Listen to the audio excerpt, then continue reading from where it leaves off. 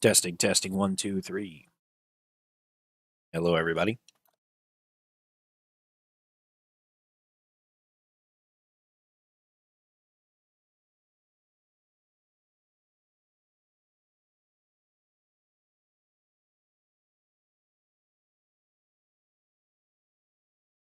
Hey, Chef.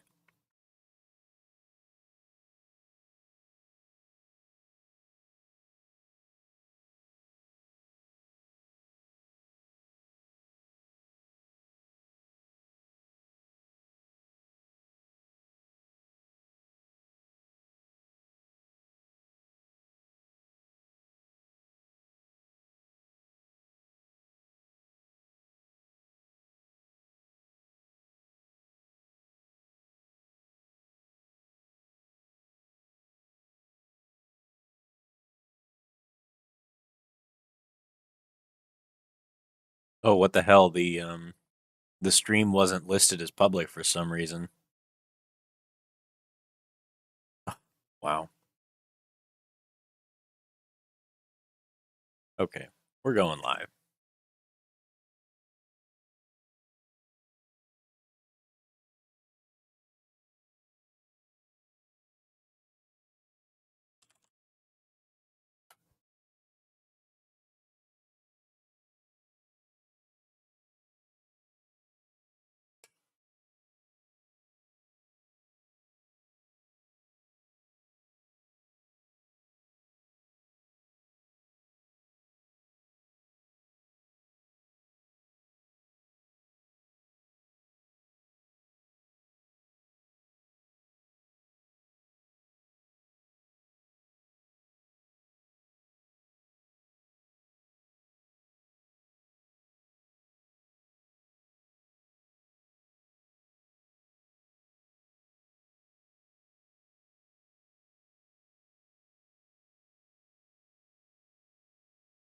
Good morning, everybody. Or good afternoon, depending on where you are. For me, it's 9:20 a.m. I was hoping to start this first thing in the morning, but just could not get myself up. Hope everybody is having an excellent trading day so far.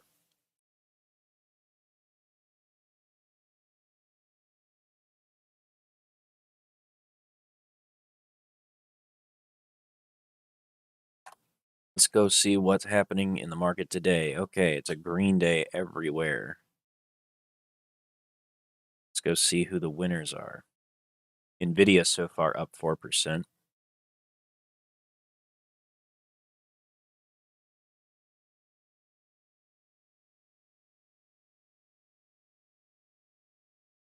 Time to go chase some money.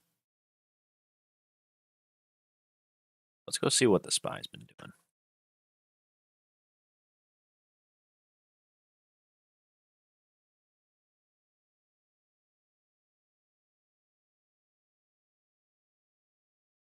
All right, so it looks like my my long trade on the SPY worked out. Hit my take profit first thing in the morning. Now what we seem to be doing is printing a head and shoulders.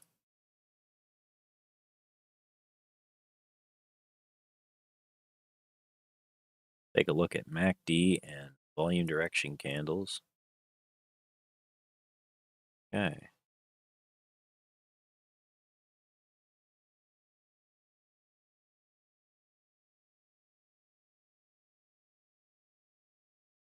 SMMT, is it? All right. Let's go take a look at it. Oh, buddy.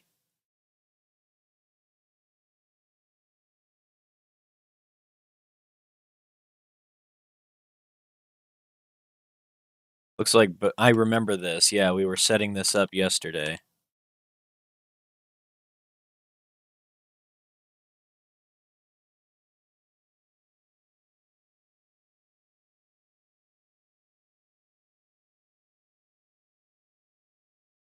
Yeah, I remember setting this up yesterday. So I set up a trade to go short on it for an overnight swing. So I got the entry. I think the stop would have got triggered in after hours, But assuming that the stop didn't trigger after hours, it would have hit take profit first thing this morning, actually. It would have closed deep in profit, and it would have taken... Yeah, it would have actually made for a 2.5 risk-to-reward ratio trade to the upside. And then it immediately would have entered into this trade, and this would have hit take profit as well. The stop loss was hilariously small.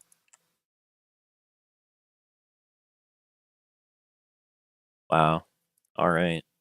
Well, SMMT, wow. Boulay, good call out. Excellent, excellent call out. Go get that money, dude. All right, fellas. So what's going on today? What do you guys got for me? What do you guys need? I'm doing some analysis. This is going to be an all-day stream if I can help it. I have a clear calendar for once in my goddamn life.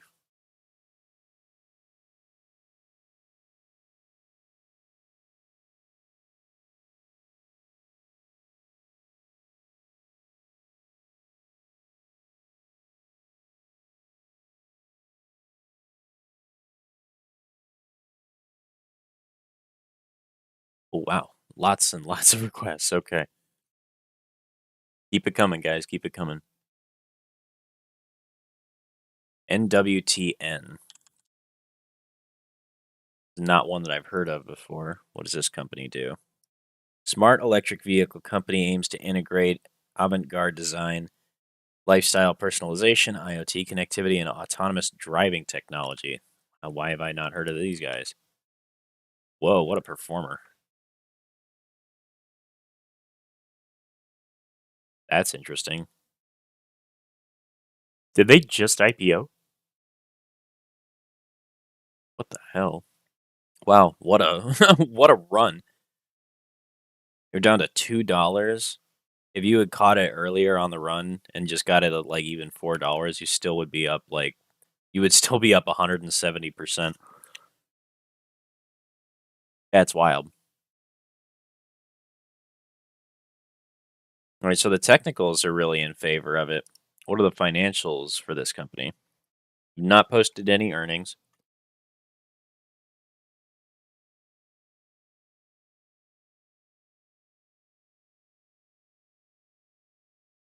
Book value is a little bit lower than I would like. Their net debt is $4 million. Their current assets... These guys are broke. They ain't got no money. Where's their money coming from? Is their money coming from shareholders? What about their cash flow?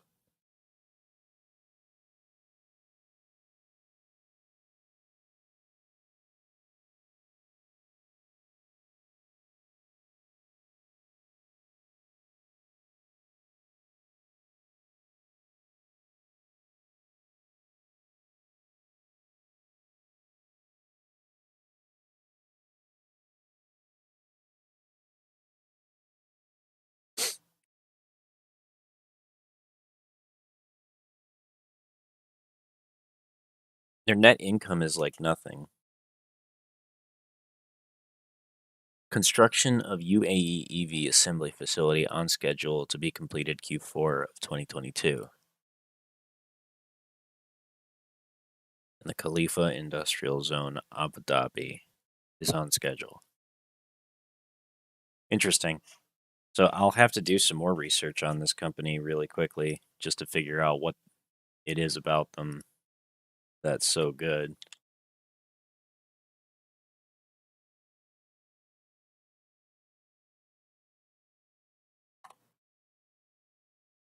But as far as I can tell, like the stock is on a really good rally.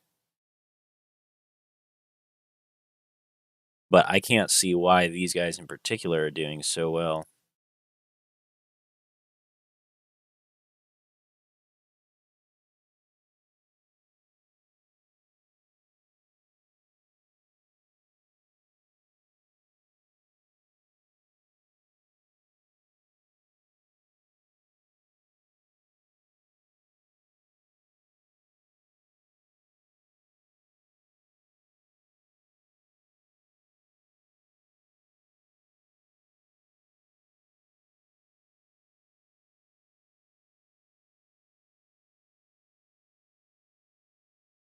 Let's see, NWTN from Barron's. This is a quick stock overview.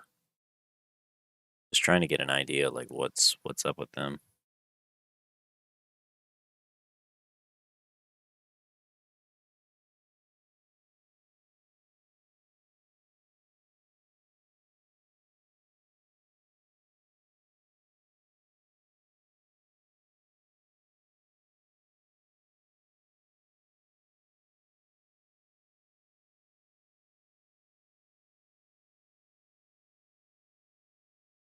Mm,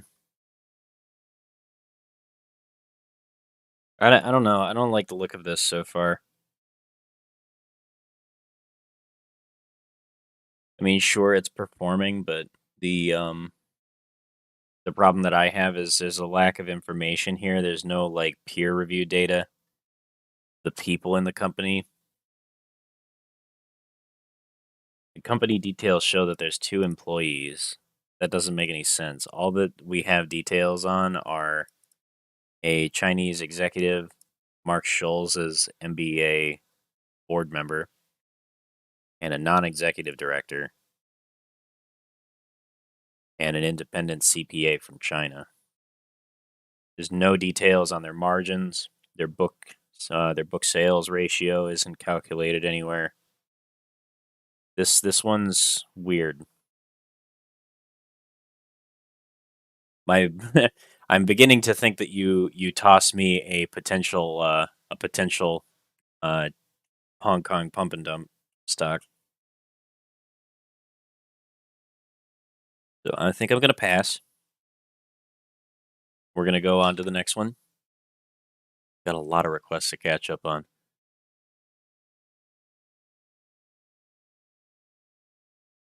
Go take a look at Nokia.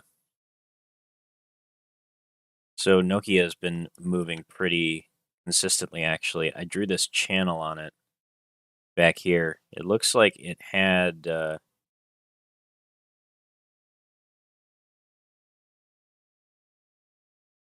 it's really fighting to stay in this channel. But it's struggling, you can tell. Let's see. Just had a cross up on MACD on the 2-hour chart. The daily's probably just going green now. Oh no, the daily crossed down.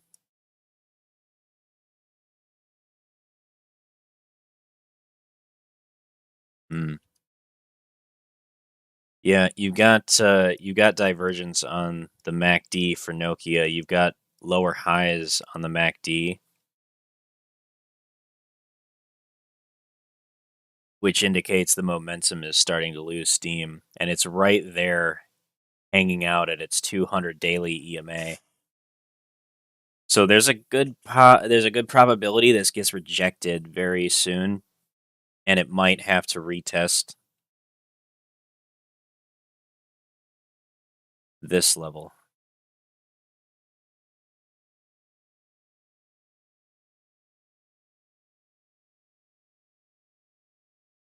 Actually, let me just go ahead and put a shift pitchfork on this thing.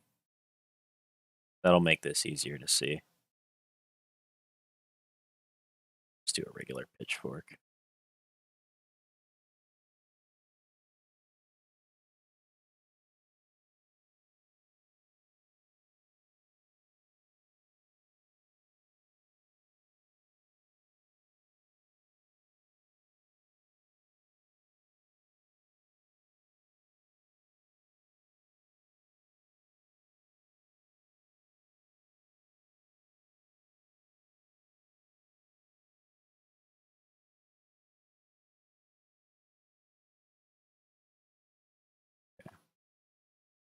All right, so this is a pitchfork. I don't use this very often, but we're analyzing a stock that is bouncing between 2 different channels. There's a bullish channel up here. Well, they're both bear channels in that channels that are moving to the upside tend to break down. But what I mean is that a very high area of strength is when it's in this side of the pitchfork, and one where it's losing strength is here.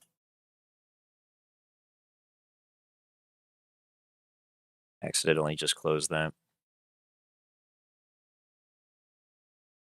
So what you're looking for is when it's trading below this midpoint here, if it gets rejected off of this, then what you want to do is you want to take a short trade and you want to trade it to the bottom of the channel. And that's the idea there.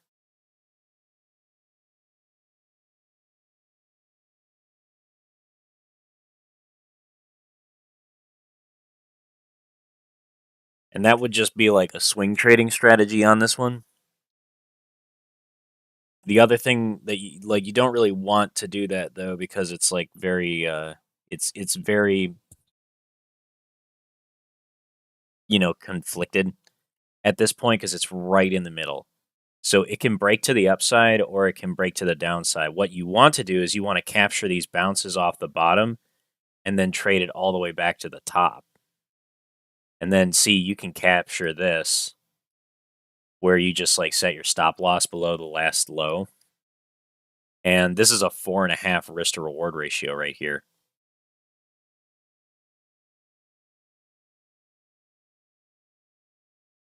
So you want to capture these moves to the downside, and when it bounces there, and on the other side of it, when it bounces off of the top, you want to capture this move that goes back to the downside.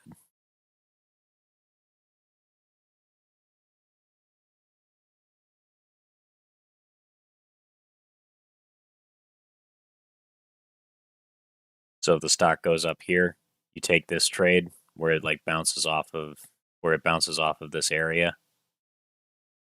You set up your trade so that you capture that low,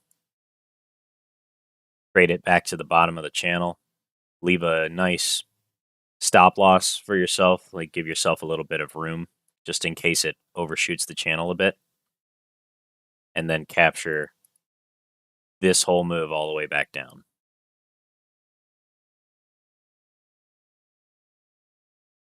As far as like Nokia as a meme stock or as a company, like I think that they've got some good technology in phones. For the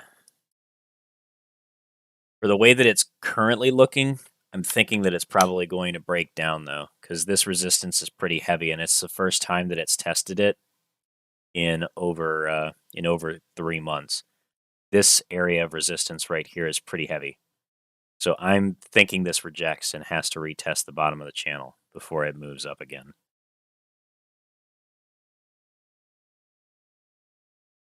See, general. Okay, that was General Disarray's request. Omar's asking for an RBO. I'll try to take a look at. I'm going to take a look at some of the big tickers because this is a penny stock. There's nothing for me to analyze. This thing's dead. It got smashed by something for some reason.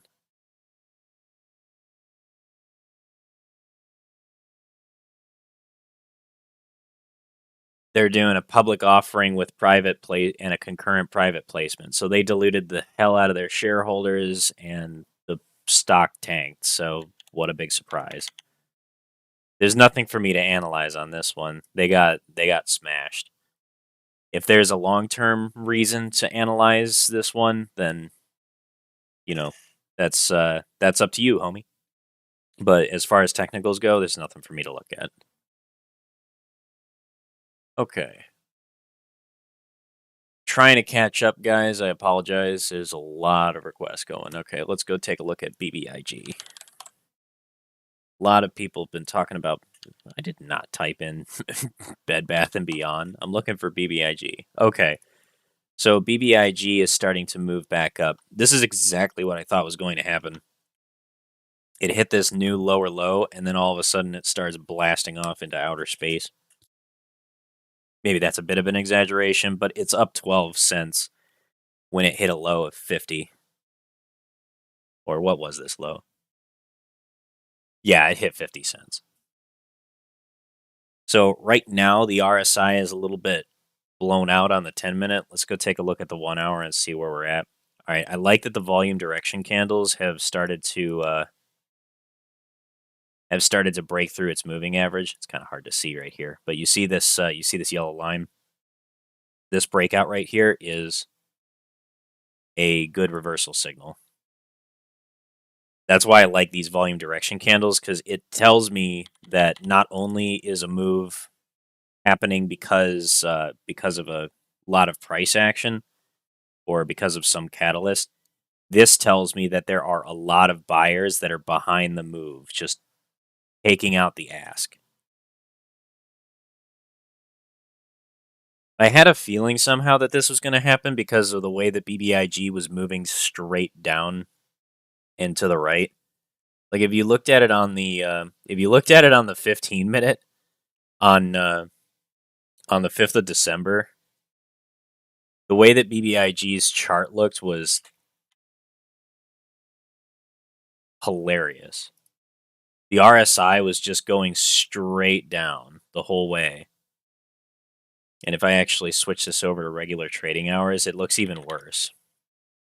The RSI just going straight down and to the right.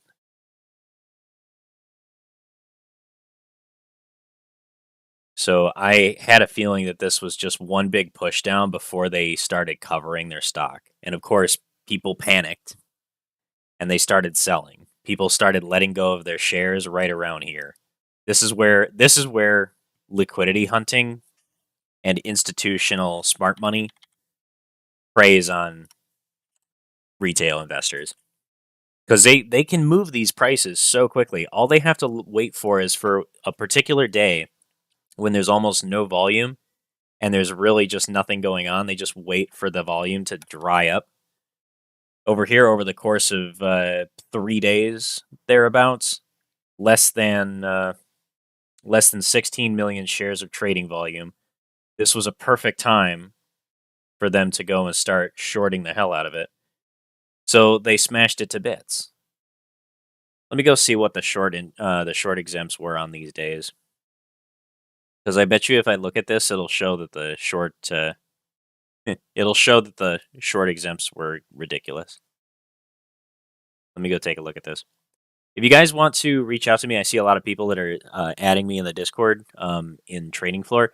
If you guys want to get my attention, throw it in live stream questions. That's where I'm watching for it. It's up at the top in the stream category.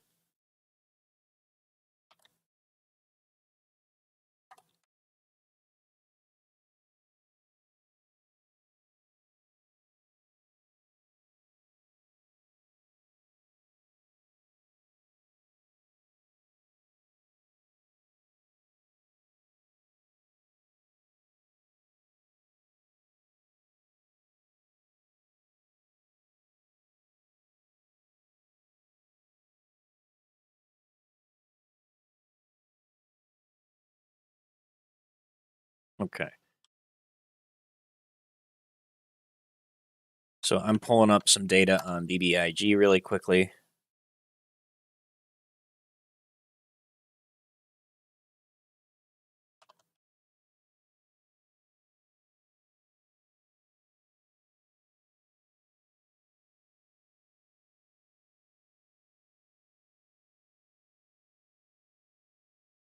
Thanks, Chef, for redirecting the Discord a little bit.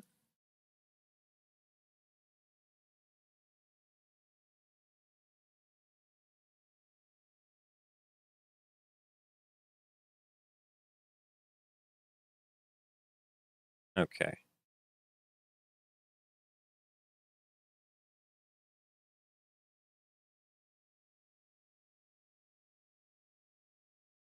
So this particular day,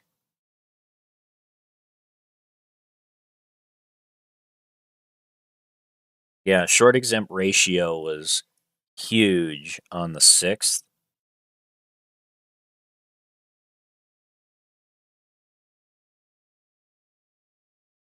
We had quite a bit of short exempts on the days leading up to it, but the 6th was where it like really was out of hand ridiculous.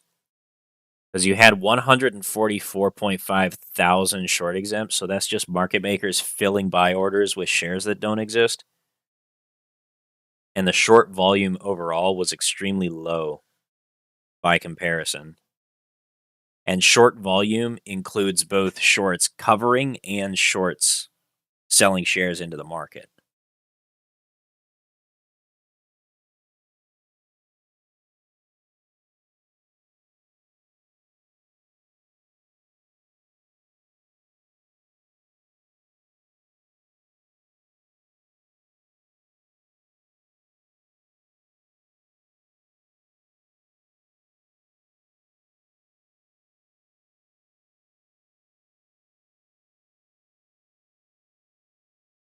Yeah, so the 5th and 6th and the 7th, market makers were hammering this thing, the 6th in particular.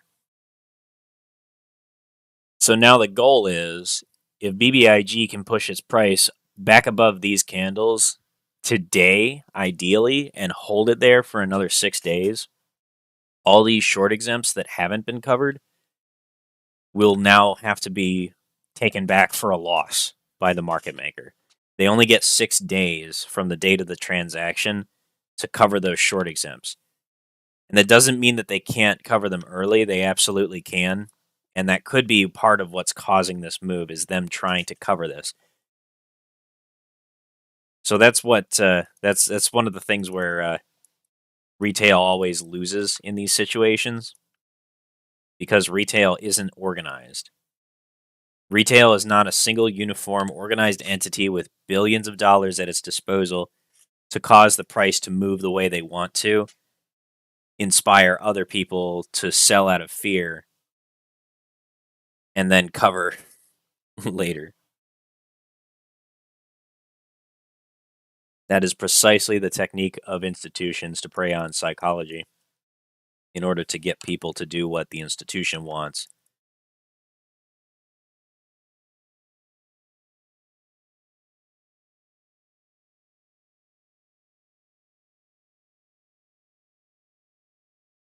If you guys are curious about this this chart right here, this comes from our Scourge Bot. This is our Hell's Trading Floor internal stock analysis bot. This thing analyzes data constantly. Between short exempt FINRA data and options flow, we have screeners and stock analysis that's constantly passing through on in the Discord. And anybody who is in the Discord on the demon tier is able to make direct queries to our Scourge Bot directly. So if you're part of the Discord and you're on the top tier of supporters, you can actually ask Scourge questions and have it do research for you on specific tickers, whatever you want. You just have to learn how to set up the parameters. We're actually going to be releasing a tutorial video on how to use Scourge Bot very soon. We've been working very hard on that. Big shout out to Mr. Flabbergank, the chief developer of Hell's Trading Floor. He's been working really hard on setting up all the new features and getting Scourge Bot ready to roll. And he's going to be putting out a masterclass basically on how to use it. And who better, right? Because he built the whole thing.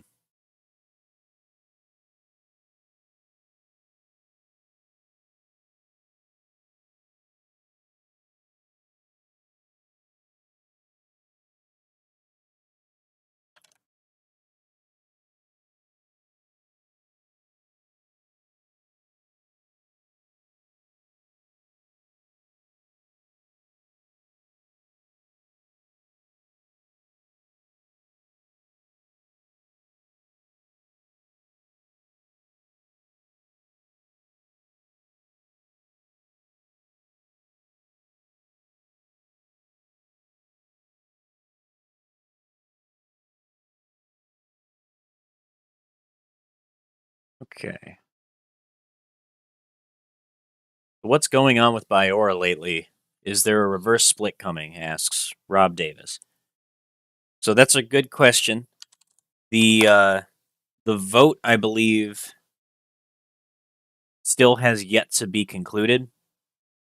But as I currently understand it, Biora is in a position where they are now far out of NASDAQ compliance, and they don't have the money to buy back stocks. So unless they get a big investor that decides to just pour a ton of money into this company and lift the stock price from where it's currently at, then yeah, a reverse split's going to have to come. Because the only way that they're going to stay listed on the NASDAQ is if they can get their share price above $1. I don't think that there's a way for them to do that without a reverse split. They have some time left. They do have at least several months before they would be forced to do a reverse split. The first day that they started trading consistently below $1 was the 18th of April or so. So from that date, we've had about 234 days pass. They got their deficiency notice on or about the the 2nd or 3rd of May. So they've only got like about 5. They got like 4 months left. Yeah, about 4 months. They don't have a whole lot of time to get back into compliance. And they have to be trading above $1 for 10 consecutive trading days, so it's not like they have a lot of a choice. If they get profitable and people catch wind of their technology, I have little doubt that the company could be a tremendous success. But, the biggest problem is that there's not enough eyes on it, not enough people are talking about it, and it doesn't have the attention that it deserves. The company is fantastic. Like, they have a really great piece of technology. It's really cool what they're doing.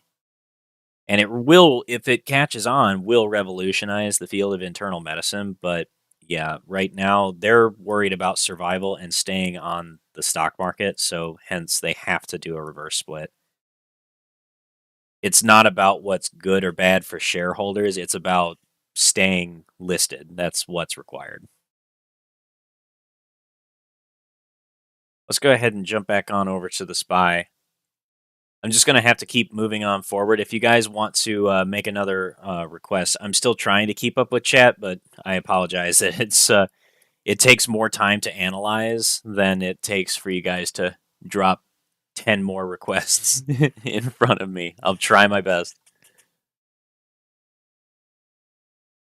Yeah, I agree that the first quarter 2023 will be really big news because they'll be putting out all of their research, and we'll have some conclusive results and possibly a roadmap to when they'll be able to start marketing their product. Okay, so let's take a look at the SPY. Still looking like that head and shoulders is going to prevail here.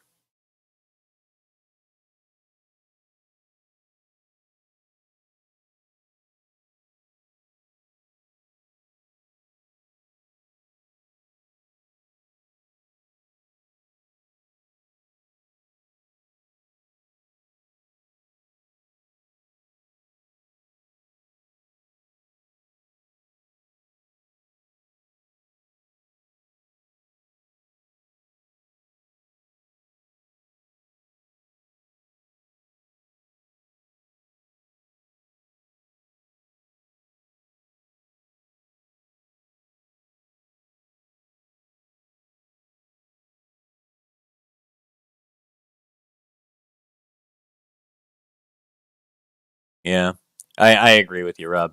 It is the typical free market crap. It's not. It doesn't reflect the actual success story of Biora or the possibilities for what their technology can do. But they're a biotech company that's trying to create something that would essentially render a whole bunch of different medicines obsolete because they provide a delivery mechanism that makes a very small subset of medicines work much better.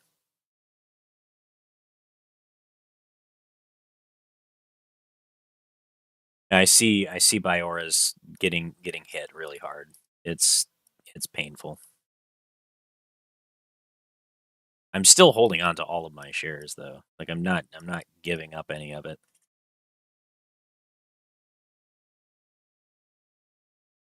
The company just needs to get its product out the door, into the world, into the hands of doctors, and get it out there for people to use.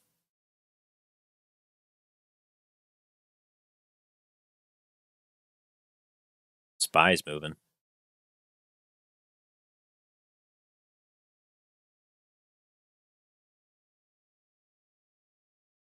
I think it gets rejected here though. Let's do a quick short position.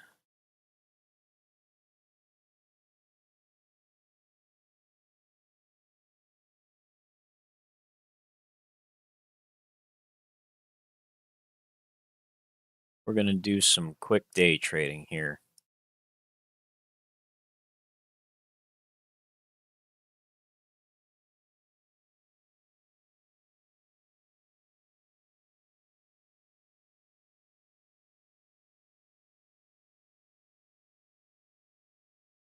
I should have waited until this candle closed.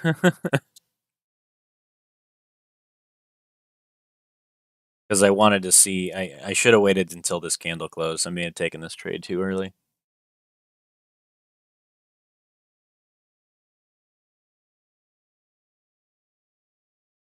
Mm. Oh, you know what? I'll give it a little bit longer. I'll give it a little bit longer. But I may have taken this trade too early. We'll see.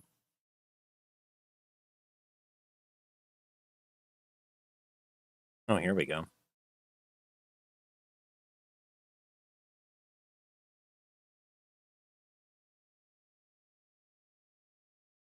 Yeah, I do see the bullish divergence you're talking about. Well, no, it's actually not bullish divergence. It's close. It's very close. It's hard to tell. But this is actually a higher low on the price action. And the RSI made a slightly higher low as well. So this is not quite bullish divergence. It's really, really close though.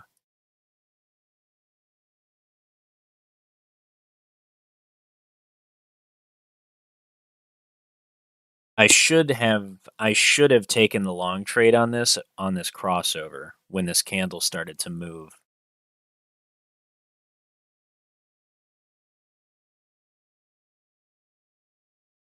I'm going to go ahead and close this trade while it's profitable.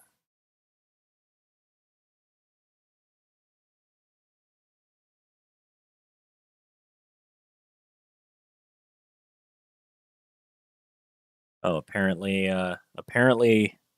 TradingView is not letting me close my position. That's great. That's great. Thanks, TradingView.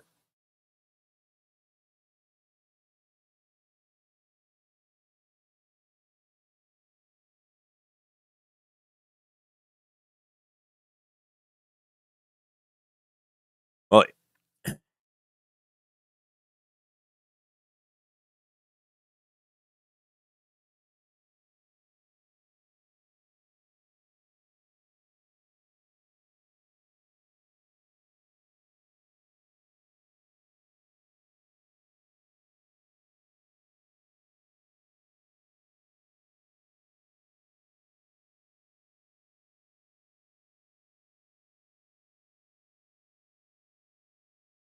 we'll just wait until TradingView makes the decision for me.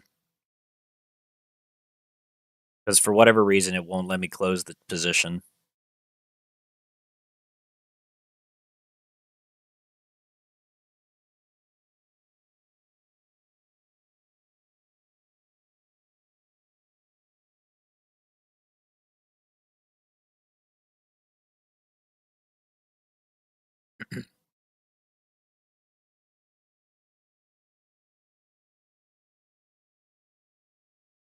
Maybe if I just move the take profit down here where it hit before, then it'll close the position for me.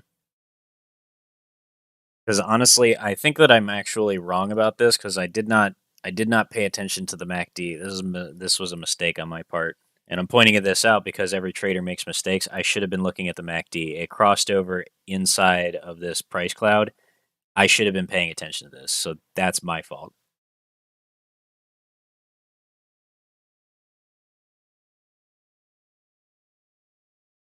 I looked at the RSI and I saw the evening star pattern right here and I jumped the gun on the trade. So that was my bad. I was like, oh, it's at the 50 EMA. It got an evening star right there. That's a rejection candle. I'm just going to go ahead and take the short trade to make something happen. But trying to make something happen, like trying too hard to make a trade happen, is often how you make mistakes. And if I had been paying attention, I would have actually taken a long trade on this. So I realize that I made a mistake here. And now I just want to get out of the trade, but TradingView won't actually let me close the position, and I don't know why. Kind of annoying.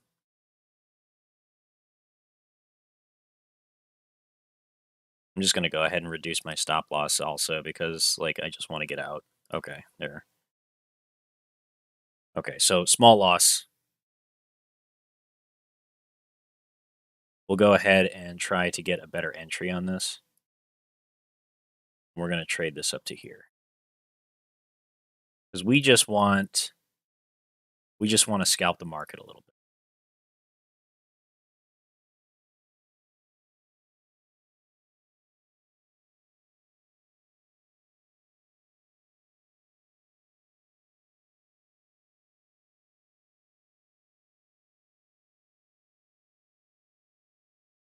Okay. So we'll see if we can get that fill. You don't want to chase these because the SPY has a lot of liquidity. The trade will come. Let the trade come to you. That's one of the lessons that I have learned trading the market like this. You should always let the trade come to you. If you do not get your entry, don't chase the entry, because what you're doing when you do that is you are reducing your risk to reward ratio and making the trade harder for yourself by doing that.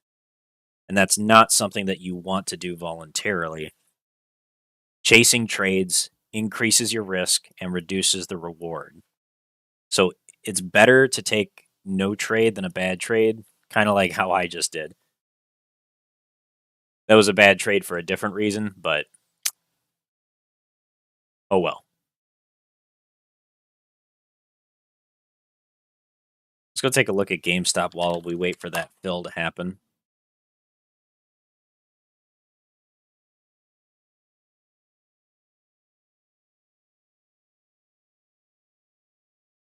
See, GameStop is throwing a triple top right now.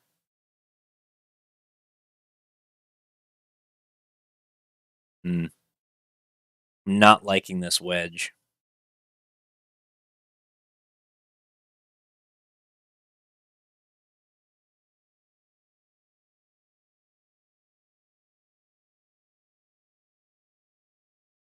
This is unfortunately not a good setup for GameStop. It's hitting a lot of resistance right now. There's a lot of exit liquidity up here. It needs to break this level in order to get moving. Bulls have to step in here, like right now. Hey Rob, yes, this is with a paper trading account. I don't play with my real money on stream. This is just strictly with paper trading. I grew this account from this is a paper trading account that I grew over the last what are we at? Like 6 months now? I started this it's like 5 months now. I started this in July, and we've been growing this from a $10,000 account. We're now up to $75,000 in equity. The account balance is at $78,000. I currently have a very negative trade on BBIG that's dragging the account right now. I have a good trade that shows me this is a long swing that I have short on the Qs. That one has been doing very well, but I still haven't hit my price target. If I go all the way down to the Qs,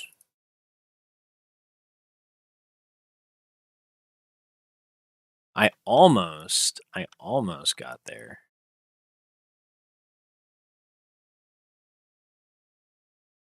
Oh, my take profit is gone on the Qs. That's weird. Where did my take profit go?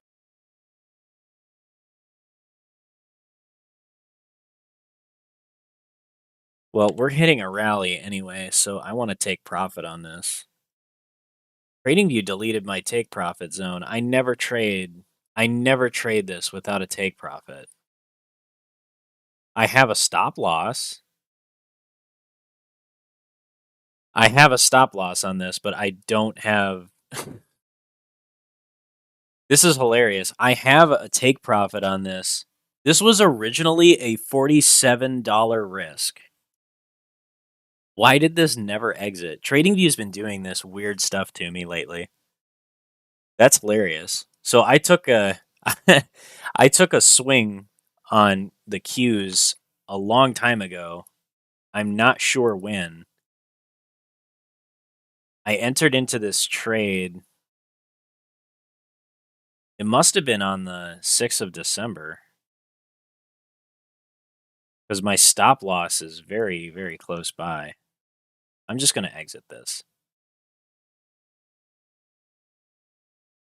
That was a very profitable trade, but I don't know where my entry or my exit was. Because TradingView just deleted them for some reason. I don't have this problem with my broker, but TradingView does some weird stuff with its paper trading account. Okay, we got our fill on SPY, so we hit that. See, that's what I mean when I say let the trade come to you. You're trying to scalp the market, let the trade come to you. Don't chase the trade. That's the number one rule in scalping. Don't chase the trade. Let the trade come to you, because if you're scalping, by definition, you should be getting in and out of a trade every single hour or 2 hours, depending on what your time frame is. When I do scalp trading, and I don't do scalp trading very often, I'm a swing trader. But when I'm doing a paper account, like I can scalp trade like this, and I can do pretty decently. And for me, this is just for fun. So this is not what I do with my real money, just because scalp trading is way more stressful when you're trading large amounts.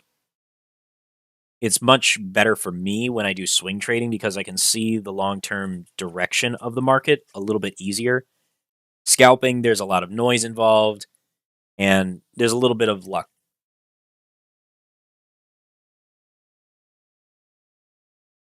The technicals still are what are most important. Technicals are extremely important in this. But when it comes to scalping the market, the most important thing is just don't chase. Just don't chase a trade. Wait for the next setup. Only trade the best setups that are in your favor, because there's always going to be more of them.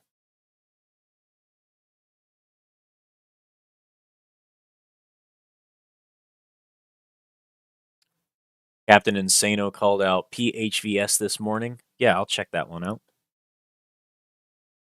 I've been talking about a lot of different tickers lately. Oh wow. So what was the thesis for this one? Just their earnings? Wow, that's a magnificent surprise on their earnings.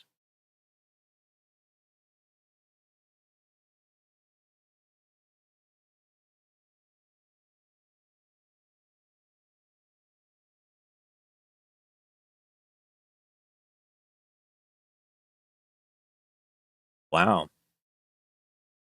They're beating estimates big time. Farvaris. What does this company do? Clinical stage biopharmaceutical company, focuses on development and commercialization of innovative therapies for rare diseases focused on angioedema and bradykinin medicated disease. It's got 34 employees. It's a tiny company. Very small. What's their market cap? An $83 million market cap company with only like 30 employees. I'm shocked. Holy cow, what a run, dude. They blew earnings out of the water. That's a fantastic trade. Congratulations.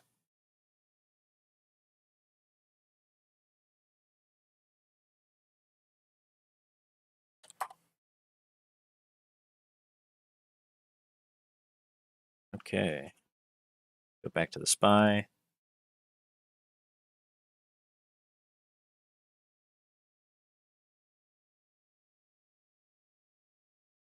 It's a good setup. We're getting good momentum out of here.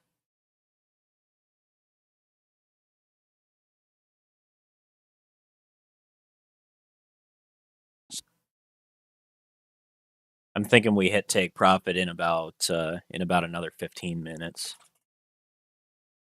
Get out of this trade and look for the next one. Well, maybe it won't even be that long. Do I think that stock wholesalers should exist? That's a good question. So they play an important role in the market by providing all that liquidity. But if they're doing it with it's all about their integrity and they don't have it, is my opinion. Their role in the market is important for providing that liquidity, but because their goal is to make money at any cost, they're in a position with a high probability to create conflict of interest. Because the wholesalers can create shares or they can negotiate shares that shouldn't exist in the first place, and they can sell them out into the market with nobody checking on them. So it's very easy for them to get away with fraud. So it's really like it's really I guess my opinion is that they should exist, but only in a perfect world where they're not going to steal from people constantly. What is happening to the SPY? What just happened? There's news. Something just happened. Or is this a stop loss hunt?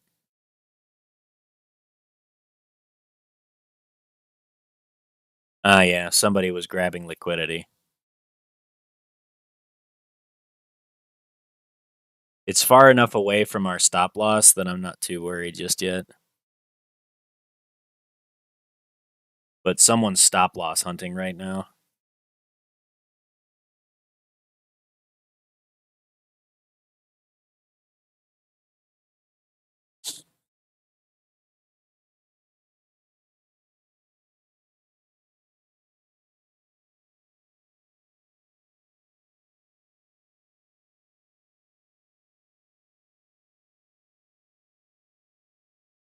Absolutely, it hijacks price discovery.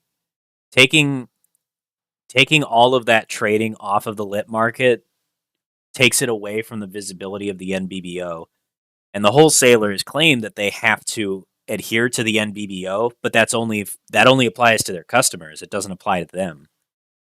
So they can go grab liquidity. They can provide that liquidity at the national best bid and offer.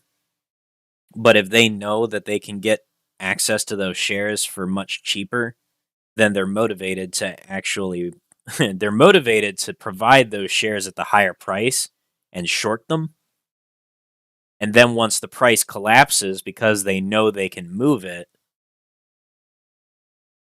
then they'll just cover it off of the lit exchanges or from their customers when the customer decides, oh man, I made a mistake.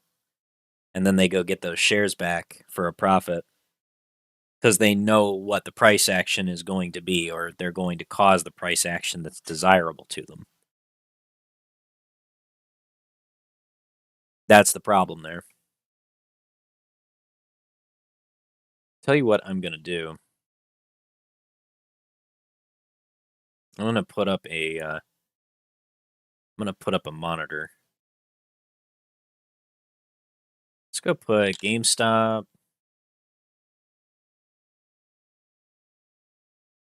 AMC, BBIG, and SPY in one place.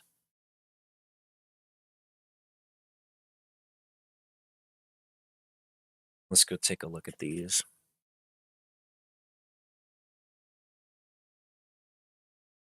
I was doing a lot of trading in November.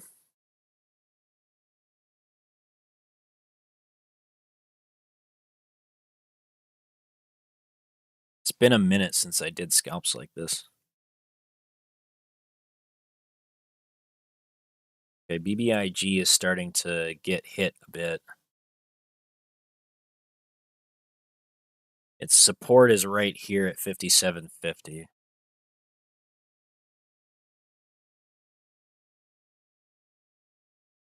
GameStop's.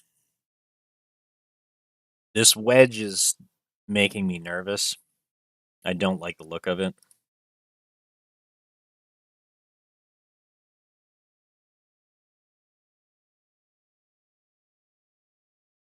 If this breaks down, then GameStop is going to have to retest its 200 period moving average, and if it doesn't hold it, then it's going to drop further. AMC is just getting absolutely pummeled.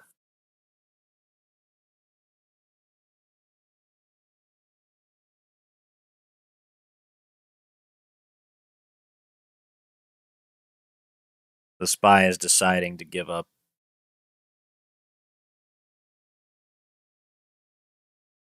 Didn't quite hit my take profit.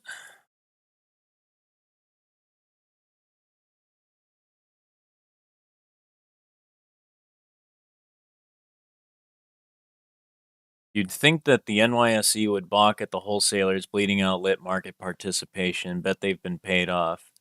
They don't even have to be paid off, homie. Like, they make enough money stealing from people every day that it doesn't even matter to them.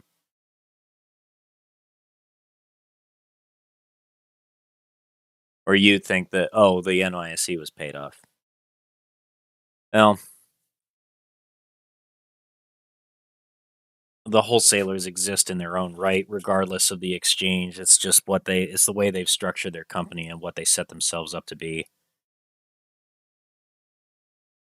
Could the NYSE be paid off to look the other way and ignore the problem? Maybe, but it kind of hurts NYSE's actual. It hurts the market so much that the NYSE is, hurt by proxy. I don't know. It's it's a big question, and there's a lot of what ifs and conspiracy that we could throw around on it. Not that conspiracy is bad or anything, or theorizing about conspiracy rather. The conspiracy is bad.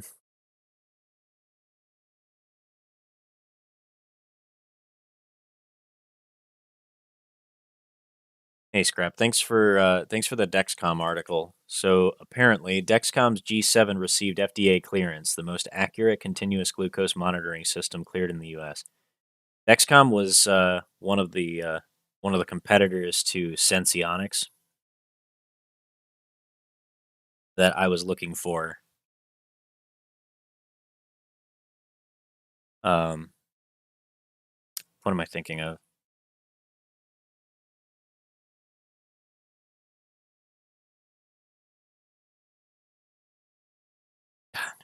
I'm having a brain fart. Well, anyway, Senseonics was creating their own continuous glucose monitor that was applied in a subdermal chip. All right, this is turning around. I'm going to close this while it's in profit. Are you serious? Why is it that TradingView won't let me close my damn positions when I tell it I want to? This is a problem.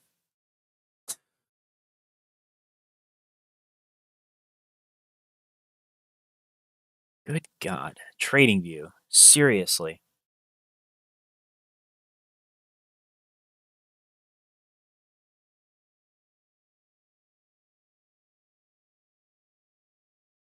I don't understand what the deal is with TradingView. It's acting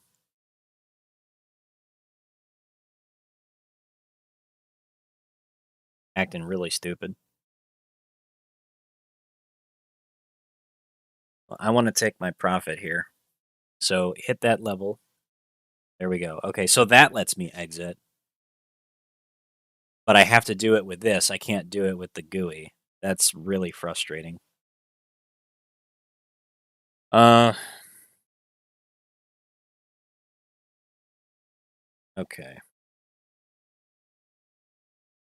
Let me restart my trading view.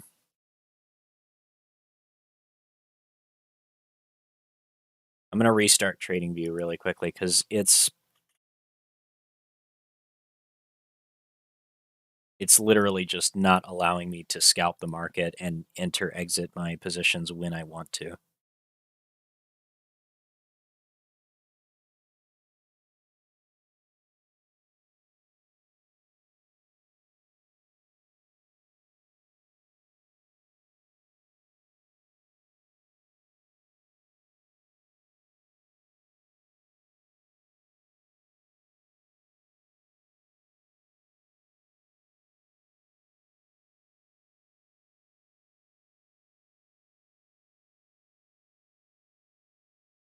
Okay, there we go.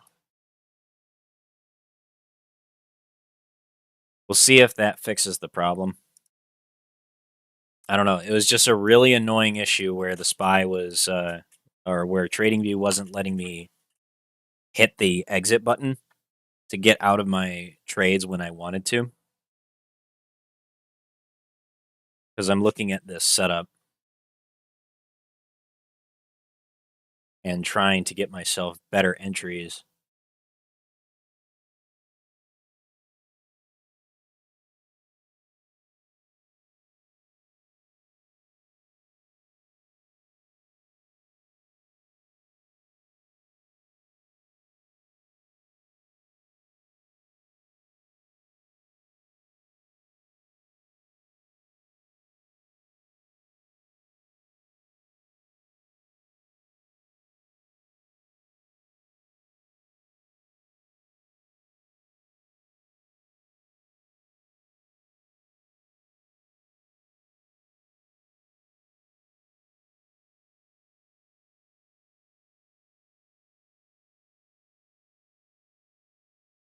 We're about to get that cross down, so I'm actually going to hold off on this.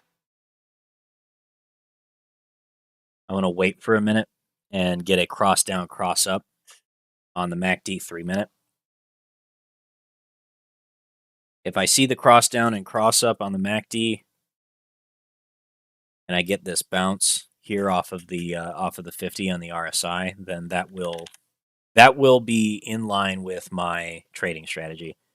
But if this breaks below the 50 EMA, any of these rules get broken.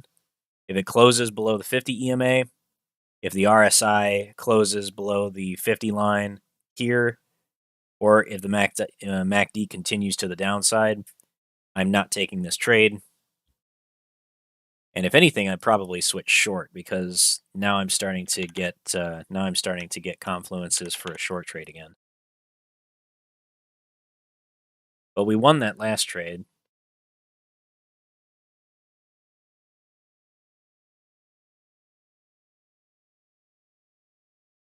You guys let me know if you have any requests for me to look at anything else. Be sure to just throw it out there.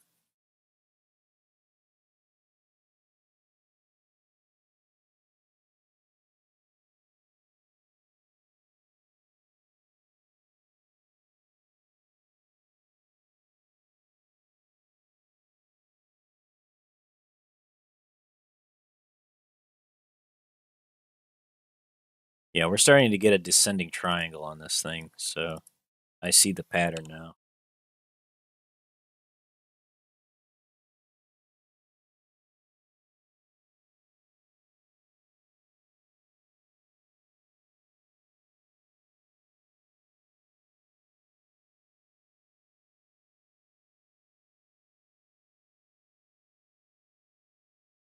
You request that I make the SPY go to 400 with a tweet? I wish I had that kind of power. I'd make the SPY do whatever the hell I wanted. I don't have Zach Morris power.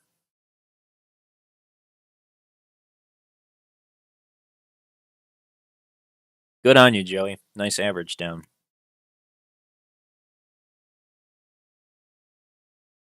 Would be tremendously up on that trade if I had any settled cash for it.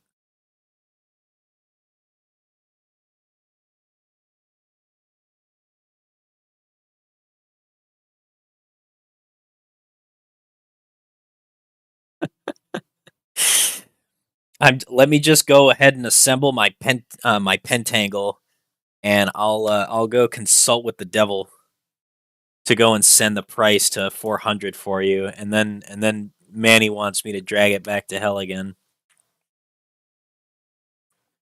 So let me just go ahead and draw my let me go draw my pentagram real quick.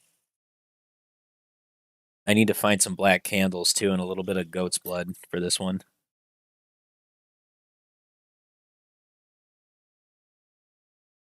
Is the SPY flagging? It kind of does look like it, but the way that it's shaping up, it kind of looks like a descending triangle, which is a bearish setup.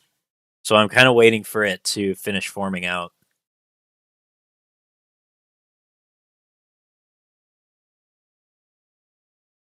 By the way, if you guys are enjoying the stream, would certainly appreciate you dropping a like and subscribing to the channel if you guys want to see more stuff like this. I do cover a lot of different tickers, not just doing like SPY and others like that. Like we cover the meme stocks too. I try to be more objective in my analysis than I feel that some others do. Like I won't tell you like, we're only going to the moon, like moon tomorrow. I don't do that kind of stuff. I just try to like get you analysis and let you know my thoughts. I know that's not the popular thing to do, but I don't really see myself doing anything else. Like I'm not going to sell people smoke. I'm actually going to go ahead and grab a quick coffee, and I will be right back. I'm going to go ahead and pop a quick ad up. You guys don't have to watch it. I'll be back in 2 minutes with a fresh cup of coffee.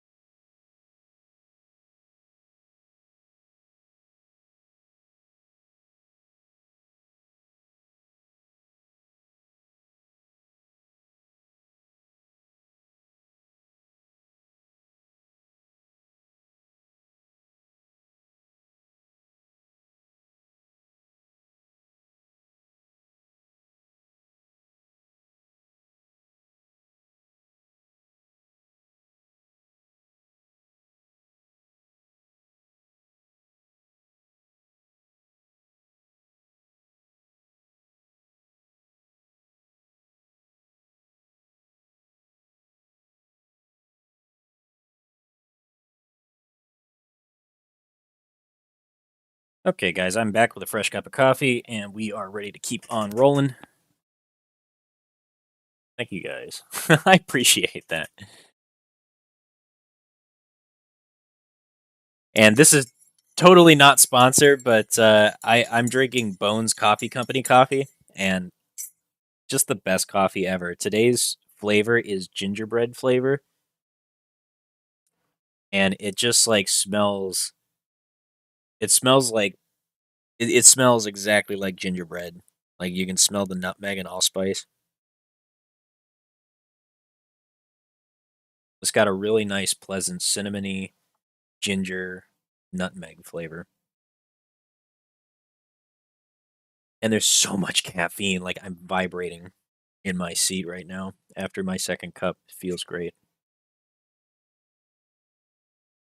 I tried to get Bones Coffee to sponsor me. Please, Bones Coffee, I will shill your coffee all day long. Like I love your coffee, please. All right, let's go take a look at the SPY. All right, it did break to the upside.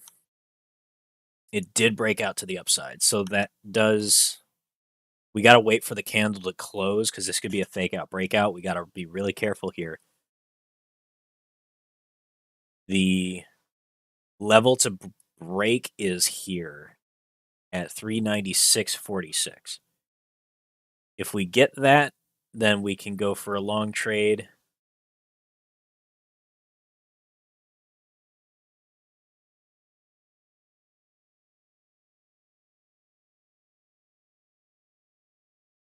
But we don't have our cross up yet, so don't get ahead of yourselves. Got to be real careful here.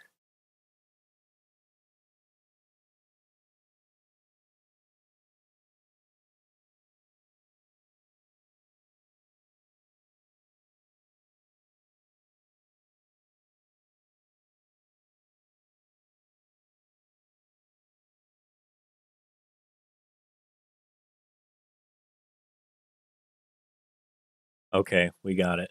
We did get it.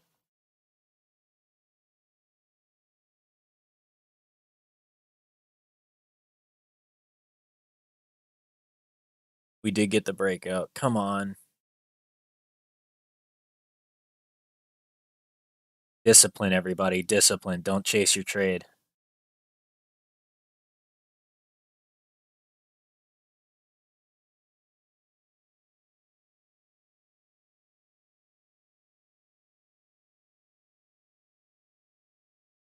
I'm keeping my stop loss and my take profit the same setup, but I am adjusting this because it's beyond the VWAP range.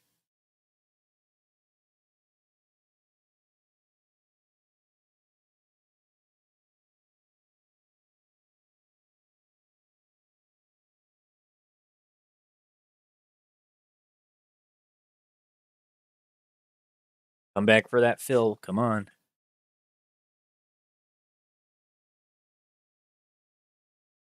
I know you want to.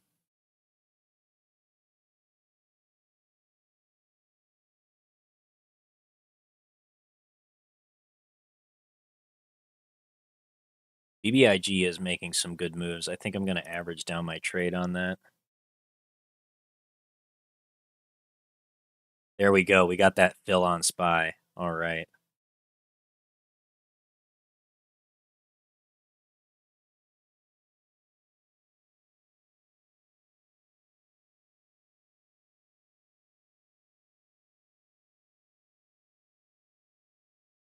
Gonna do a limit order on BBIG for 6.25.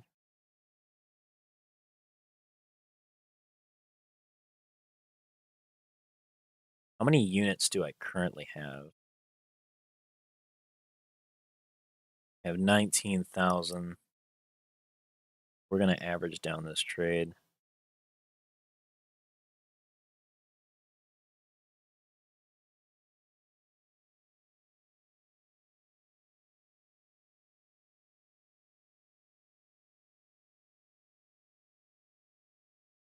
All right, so I've now doubled my quantity of BBIG shares and averaged down the trade. So I still have the same losses. It's still down $3,300. So well, it rounds up to 3,400.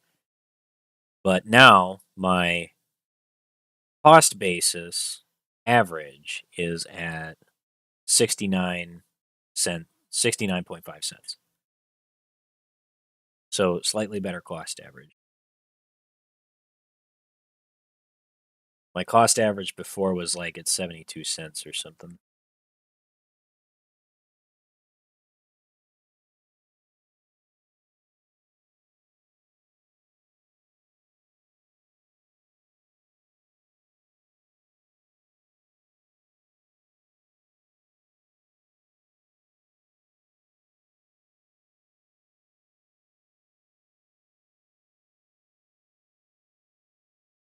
So glad we got our SPY fill. I feel really good about that setup.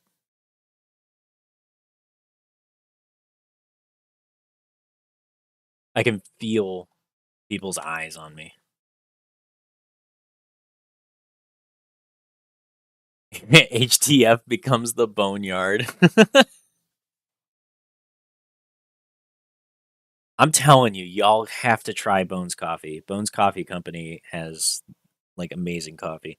They're I think they're based out of Cape Coral in Florida. I think it's Cape Coral.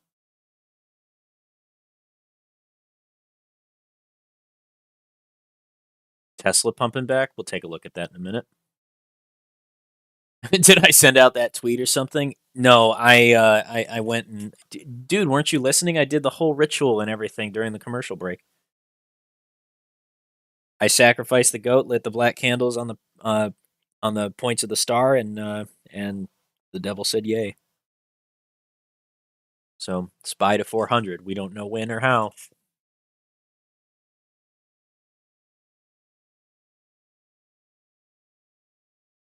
I like that strategy, Rob. That's the way that that's how I adjusted my strategy. I started buying more theta to give myself more time. I always buy at least an extra 2 weeks more than I think my trade needs to get to its to get beyond its strike.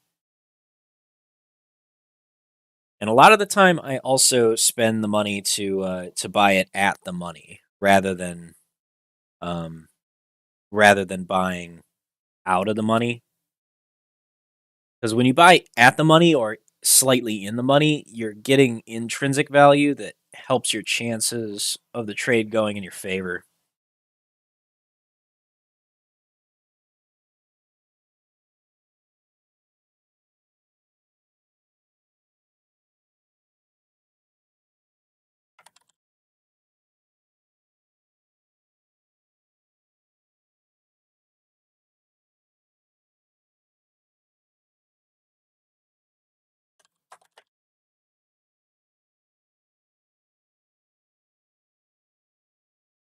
This is a good setup for this buy. Let's go ahead and just let that trade play out. I'm going to go switch over to looking at, we'll go look over at Tesla. Tesla is leading things. Okay, it's testing its 200 period 3-minute moving. All right, so I don't like how it's been rejecting them. See, Tesla is rejected off of the 200 period moving average 3 times.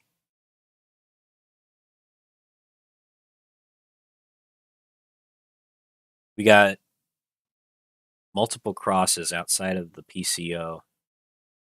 I might actually go short on this. This doesn't look good.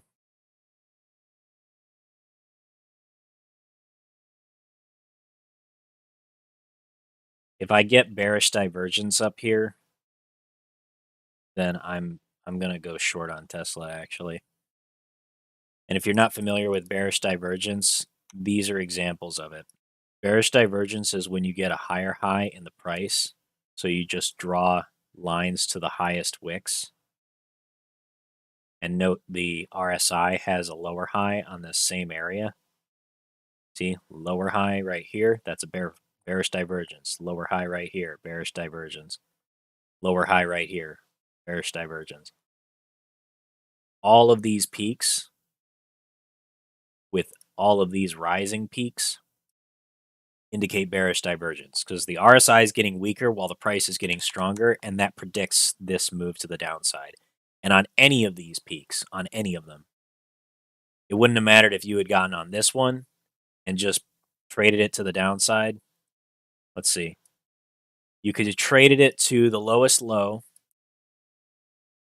but I always like to go to the top of the candle, like this. Go to the top wick of the lowest low candle, and that way you give yourself a really good exit. And yeah, boom, exit on this candle right here. Probably this one, more liquidity, but you get the idea. So you could have entered on that candle for a 3-to-1 risk to reward ratio. Could have entered on on this peak, but entered on this peak. That's like really asking a lot to scalp it like that. But after like these rejection candles, you can set up your trade to the top of the body of this candle, like either the spinning top or just the top of this big green candle, the big boom boom candle right here. And that's almost a 4-to-1 risk to reward ratio. That's a good setup. I like to do minimum 3-to-1 risk to reward ratio. Because that's part of my devil's swing trading strategy that gives you it makes it so that you only have to win 2 out of every 3 trades to be insanely profitable. Or you only have to win you only have to win one out of every 3 trades to be profitable.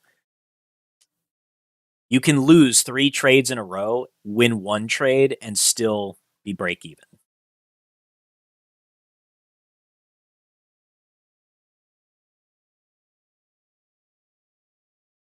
Okay, so we are starting to get bearish divergence here.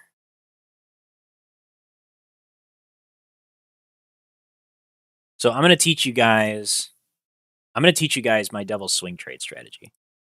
I'm going to do a separate video on this, but my devil's swing trading strategy is very simple. It's based off of MACD, EMA, and RSI.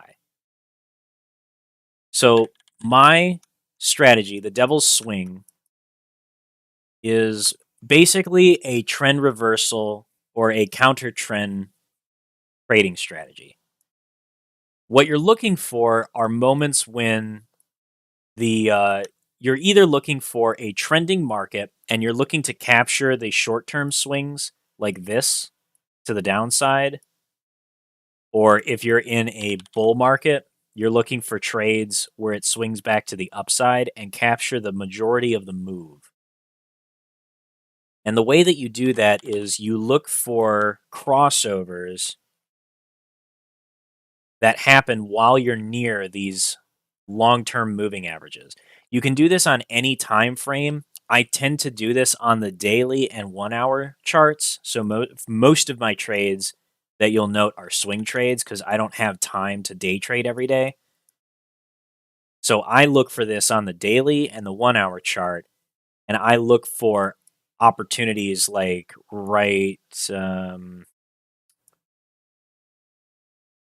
like this was a good setup right here. And I do believe that we traded this. I actually shorted Tesla in September, and I think we took profit right around here. But anyway, what you're looking for are moments where you see topping patterns start to appear in the market. And this right here was a perfect setup for it. So on this setup, you had multiple things happen. You had bearish divergence here because these peaks, you had a higher high in the price chart with a lower high in the RSI, and you had this crossover. So these are the exact steps of my trading strategy, okay?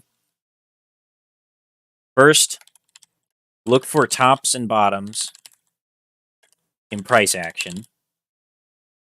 And you can use like double tops, triple tops,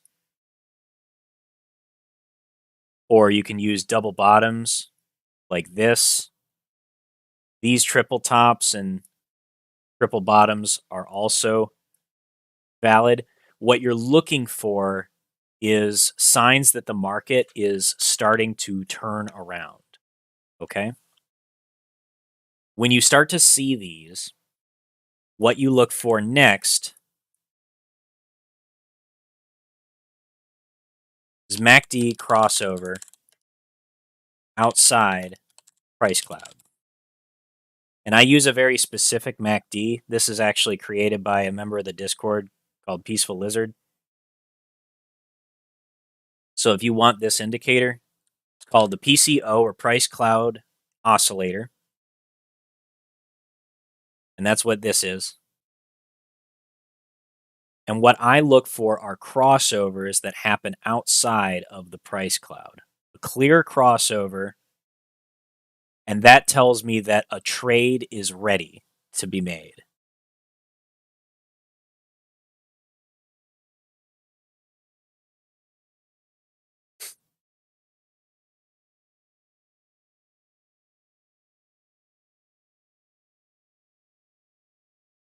So once you have that in place, you've got the MACD crossover strategy, and you got this signal. The next thing that you look for is bearish divergence on the RSI. And this is exactly where it happened, right here.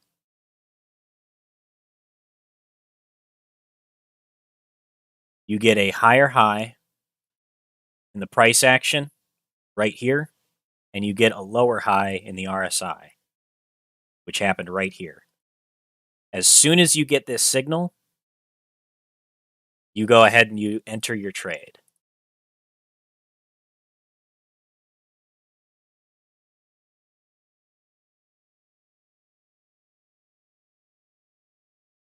And what you want to do is you want to give yourself plenty of room, so you look for the last resistance if you're going short, and you set your stop loss above that resistance. So for Tesla, that resistance was here. So my stop loss would just be above that resistance. And then you trade it to the last low in the market.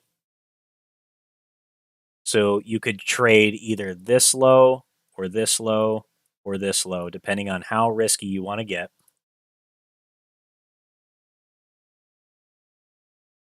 And if you traded that low, then your trade would have taken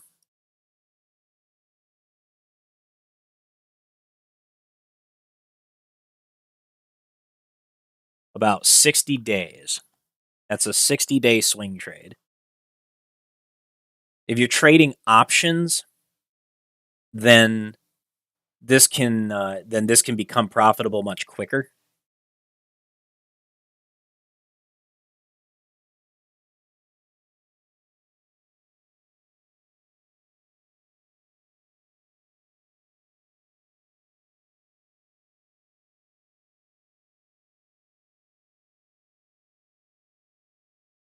But if you're just trading with shares, then this is a good swing trading strategy to keep yourself profitable over the long term.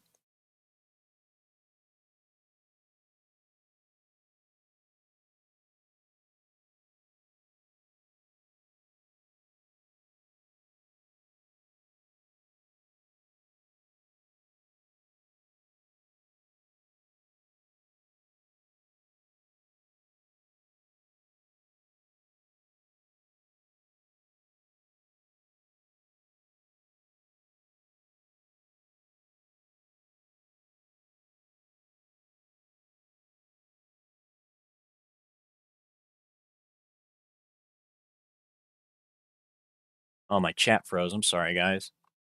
I was wondering why nobody. I was wondering why nobody was saying anything. My chat froze. Yeah, Neil, this trading strategy I'm going to be doing a dedicated video on where I'm going to explain everything a lot more clearly. But yeah, GameStop actually just met the conditions for my devil's swing trade, and unfortunately, it's to the downside. So we have this ascending wedge happening here. GameStop had a cross down outside of the price cloud, and it put in a higher high on the RSI right here. So that higher high on the price action with a lower high on the RSI, that is my trade signal. That tells me go short. So I would have gone short on this candle. And I would have set my stop loss at probably about here. And I would have traded that to the bottom of the market. So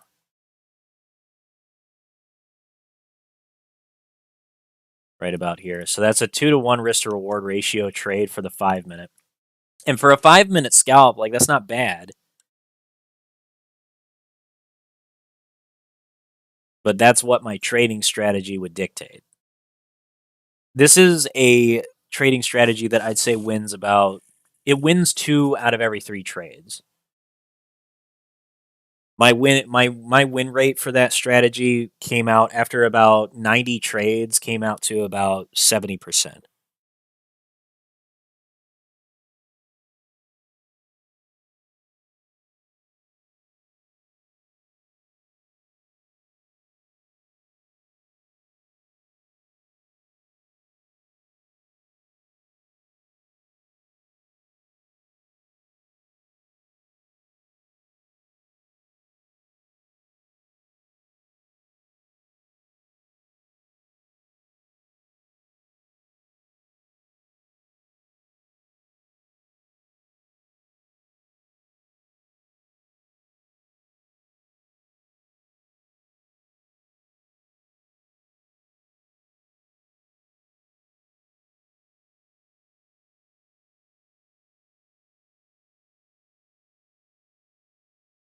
Okay. NRBO. Didn't I already look at this one? Narobo Pharmaceuticals. Yeah, Omar, I already looked at this one for you, homie. I'm not I think it's a bad trade. I'm sorry. I wouldn't trade this company. Hey Justin, I can take a look at that one in a minute.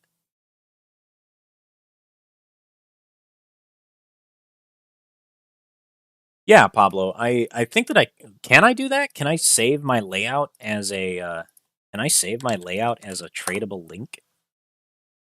I didn't know that I could do that.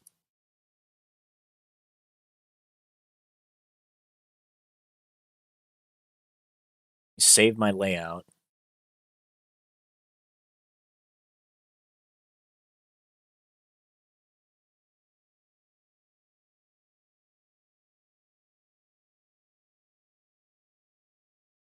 There you go.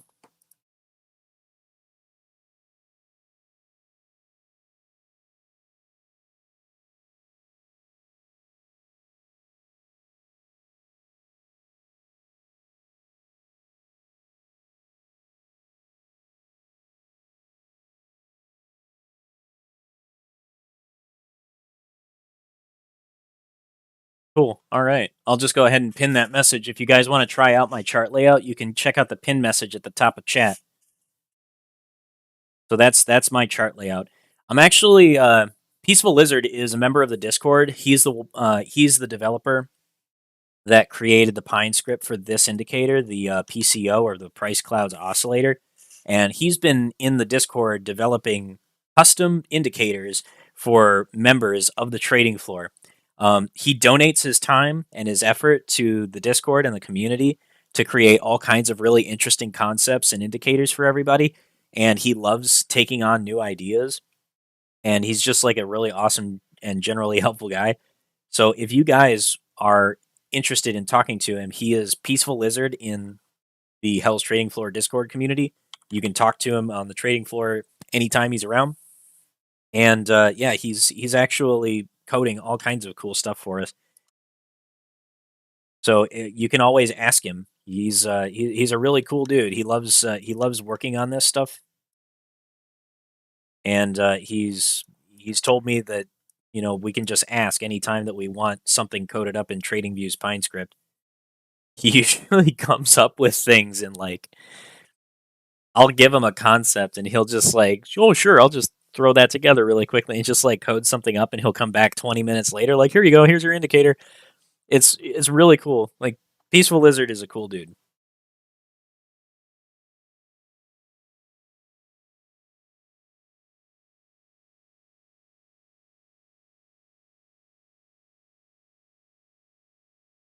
All right, let's go take a look at the SPY on the 3-minute and catch up with our scalp.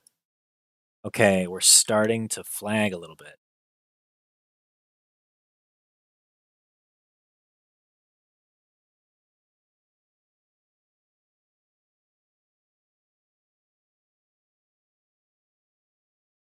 Might average down this trade a little.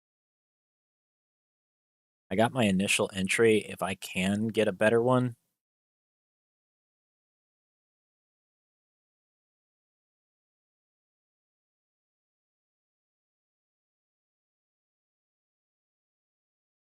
I'm trading very far below my risk average for this. Typically, when I enter into a trade, I'll risk 1 or 2% of the portfolio by committing it to the trade.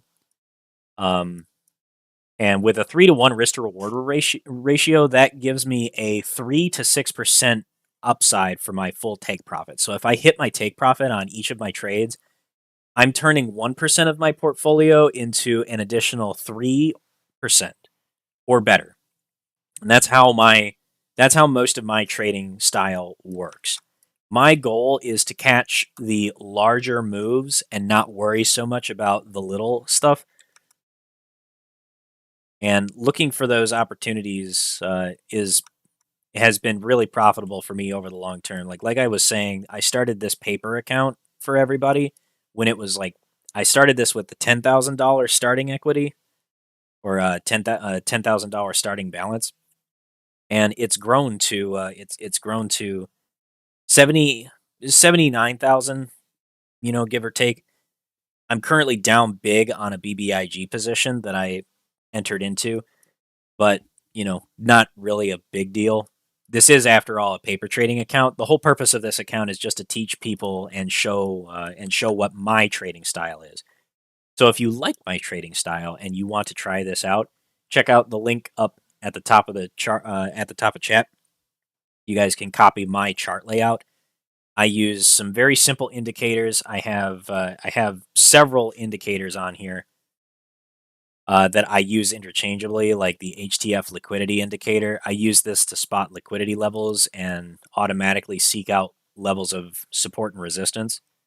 I have the SMA by KGS. I use this to show multiple moving averages on my chart. That's what all these moving averages lines are. I've got a VWAP on there just so I see what the range is for the day. I have a volume range profile as well, so I can look at the long-term volume shelf. And that tells me that there's a lot of support down here and there's not a lot of resistance up here. So these tools are what I find most helpful for my trading strategy. And I'm always like looking around trying to find patterns in the charts. I'm liking the look of the MACD. It's still in bullish territory. Good setup for a bounce here. Really hoping to see some continuation. What I want to see is for the SPY to... Ooh, I just got filled on my average down. Okay.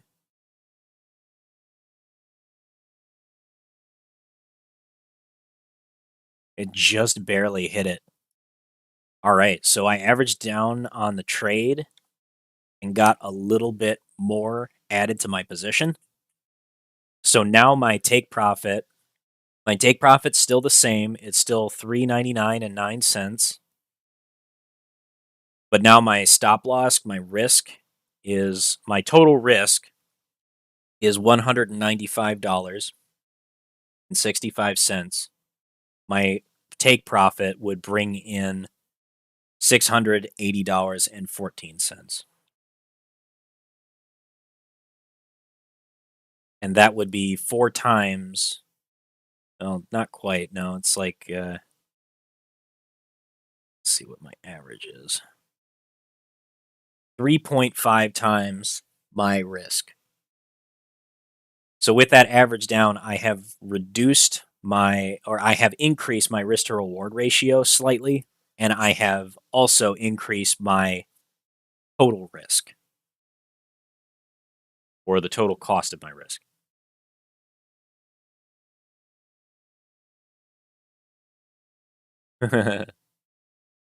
You guys are harassing Numbskully. He insists he still insists that he is not an analyst, and yet he calls so many good plays just all the time. I'm really thinking about changing his title.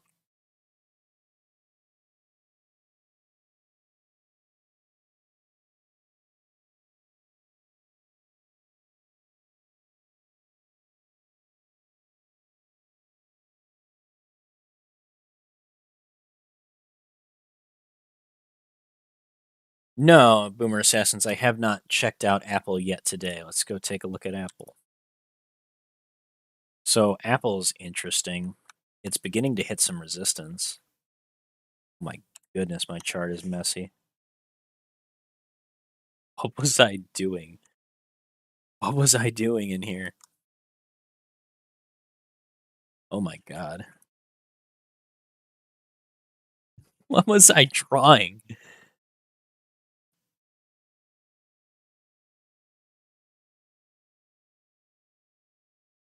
Okay. Man, that was hilarious. I've got way too much stuff on my charts right now. Okay, so Apple is hammering out a diamond bottom, or so it appears. It's been working on this for a while.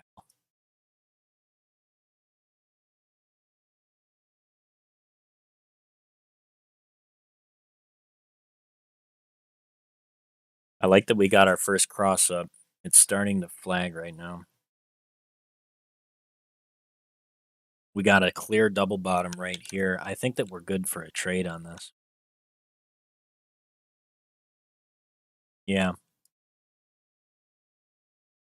Yep, we are good for a trade on this. This is actually good for a long side trade. We have RSI bullish divergence here. I know that my indicator didn't call it out, but trust me here. This is bullish divergence. We have a lower low in the price action and a lower low. Oh, wait. Nope, nope, nope. The indicator is right. The indicator is right. I'm wrong. I still would say that this crossover is very bullish. It just might be a little bit early.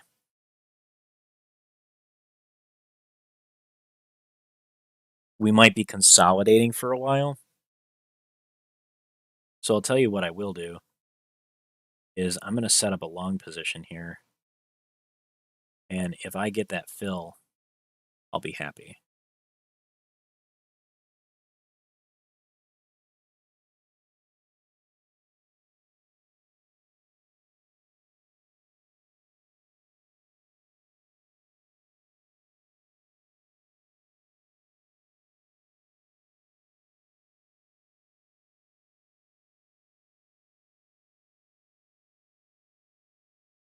All right.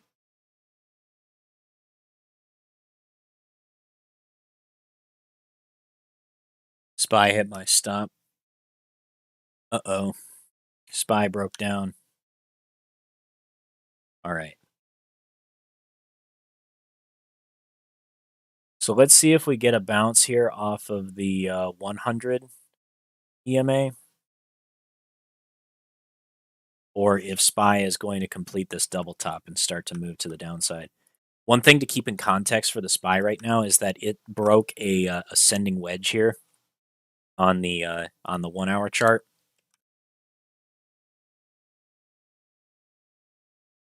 So this whole area that we were trading today is just this little cluster right here. We need to keep in context that this whole move here is part of an ascending wedge, which is extremely bearish. And this ascending wedge is actually part of a giant head and shoulders that the SPY formed here. So big head and shoulders. And we're now at the top of that shoulder. And that's what makes this wedge so scary, is that the market could be preparing to move down very quickly here. So on the 1 hour chart, we're starting to see the MACD curl over and threatening to come back down.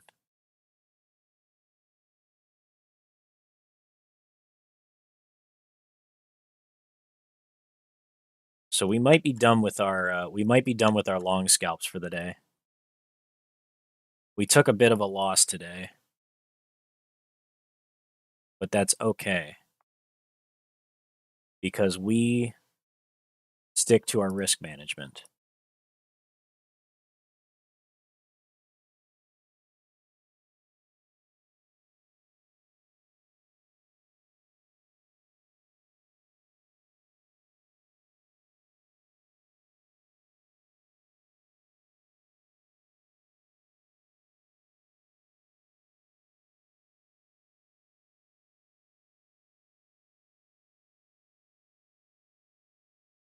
Let me go and take a look at the other tickers that were asked about here.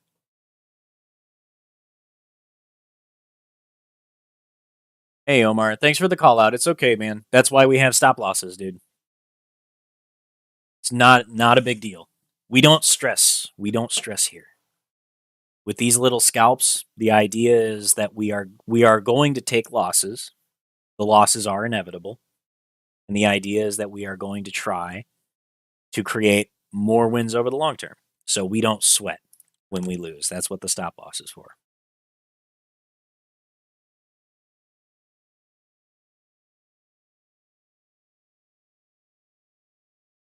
Okay, RXDX.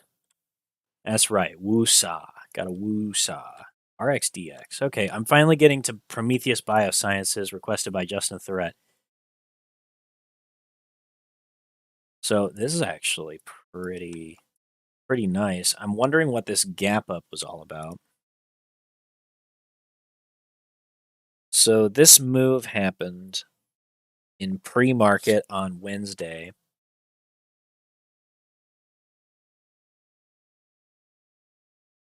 They did a $250 million common share offering. And they announced this today.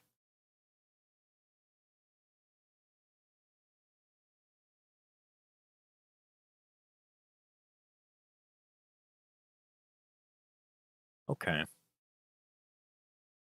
So right now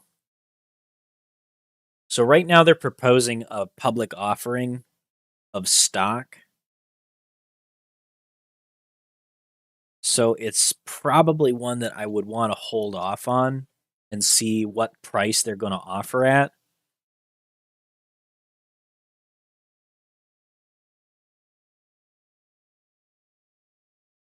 Did I just get a buy on Apple?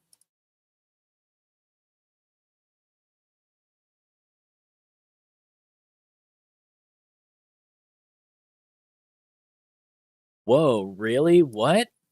Whoa. That was fast. I was not expecting that to fill today.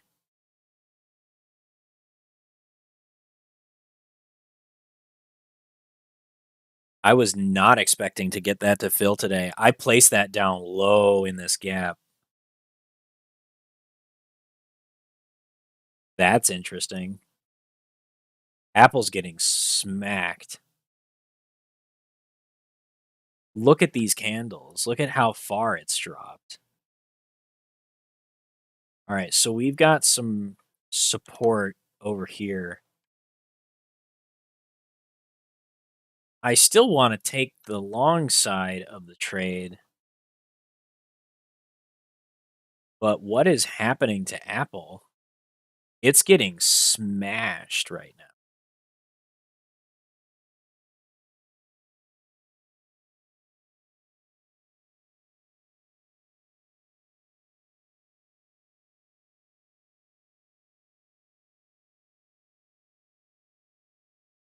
All right. You know what? This feels like someone's hunting for liquidity to enter into a position. Let's look for HTF liquidity here. And we'll check the 5-minute for this. Okay, so we hit a liquidity level up here. We don't have any here until we get all the way back down to this area where I have my stop loss at.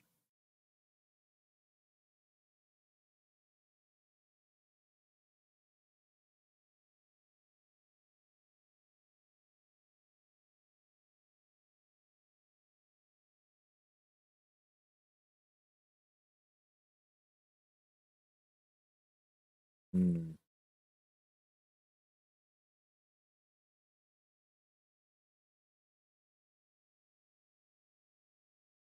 Wow, I'm glad that I put that entry way down there. That was very unexpected. S&P 500 to revisit lows as U.S. faces a recession. So is the whole market dumping because all of the newscasters are saying that everything is going to go to hell now? They're finally ready for the market to crash, guys. They're finally ready.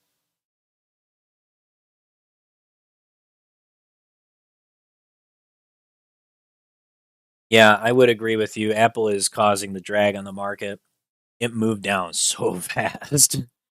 I'm glad I had my entry way down there. Let's take a look at Meta. Meta on the hourly is starting to find some support. We had this cross up happen right here outside of the PCO, so that's not too bad. It's been trading in this descending wedge for a while. I think that Meta needs to fill this gap. It kind of already did, but I don't know. We're gonna go long on Meta anyway. We're gonna at least trade it to the top of this gap. We're gonna set up our low right here because we have a cross up that's already occurred.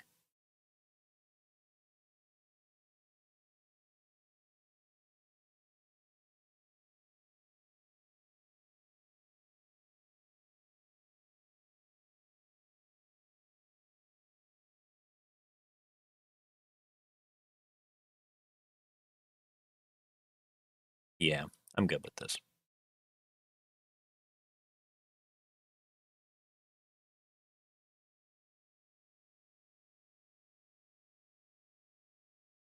Okay. We're going to take the long trade on Meta. The news is saying that we're going to go into a recession, which I think is hilarious because I've literally been saying this for freaking months. I've said this for months, okay? I've only been talking about this for how long now? Come on.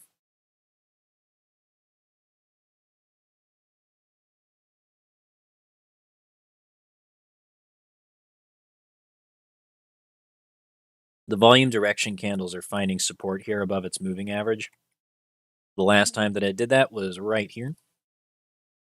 See these areas where it's just kind of gliding on the top? And we had this crossover on the fast and slow for the volume direction candles. So this crossover is quite bullish to me.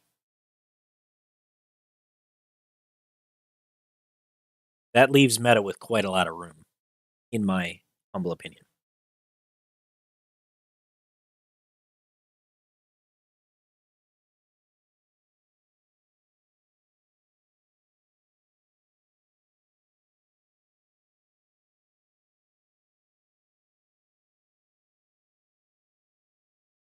Okay, let's go see what we got. I need to catch up on some of our other indicators. We've got several indicator charts up here that are letting us know what the rest of the market is doing. I need to be paying attention to it. Okay, so this is the breadth indicator. This is telling us how much of real estate stock is above its 200 200 daily moving average. So when this is down below its 200-day moving average, it's really, really bad. Back here, you can look at this. Clearly, we're in a bull market the whole time, right? So if you only pay attention to the red trend line here, the red trend line, as long as the market is above that, very, very good. And you can see that we were above that since November of 2020, right? And then starting in about January of 2022, then we started to head down below it. And this is when we went into our bear market, right? Well, now, every single time that we've had a top where it hit its head on the 200 moving average, guess what? This is the 21st of April. You want to know what happened the 21st of April? Take a look at the SPY. 21st of April, that's when SPY started to tank. And then we had this huge drop in the SPY all the way down to the June low. And then here, this peak that happened here, that was August 16th. And then it started to drop pretty badly. Now we've hit it again right here. So I think that we're in for some serious pain in the market.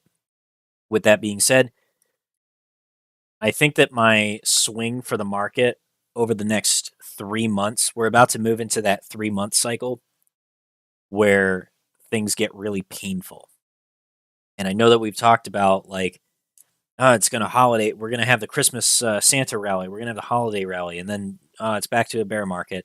Like, I'm trying to look at all of the different signs and pay close attention to what all these indicators are telling me.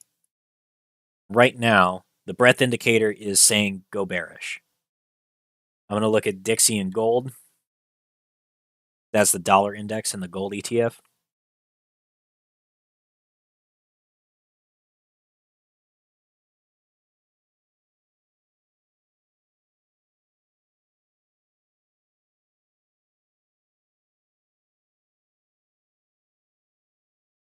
Okay. And when this started to bounce heavy, that was when we had that April dump.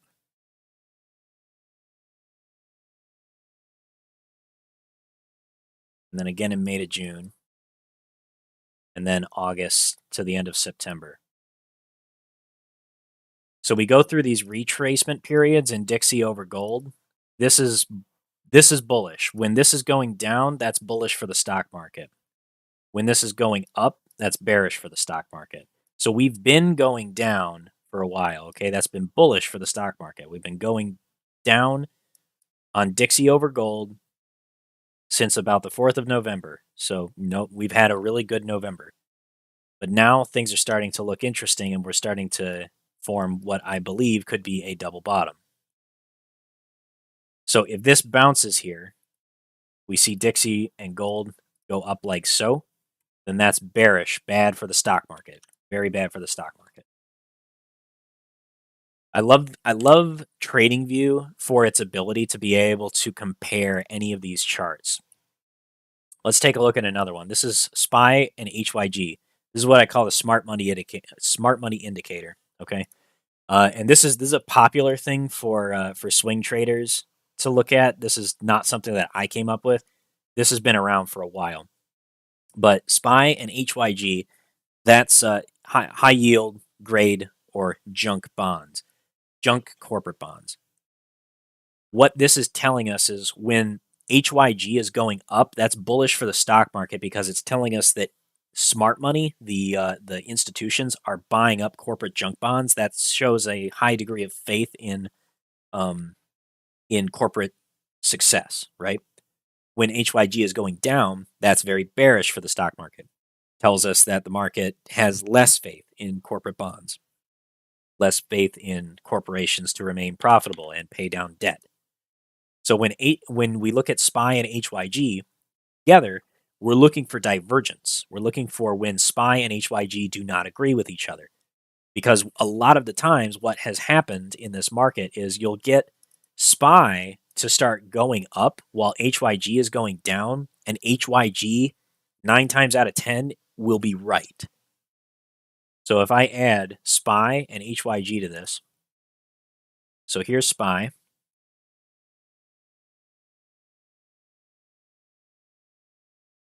And here's HYG.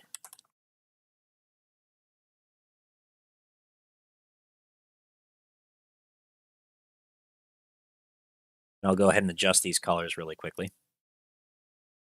You guys should be very familiar with this, but I'm just telling you, I'm describing it again for all the new people that are here that haven't seen this before. By the way, if you guys are enjoying the stream, be sure to hit the like button and be sure to share this out on Twitter if you're enjoying this, getting some good information, good education out of this. That helps out the YouTube algorithm, brings more people in here to go and come and enjoy the stream, look for scalping and trading opportunities in the market. Really, really, really helps us out. Okay.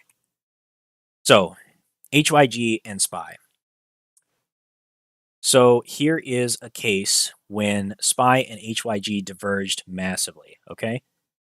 Whenever you see SPY HYG going up like crazy, just like this is somewhere that you need to be paying attention. And this happened in late August when the SPY was going up, and HYG was just kind of going to the side. And then it started to go down, and the SPY kept going up. So these last 4 days in the SPY versus HYG is where you needed to be paying attention where you see that the SPY over HYG is still going up. SPY is still going up, but HYG went down. When this happens, this divergence signals a reversal is coming. And if you look really closely at the MACD, you can see we had a crossover that happened a few days later. And that was when the SPY finally had its first turning point and started moving down. If you had shorted at this exact level, this would have been on August the 22nd. Just with that indicator alone, if you went short on the SPY,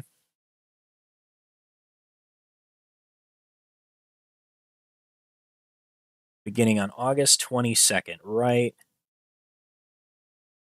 here.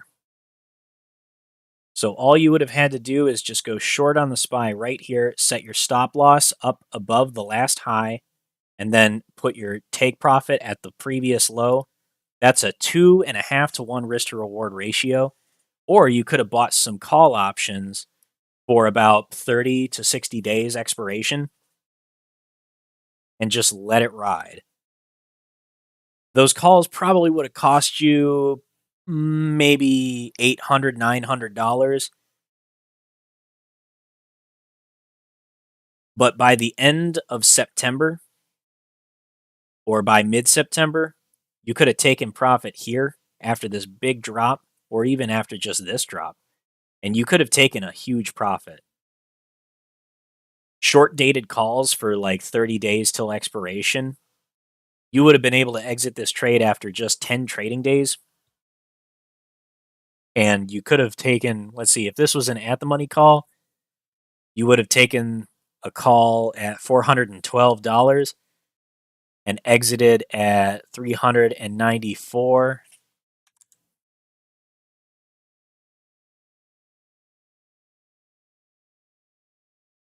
That would have netted you a profit of $18 per share or $1,800 per call contract. And that's just with intrinsic value. That's not taking into account theta or volatility.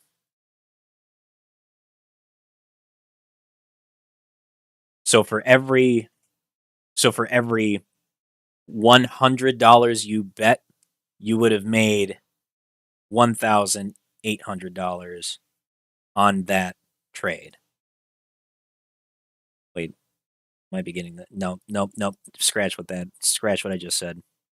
I need to actually have an options profit calculator in front of me to calculate it out. Options pricing is very complicated. I do not want to be doing that in my head.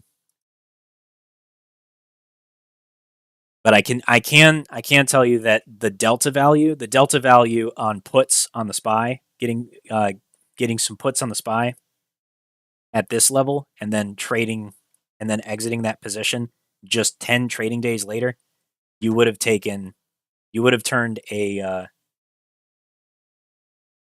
at least gotten an $18 difference on your contracts.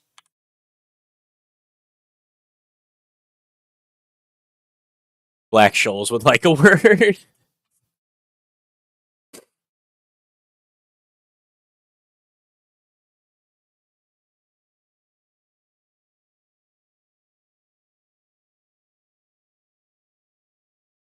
See, I've got my when I'm looking at my daily and my 1 hour charts, my swing trader brain turns on. When I'm looking at the 3-minute chart, that's when my scalper brain turns on. So if you guys ever get confused, let me know. Just say something in the chat like, hey, TD, you're not making any sense. Like, you keep jumping around and I'm lost. Just say so. And I'll try to put things back into perspective. But if I'm like ever on 3-minute, 5-minute, 10-minute, or 15-minute charts, I'm thinking like a day trader or a scalper. When I'm looking at the 1 hour chart or the daily chart, I'm thinking like a swing trader, and I'm looking out like the next 2 to 3 months ahead of me, okay? So my swing trader brain is like, this is bearish as holy hell. You need to go short on the market. And sadly, I can't be both short and long with TradingView paper trading. So I cannot simultaneously day trade the SPY and swing trade it the way that I would like to.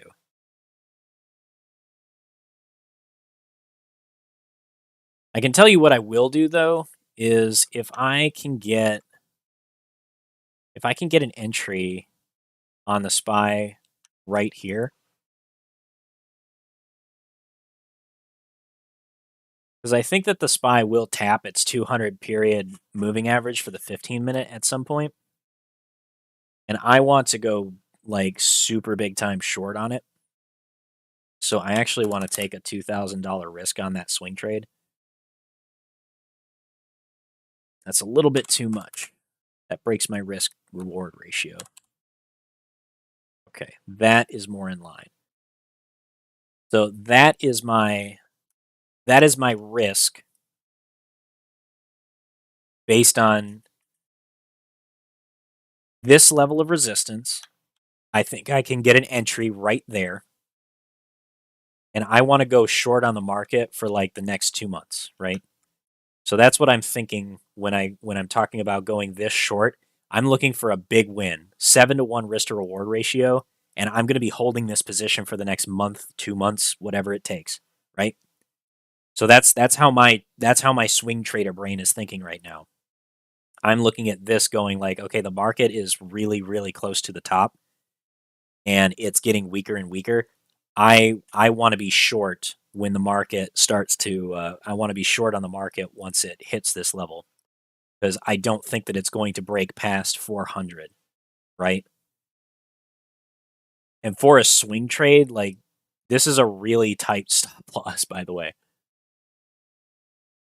But if I'm right, if I am correct, and we do end up revisiting these lows, then by about late January, maybe early February, I should have turned this $1,400 bet into $10,000. And that's how my swing trader brain is thinking.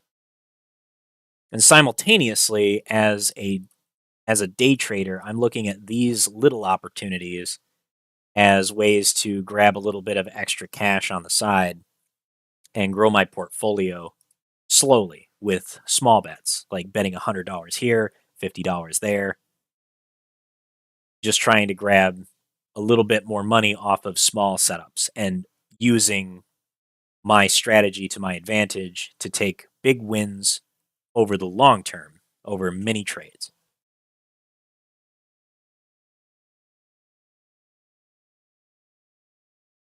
Thanks for that call out, Boomer Assassins. Yeah, the put call ratio is kind of a good giveaway.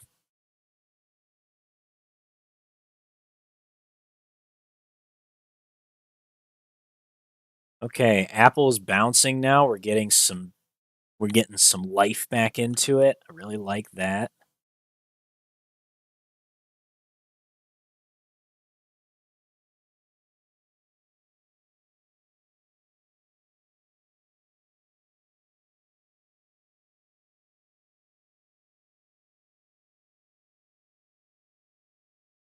Let me go check in on work, guys. Give me a quick second.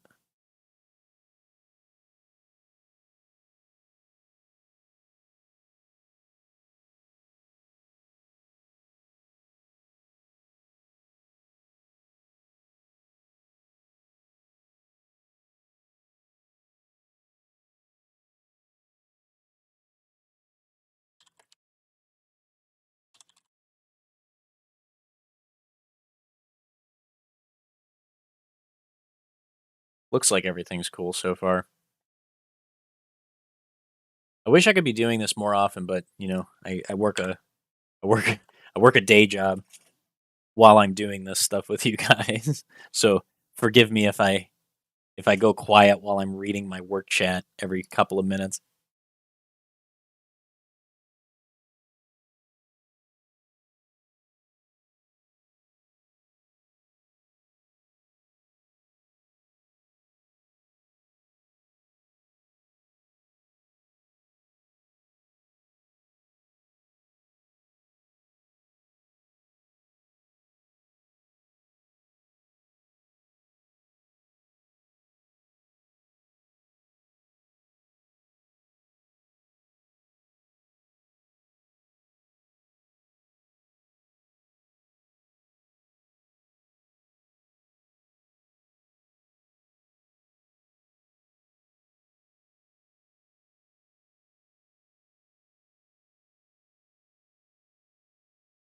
Okay.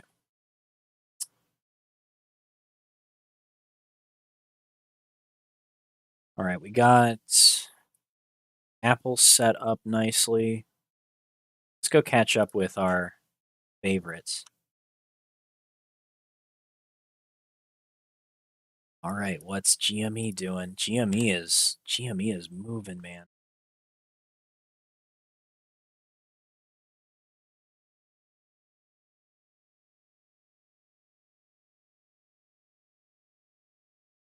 GME broke the ascending wedge. Nice. It broke the pattern. That's very good. Oh, GameStop, go baby, go. Look at it go. We got this bounce off of the moving average line for the volume direction candles and these two hidden bullish divergences. That's lower lows in the price action with lower lows in the RSI. During an uptrend, that's hidden bullish divergence.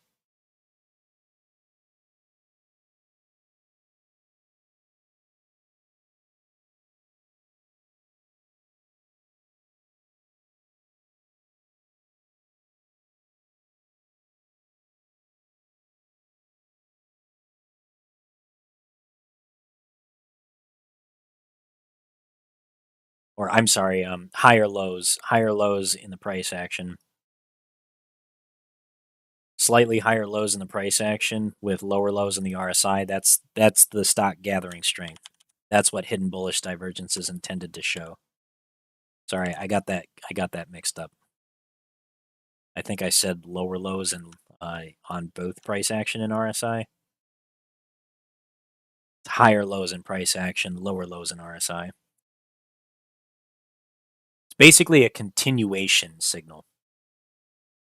When you see hidden bullish divergence, and this is the TMA indicator, by the way, by Phoenix Binary. TMA divergence indicator by Phoenix Binary, if you guys want to see this. This is a really, really helpful indicator, especially if you're new to the RSI and you're not familiar with how it's used, or you're not very good at pattern recognition. This helps a lot to call out these signals and lets you know whenever there's like these instances of divergence in the RSI. It can tip you off really well to potential price movement in the future. RSI is a nice leading indicator, but if you don't know how to use it, it can be more of a distraction than anything. So it's important to know how to use the RSI. We'll be covering it in one of our classes in the future. Let's go take a look at Meta and see how that's doing. It had a bit of a pop and then it's like starting to peter out, but I like that it's setting up this symmetrical triangle. This is actually really nice. This symmetrical triangle right here is a good indication of strength gathering on the stock. It's just below its 200 moving average. It had a nice bounce off of its overall downtrend.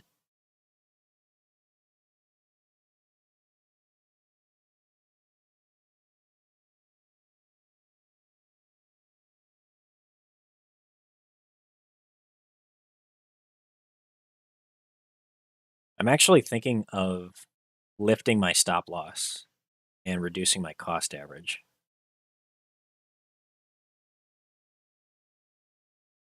So I think I'm going to do that. I'm going to raise my stop loss because I'm a little bit more confident in this trade now.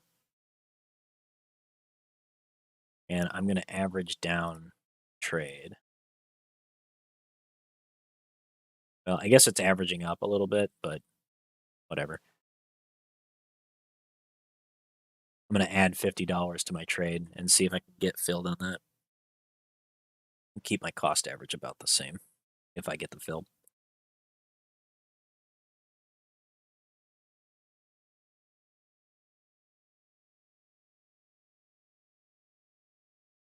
And we'll see what happens. I would love it if Meta broke out the top of this and started moving back towards 120. That would just make my day. I got to watch out for this level of liquidity right here.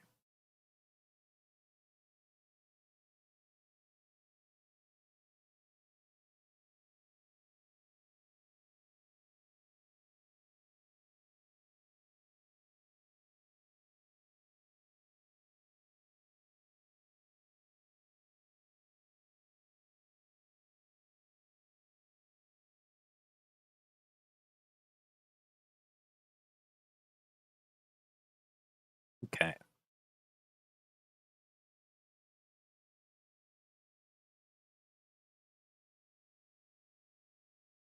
GameStop is really going strong. I'm shocked. I really am. This ascending wedge is still in play though. It didn't close above. It's on a really good trend though. If it can keep going, keep the momentum up, get some more volume, it could keep moving. Remember what I said the other day when I was talking about GameStop's earnings? $30 is that level where GameStop can actually trigger a gamma squeeze. You'll have tens of thousands of options that are going in the money if that happens. Okay, we got our fill on Meta. And that adjusted our stop loss. My risk is now $226.80. Take profit would put me up to 130.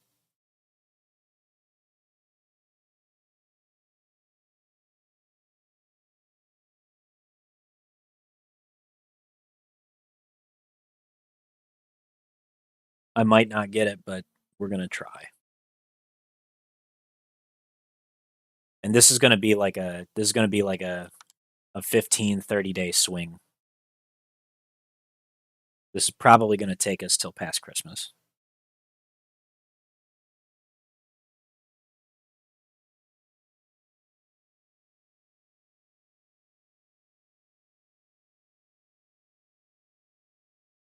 Amazon just formed a double bottom actually.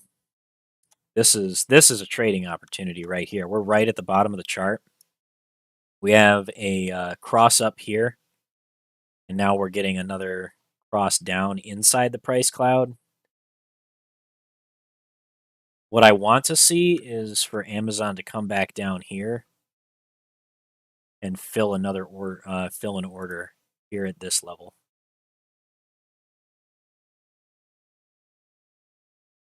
And I would trade this back up to about 101. Need to clean up my charts, excuse me. Excuse my dirty charts.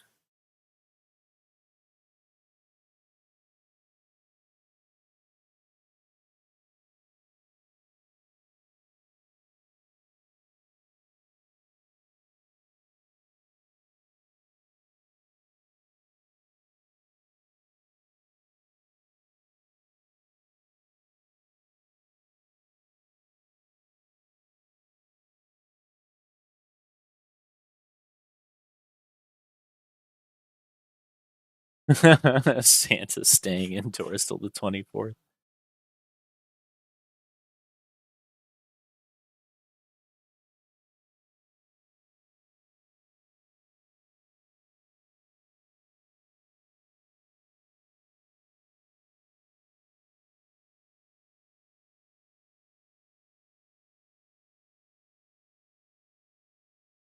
Short dated calls and month out puts on Apple. Yeah, I agree, Neil. That's kind of my thinking is that swing trading just gives you a lot less it's a lot less stressful and gives you more time to be right on your trade. And if you're being very disciplined about your entries, then you'll know ahead of time if you're wrong so that you can exit without taking a huge loss.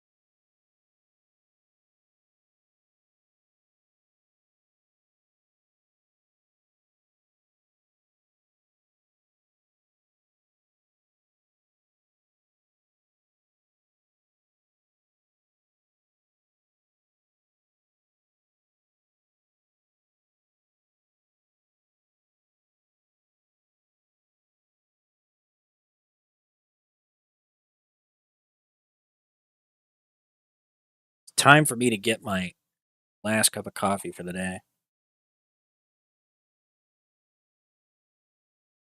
We've got an hour and 20 minutes until market close, 20 minutes until we go into power hour.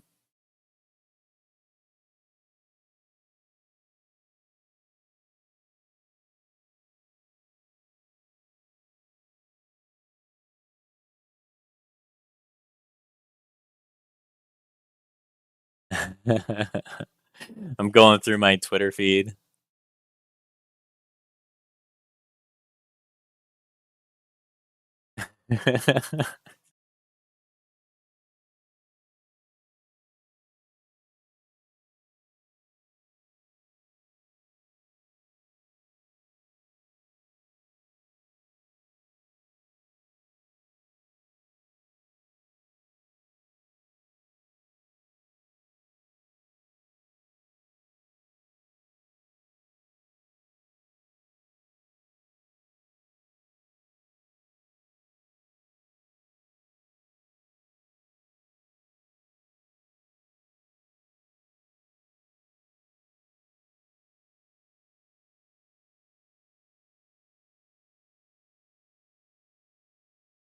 Okay.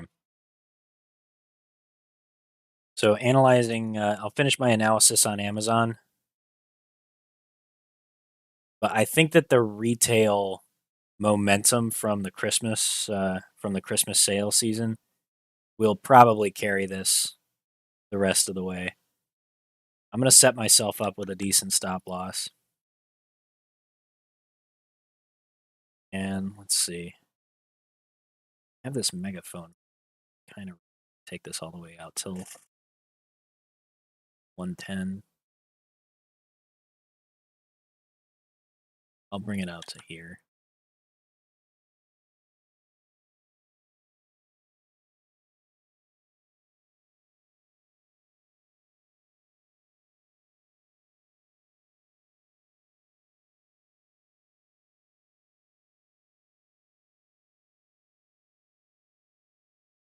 Okay.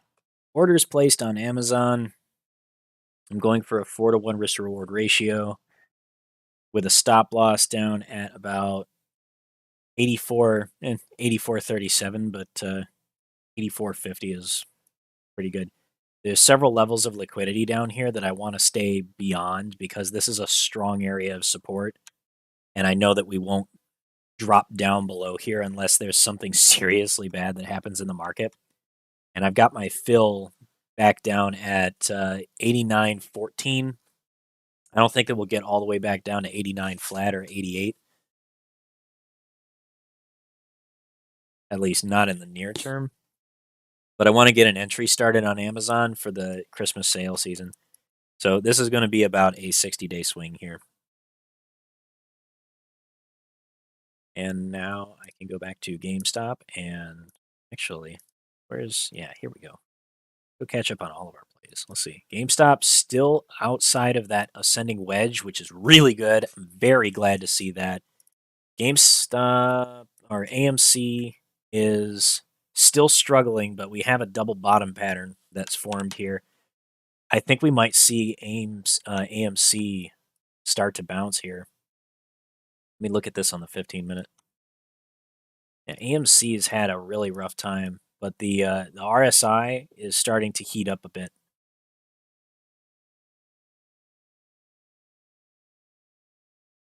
We've got bullish divergence.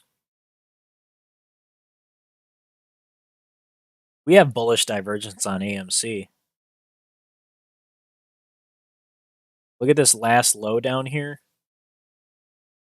We have a lower low in the price action and a higher low on the RSI right here. Where's my MACD? I need my PCO. I need Peaceful Lizard's Price Cloud Oscillator. Oh yeah, we haven't quite got that cross up yet.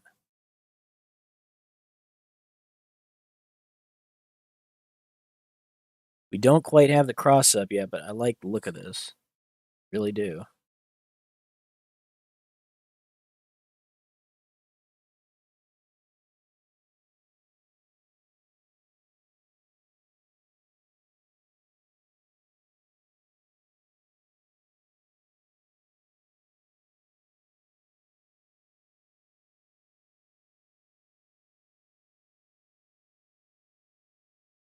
SPY is getting hit again. SPY is getting hit again.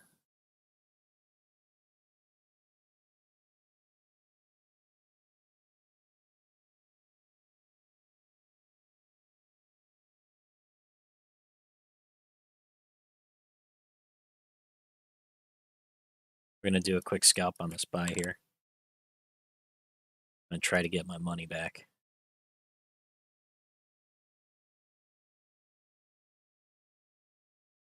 It's bouncing off of this 50, and we had the 20 and 50 crossover, so I'm looking for the SPY to I'm looking for SPY to come back here really quick.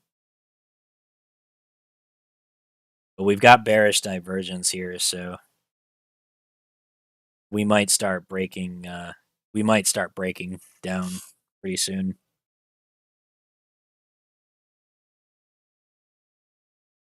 No matter what happens, I want to get an entry on the SPY for a dump that takes me out until till February, and I want to get that entry at some point this week. But I may not have that trade on my paper account.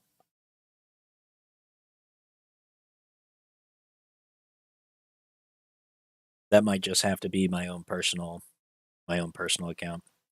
I'll let you guys know about it.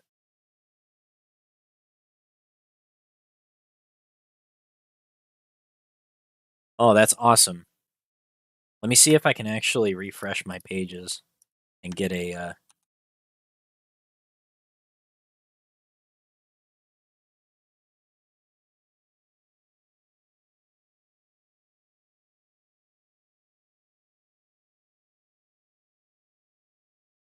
You know what? I'm such a noob when it comes to TradingView. I don't actually know if I have the latest version of the indicator.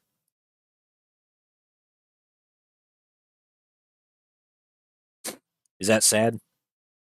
I feel like I never know if I have the latest version.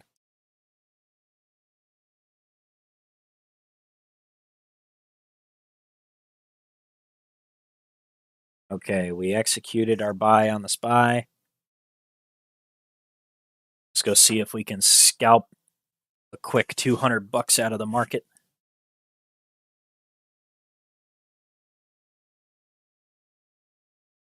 We got our cross up on the MACD. RSI is starting to turn up. This is a bit of a counter trend trade. Our moving averages are crossing each other quite a bit. So this is a little bit of a risky time to be scalping the market. It's very indecisive right now. But we still have enough confluences in our favor to take the trade. Here come the bots now.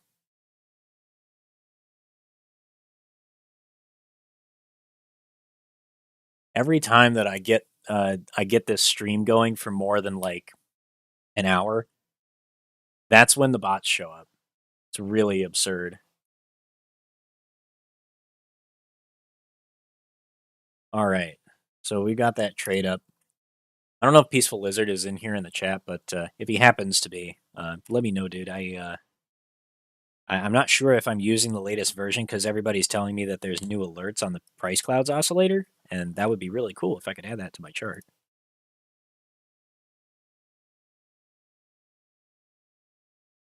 I don't know which one is the latest version.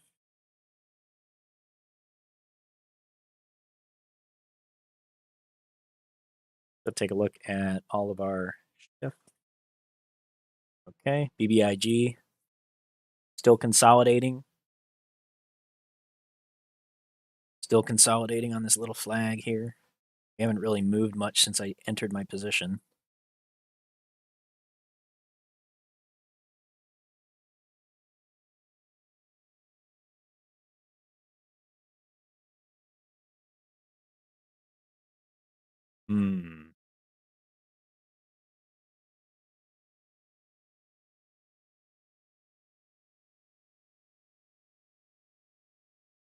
When they ask you to view their spicy photos. We have enough of that happening in my Discord in the back rooms and behind closed doors. We don't need it here on the channel either. So go to the three-dot menu above PCO and click Add Alert. If the alert shows the condition and trigger headings, you should be up to date. Okay. Thanks, Brian.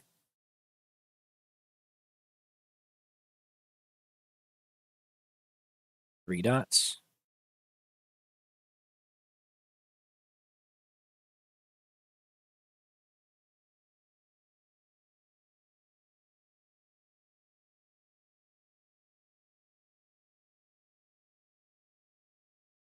Interesting. Hell's Thirst Trap. That channel is ridiculous. Y'all get off the rails in that place all the time. Okay, cool.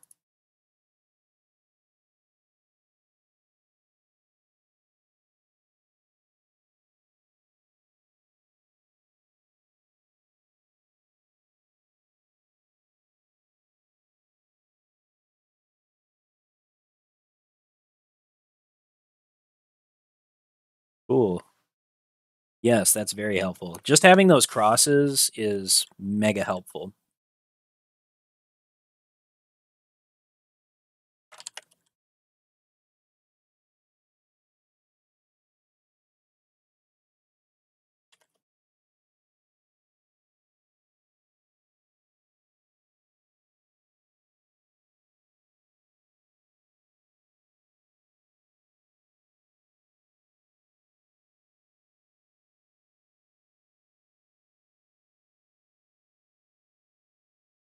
That's very helpful.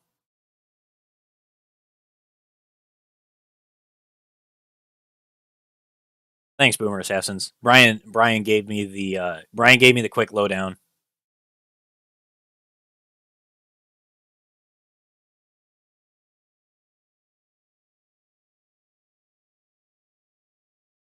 Peaceful Lizard made you a fast and slow PCO in one, so you could see both at the same time. Dude, that's really cool.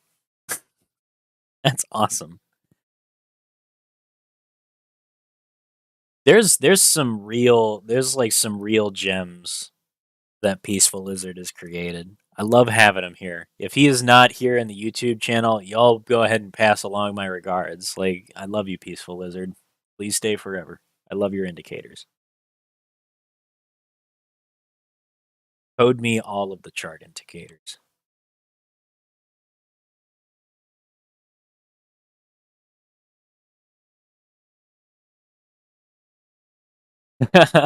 Good to hear it.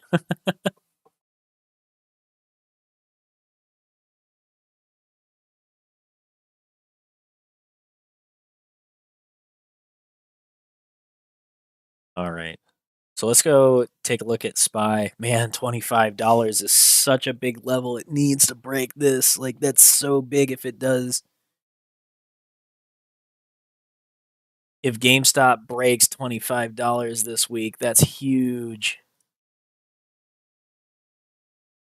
It's so close. It's so close to breaking above. We need to get above it and start trading it. We need to start trading above $25 consistently for the rest of the week.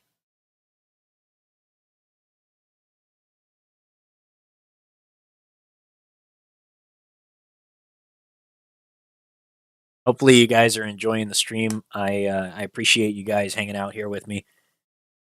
I'm going to go ahead and grab another quick cup of coffee, take a quick bathroom break, and I will be back for Power Hour.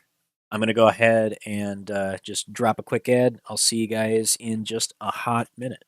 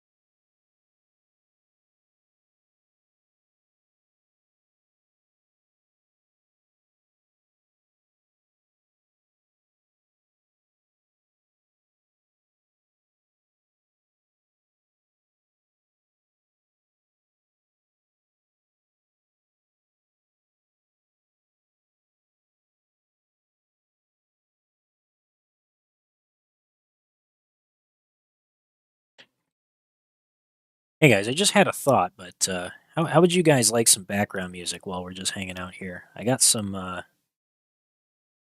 a subscription to some royalty-free music. Why don't we chill things out? Just have some background music while y'all are listening to me, so it's just not pure silence.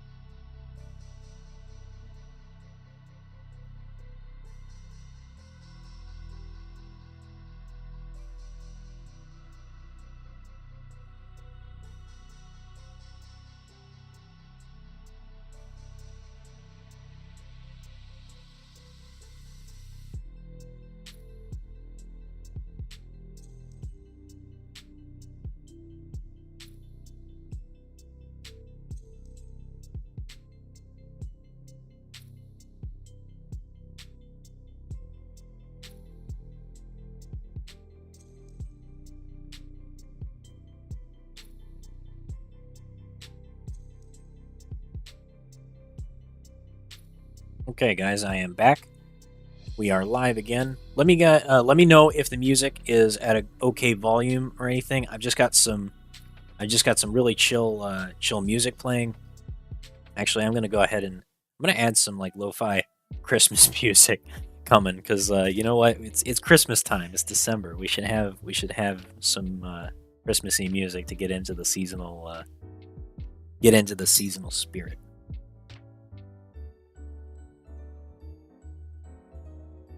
Okay.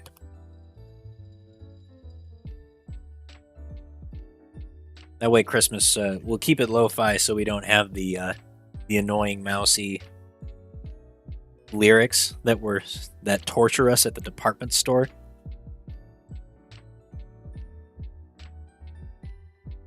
Okay, GameStop is starting to retrace a little bit. Let's see where we're at on the fibs. Doing okay. All right, we're going for a 50% retracement right now. So as long as we do bounce off this level, that's good. That's a good sign. That's good continuation strength.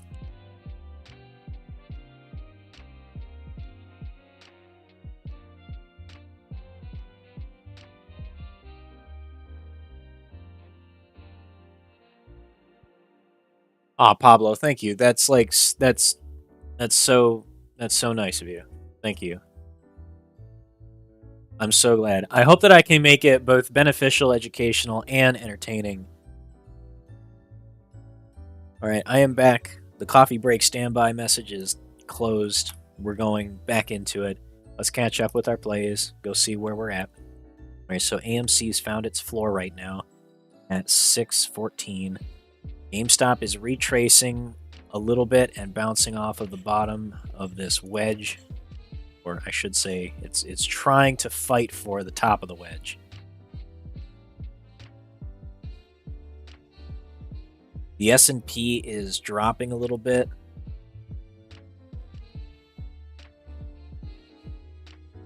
But we are now in power hour, and it looks like it's time for us to start making some final trading decisions for the day. Let's go see what else we've got. Take a look at the stock market heat map. Nvidia is doing so good today. Nvidia is doing so good. I don't know if y'all remember I had a big short position on Nvidia that we closed. We closed that for like a $2,000 profit on an original $500 risk. It was a really nice setup. Nvidia is looking like it's topping them. I gotta analyze Nvidia for a minute because this could get interesting. So Nvidia has been trading in this descending wedge for a while, right? If you look at it on the daily chart, you can really see this descending wedge, and it's fighting for the top. Now on the daily chart, it's struggling for its 200 period moving average, right? And the thing is that Nvidia on its 200 daily, like when we went into earnings, right? I covered the earnings call for Nvidia, and I was like, Nvidia's earnings were such a disaster, they're going down. And I called it, and we took a short position, and we ended up being like super right. We closed the position here after we crossed the after we bounced off of the 100 moving average. We closed it right around here as it was heading back up, and took like a $2,000 profit on that trade.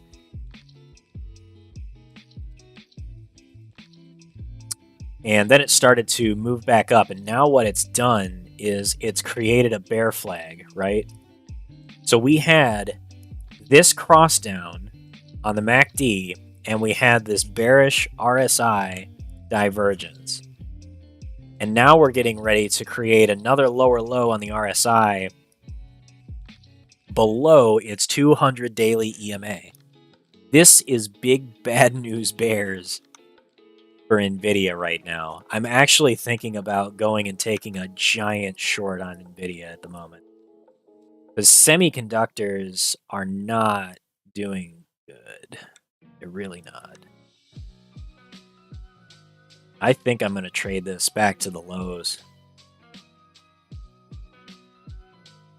I'm not even gonna hesitate. I like the look of this trade. I'm gonna trade it back to the last level, the highest liquidity level, right here. This is the last time we touch this zone right here. I'm just gonna set my stop loss right there. And I'm gonna trade this back to the liquidity level at 120. That's a good psychological level.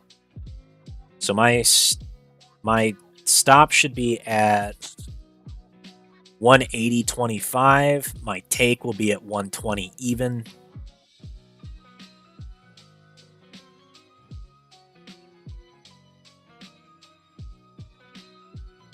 And I'm going to risk 1,000. No hesitation, I'm taking this trade. The setup is too good. The setup for this is just too damn good.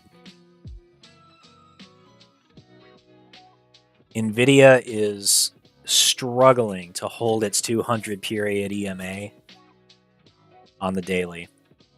I'm estimating this is going to be about a 60-day swing. This is going to take a couple of months for it to play out. But on a $1,000 risk, not even, because I got a slightly better fill, $1,000 risk, if I hit my take profit, that's $4,600 in the bank. Profit.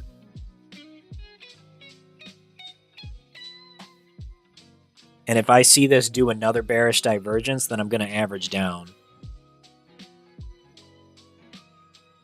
So as a matter of fact, I'm just going to go ahead and add this order right here.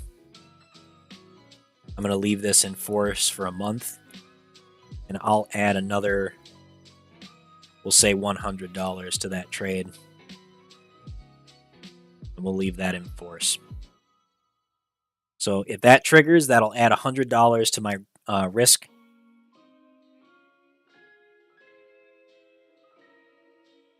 And that'll add another $1,000 to my take.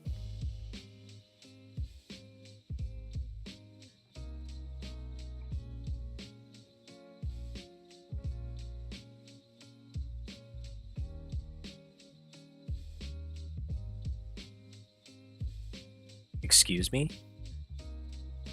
Oh, I thought that message messed me up. I thought it filled both of the orders already. I'm like, what? Nvidia already jumped up to buy $4 in like 5 minutes? What the hell just happened? I was so confused. Okay, so that was just my first fill. Nvidia is messing with me. TradingView is messing with me. TradingView has been messing with me all day long. I don't even understand what the hell is going on with it, but whatever. Let me know how you guys are enjoying the stream. Give me a shout if you're enjoying it, if you're not enjoying it, what I can make better for you guys. I love the feedback. I don't get a whole lot of feedback from my viewers. So anything that you guys can tell me about what you enjoy, what you don't enjoy, what you want to hear from me, or what kind of tickers you want me to cover. I spend a lot of time scalping and trading on the SPY because that's the bread and butter, you know? That's what we do here to make sure that we're making money consistently. Appreciate that, Neil. Thank you so much.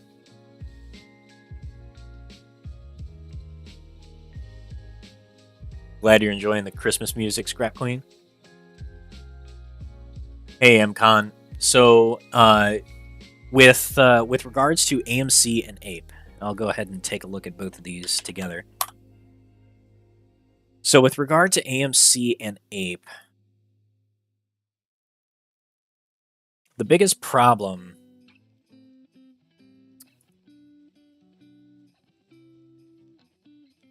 let me put them on the same price scale. My brain is not enjoying this.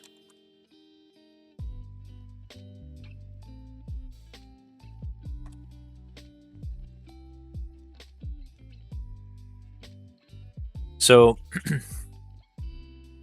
with APE and AMC, the thing with APE is that APE is 100% a dilutive instrument, okay?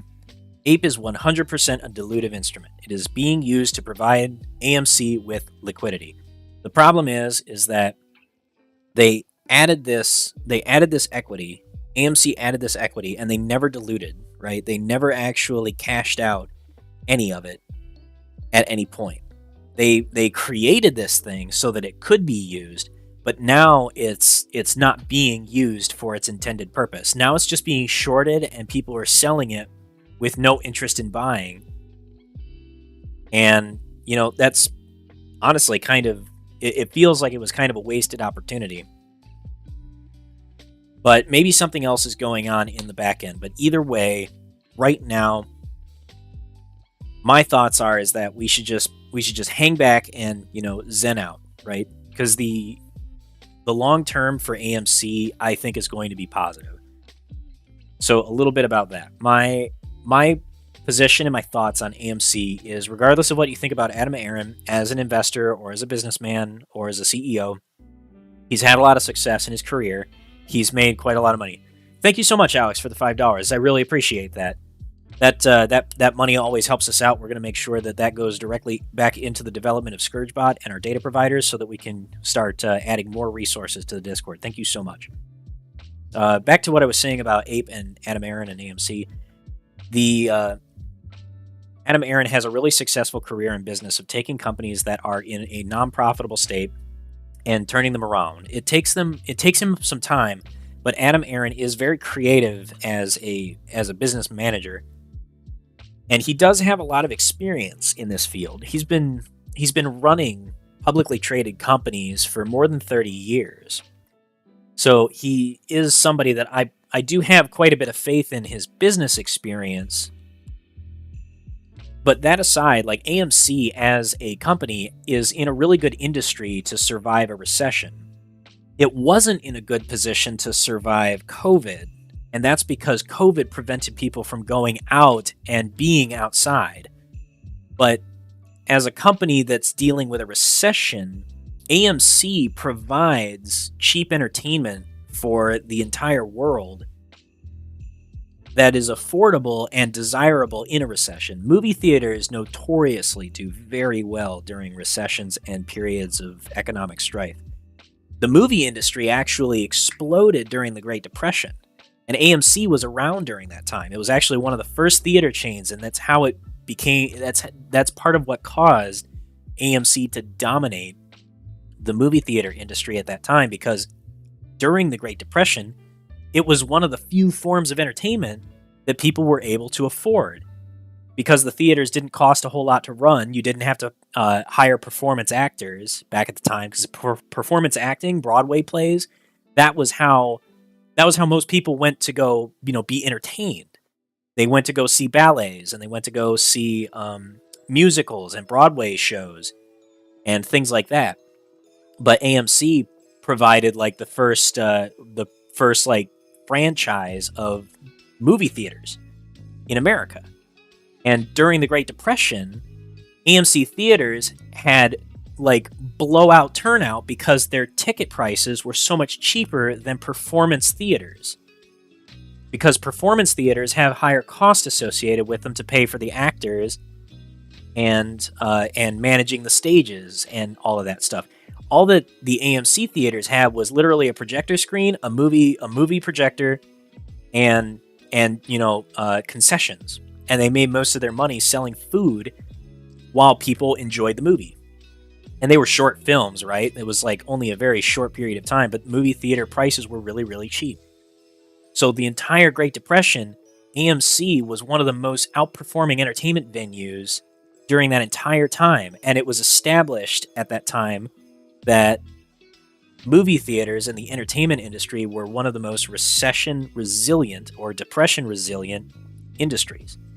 And that's why I think that AMC is going to turn around for the better for this, because no matter what you do, like no matter what kind of competition shows up to attack AMC and the movie industry, movie filmmakers and film studios, they understand this, that going to the theater, going to see the movies in theaters is what is the experience that people want and what they're willing to pay for.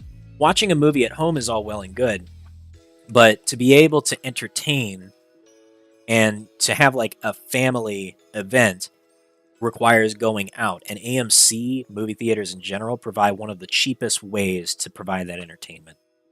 And we've seen that AMC has really changed and turned around its business model to working on creating more events, creating more opportunities for entertainment, showing out different types of events and forms of entertainment, not just restricted to movies, but to documentaries and sporting events and things like that.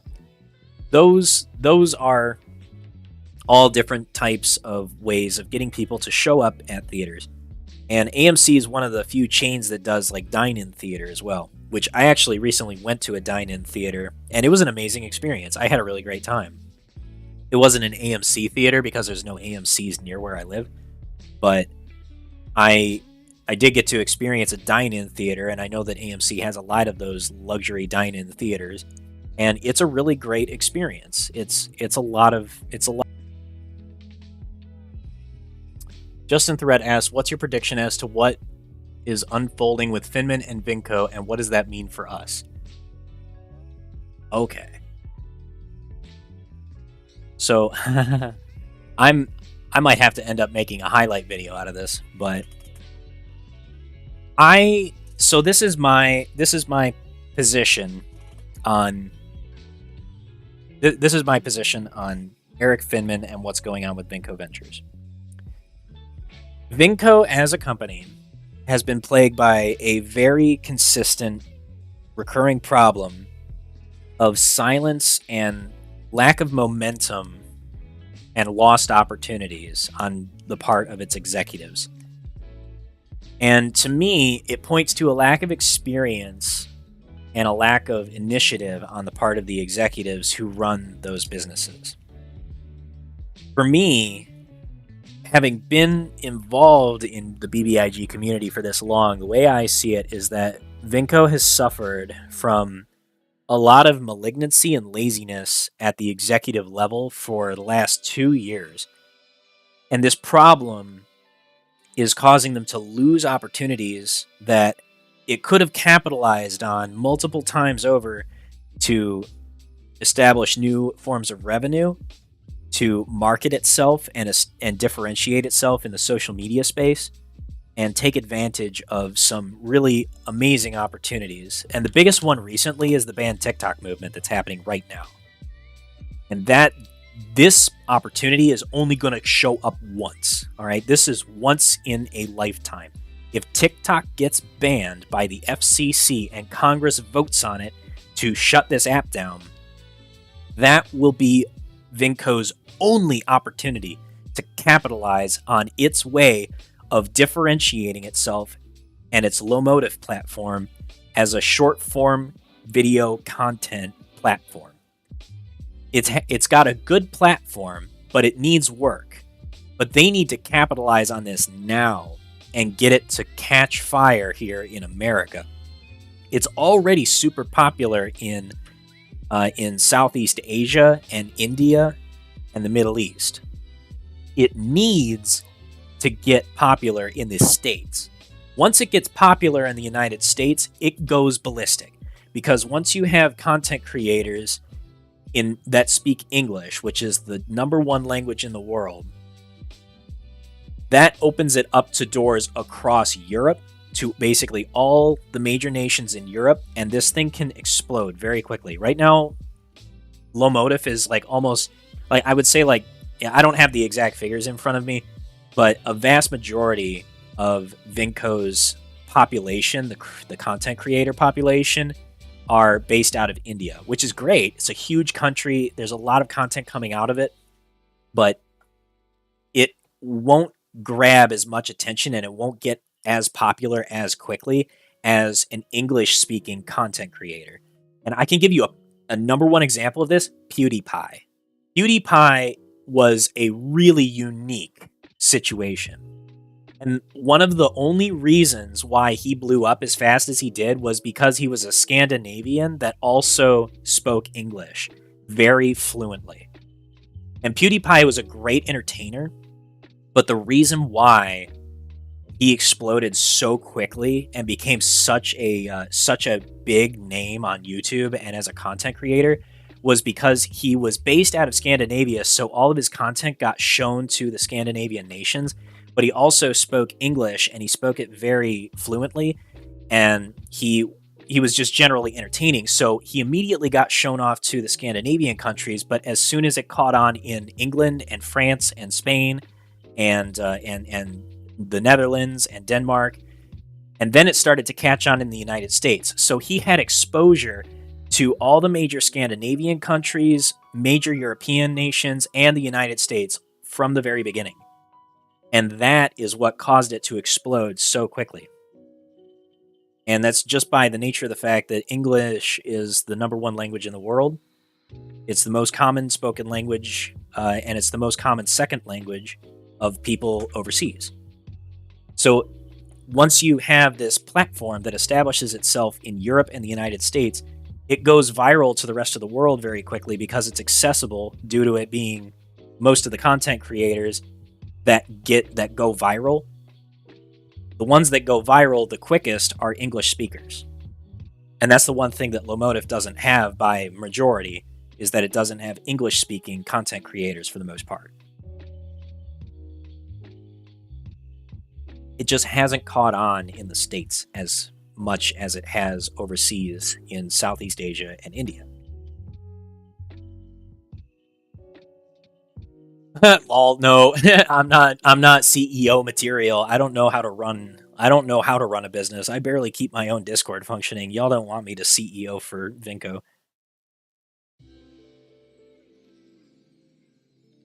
I'm busy enough keeping the lights on here, y'all.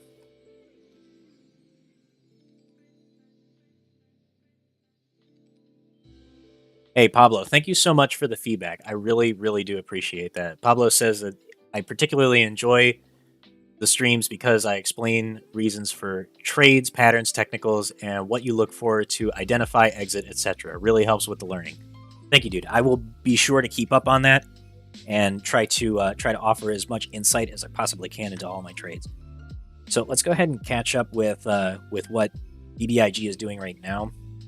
So we still have this ongoing problem with BBIG. On its daily chart, we are still getting bullish divergence on the RSI from back here, but since we had this big sell-off down here over the last 4 trading days, BBIG's RSI is taking a big hit. But we are in take profit territory for short selling. So once we get this crossover on the MACD, this will make for the second crossover that occurs the third crossover that's occurred in the last month of trading. So what I've noticed is that these crossovers on MACD, when they happen when we start seeing higher lows on MACD crossovers, is when things start to get really out of hand. We've had 1, 2, 3, 4, and now a 5th lower low on MACD, or higher low, excuse me. We are going on for our 5th higher low on MACD. Here, and there's going to be one at some point here. So once we get that crossover, that's going to be my signal.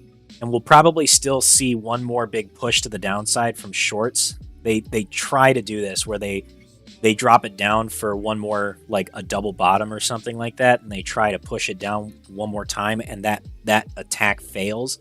And then we find support on a double bottom. That's when the price can rise very quickly on that rebound. So that's what we're going to be targeting, is we're going to be looking for that opportunity for a big entry into BBIG once it hits that double bottom. I've added down to onto my position here for the paper trading account, just because I'm illustrating my thought process when I'm doing these trades. The meme stocks require a great deal of conviction, so this is not financial advice by any means. Okay, nothing that I say on this channel is financial advice ever, but what I am looking for as far as like my trading mindset is I'm looking for another low to hit here and then fail to break through. So if I see this low, it fails to break through. We get a bounce off of that support at the 50-cent level. 50 cents even is a good strong level for me. So once I see that bounce, again, I'll average down on this one more time, and then I guess we'll just wait and see, but the hope is that we get a big push to the downside, and then on that bounce, we go back up and we attack this 200 period daily EMA.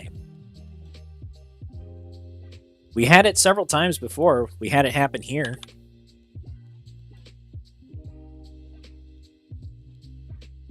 Had it happen here and here and here.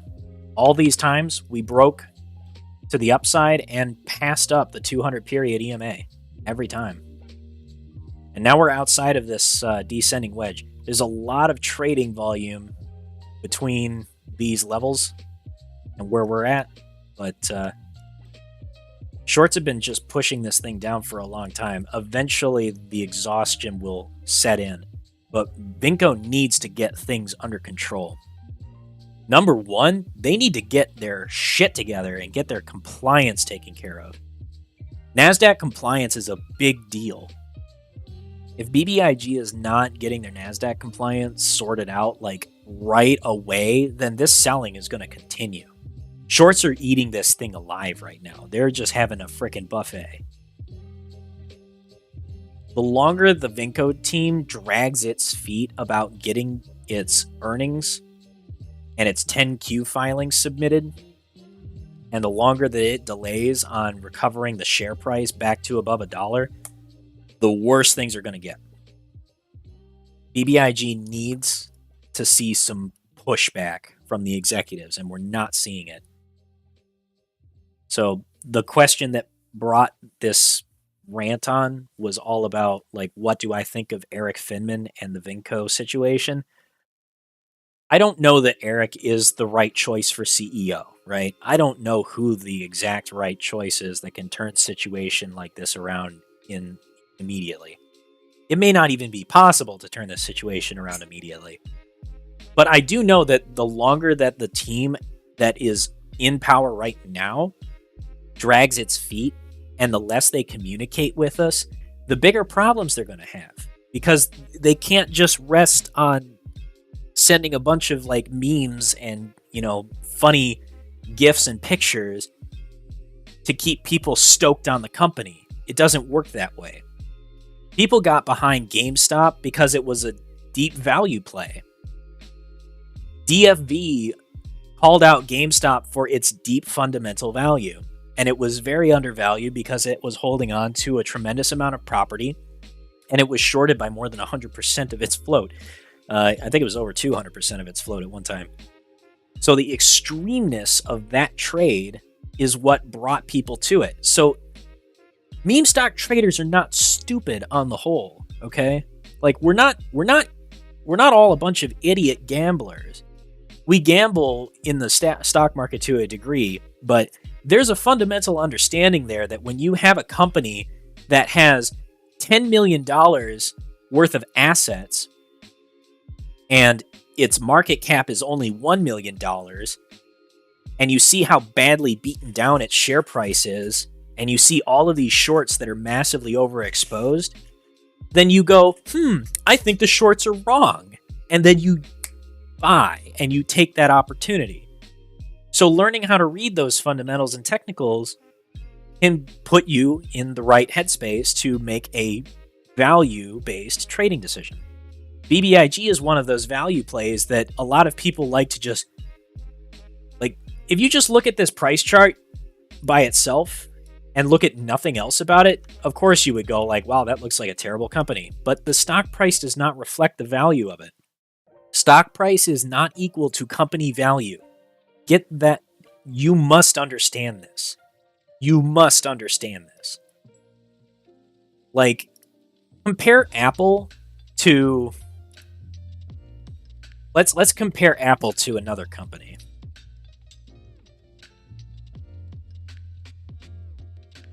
So we have Apple Inc. And that stock price is at $142, right? And then you have Netflix, which is $309. Which is the bigger company? Which is the more profitable company? It's Apple. If you look at the share price and you decide that, oh, Netflix is worth more, you're looking at it wrong. Because Netflix has a smaller market cap. Market capitalization for Netflix is $137.9 billion. Apple's $2.27 trillion.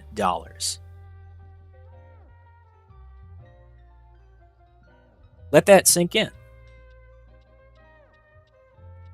Apple is almost 20 times more valuable than Netflix. The share price has nothing to do with it. It's about the valuation of the company in terms of its equity versus its debt. The debt to equity ratio or debt to asset ratio is what determines the real value of a company. Because you have to consider all of its property, all of its intellectual property, all of its employees, all of its physical and monetary cash equivalent assets. And then you must consider everything that's going against it. Debt, amortization, loss of revenue, cost of sales. That stuff is all important. And when you compare those side by side, subtract from its assets what its debts are, and you find out that the debt to asset ratio is extremely positive, just like GameStop's was. The debt to asset ratio was very positive, showing that its assets far outweighed its debt. And yet the company was so badly undervalued, but a whole bunch of shorts were just like, nope, GameStop's going to die. And they just shorted it blindly without really thinking about, how might this go badly for me? And they made a mistake. And I feel they made the same mistake with AMC. And I think they're making the same mistake with BBIG. So that's how I look at it. I look at the situation between AMC, GameStop, BBIG, and I look at their fundamental value. And I know that while BBIG is not fully monetized with its revenue, BBIG owns an extremely good platform with tremendous potential. And this company is only valued at $139 million, when just a few months ago they had more than that amount in cash. Before Hudson Bay forced them to close out their equity position and forced BBIG to buy back all of their shares, BBIG had more than its market cap in cash alone. That doesn't account for its physical assets, its data center space, the intellectual property value of its Lomotif platform or AdRiser. None of that is taken into account in its valuation. Hence, I think that fundamentally, BBIG is tremendously overvalued or undervalued.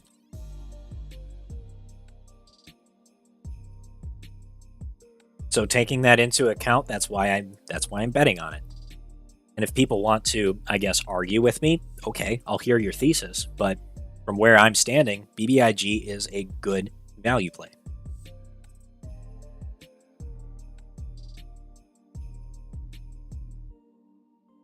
I'm going to catch up with chat because I've been ranting for a little while. Actually, I might create that highlight video there that I talked about.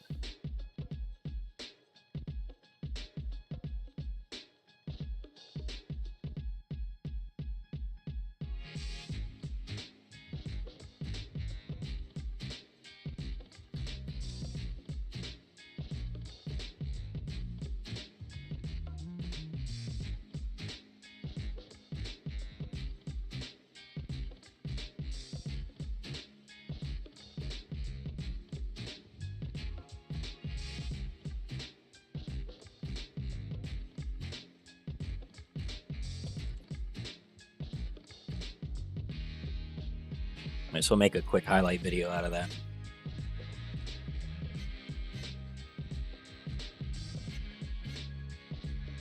At the very least, I should mark down the timestamps from that, because that felt like a good rant.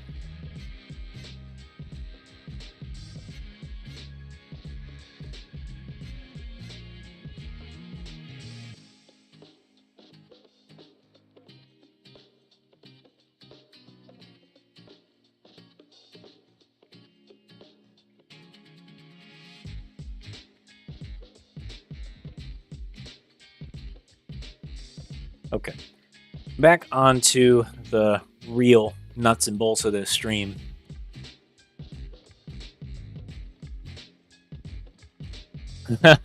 Eric Pot would be quite cross with how many times BBIG's been mentioned. I wonder if Eric Finman like occasionally lurks in our Discord and just sees how much Eric Bot just randomly will just chirp out a comment. All of those are real quotes by Eric Finman, by the way. That's what the bot was created for. It was pretty silly. Fun little joke from Flabbergang.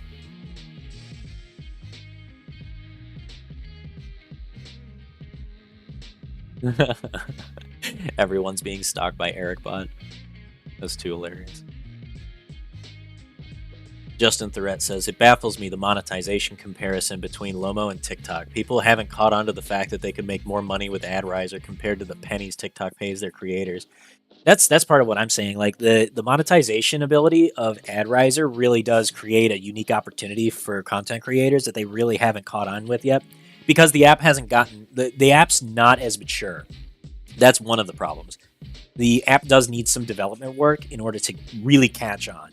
Once it gets up to speed and people are like, oh wow, like I can make way more money by jumping on a Lomotif, they would be able to they would, like, without hesitation, they would jump on it. But the problem is that the editing ability of those videos, it's going to require a lot more work on their part to create the content in the first place, whereas TikTok has a lot of those features built into it. So that's one of the advantages that TikTok has over BBIG. But I'll tell you, one of the bigger advantages of Lomotif over TikTok is that Lomotif isn't going to spy on you and send your personal data and all of your customers and your viewers' data over to the Chinese Communist Party. That's something that Lomotif can guarantee, whereas TikTok cannot. It's only a matter of time before the information actually comes out that, yeah, there is this secret backdoor link between TikTok's headquarters in China and everybody's individual apps, because like that app is so super sketchy. If you guys could actually like analyze the underlying code of it, there's a Reddit thread out there from a Reddit user that did a reverse engineering is what the process is called. It's a process of disassembling compiled code of an application into its like machine level code. It's a very complex process, but this person is a professional reverse engineer. His job is to identify malware that's hidden within applications, and he identified multiple malicious actions that TikTok as an application can create. One of the biggest things that he pointed out was that TikTok has the ability to download a zipped file and execute it as a binary. Like, that's super sketchy malware dropper activity. That's the kind of thing that I build into my code when I'm doing my penetration tests with my day job. That's exactly what I do. And I'm not a prolific reverse engineer. I can dabble a little bit, I can figure things out. Like I know how to read assembler level code, machine level code a little bit, but it's not my bread and butter, it's really complicated stuff. But I do know how to build malware. And I know that one of the number one things that I need my malware to do when I'm doing a penetration test is if I'm say I'm doing like a phishing assessment for one of my clients, one of the things that I need to do is I need to give them something convincing that they can trust and that they will download it and then click install on their computer. And it needs to be convincing. And I have several tools that allow me to do that. Like I can hide things in Excel documents or very old versions of PDFs. I could do that. Or I could build a custom application that is interesting to the client or whoever my quote target is. And if I can entice them to click and install it, then I can have my program download the real virus later. That's what it does. That's called a malware dropper, or just a dropper. It's literally a piece of code or just any kind of application that you install with a legitimate purpose. It has legitimate functionality that people want to use, but it has a hidden feature that allows the programmer of it to download something later and install it separately, because now the user, once they've installed that first program, they've given it permission to do all of this other stuff that's hidden under the hood. And that's how most malware works. Most malware is like, hey, can you install me? I promise I'm not suspicious. And then the antivirus looks at that code and is like, no, that's super sketchy code. I'm not going to let you in. Like, you're doing all kinds of crazy administrative stuff. Like, that's a no-no. But if you have this benign program, or seemingly benign program, that all it does is just like show you funny videos and things like that, then everyone's like, okay, that's cool. And the antivirus is like, oh, I guess that's fine. But if it has the ability to download and install a encrypted payload, like just encrypted binary code, that's sketchy. That's extra sketchy. And your antivirus isn't going to catch that. So that's one of the things that people need to be really careful of when they're downloading these random applications off of the internet, but especially off of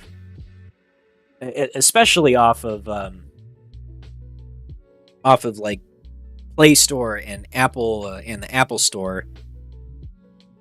Those applications can be really dangerous, and they're not looked at as closely as people think they are. Tick Tock, when you unravel its code, is really sketchy. Pablo asks, how long does BBIG have left to get back within compliance? They have at least 180 days, if I'm not mistaken.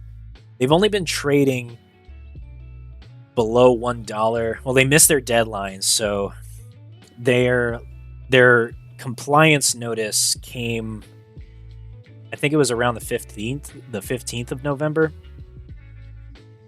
So they got the compliance warning some time ago, but they've got at least 180 days, and they can appeal for an extension as well. So yeah, they've got some time. They've got quite a bit of time, actually. But it's important that their executive team doesn't waste this opportunity and jumps on it. Like, they really need to jump on this opportunity.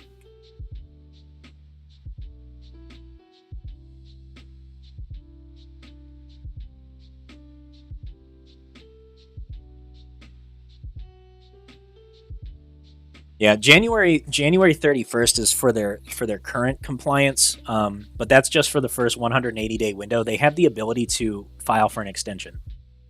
So not a lot of people know that, but you can file for an extension with NASDAQ, but they need to get those earnings reports in, because they cannot file for an extension if they don't at least bare minimum deliver their earnings reports. So without those earnings reports, that's not going to happen. So that's the number one thing they need to do.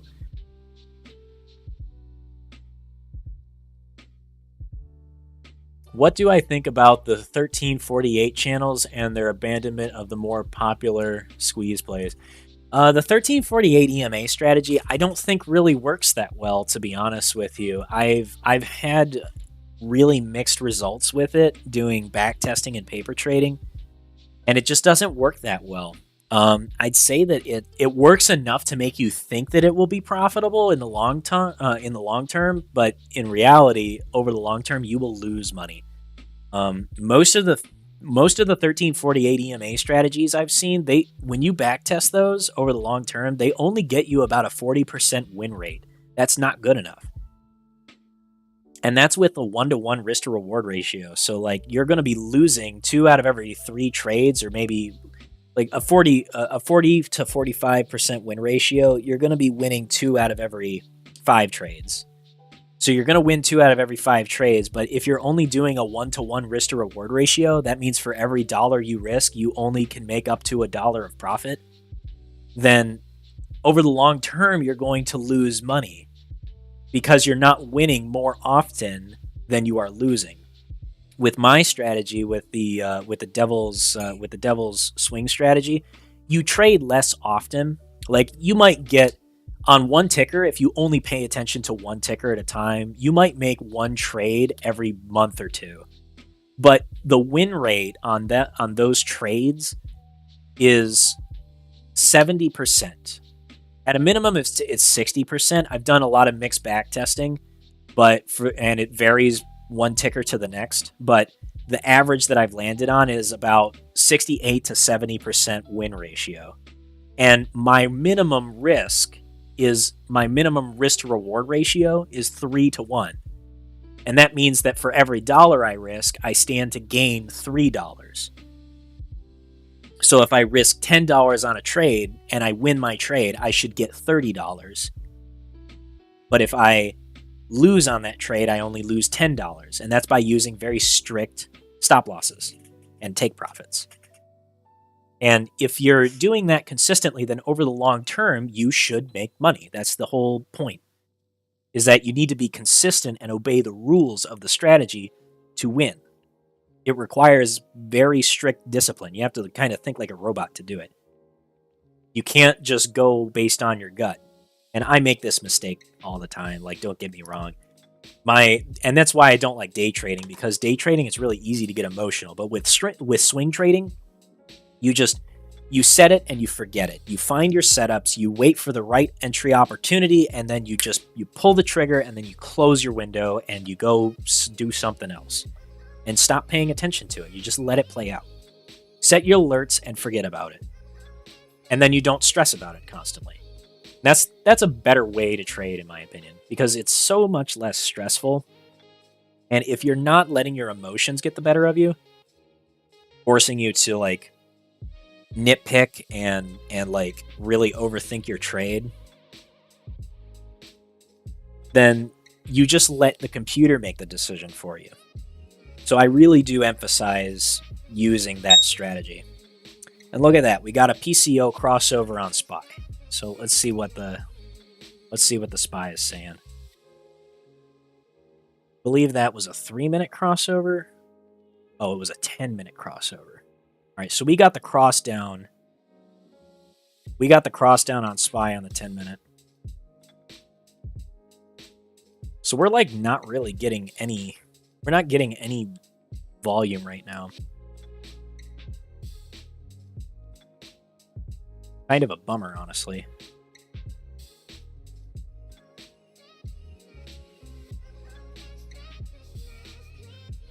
Well, I'm not going to swing this position overnight, so I'm going to look to get out of this trade in profit if I can. And if I can exit this trade, then I will. Because I don't want to stay in this overnight.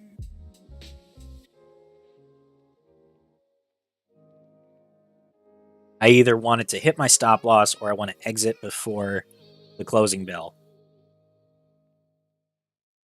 And we've only got 9 minutes, so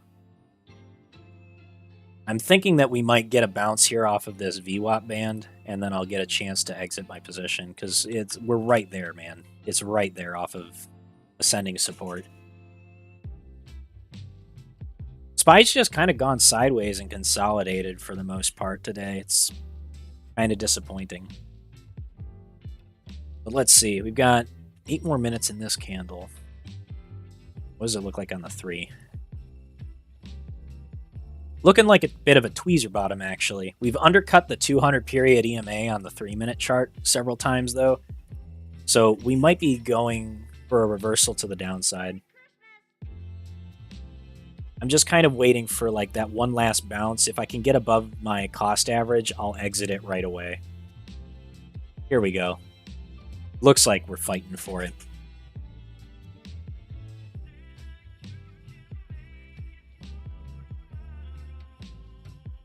There we go. There we go. Let's give it a minute. Got some good volume coming in here. Let's see what the 1-minute chart looks like, actually. Yeah. All right.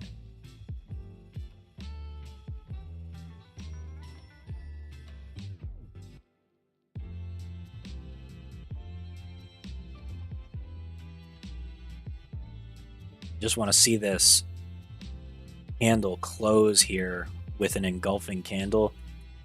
We'll let this go up until close, I think. But this is a nice bounce.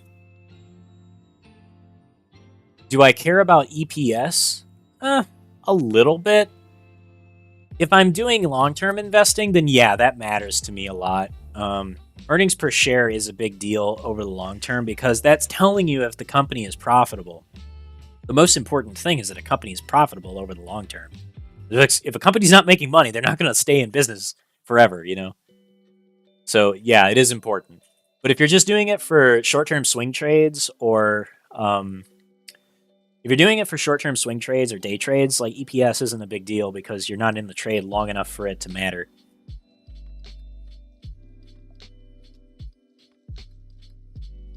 All right, let's see. Do we get the engulfing candle? We got 10 seconds left in this 3-minute candle.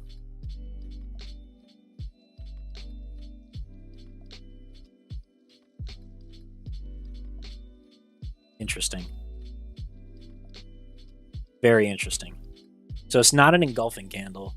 All of these other candles engulfed. This one didn't. We had an engulfing candle here. We had one here. We had one here. But we didn't get it here. It actually closed below the red candle.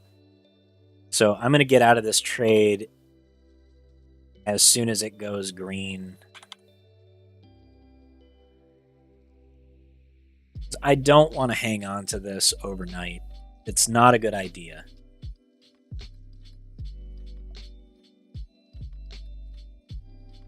Whoa, there we go. Okay. Woo, we're out. All right. Scalped a tiny amount of profit out of that.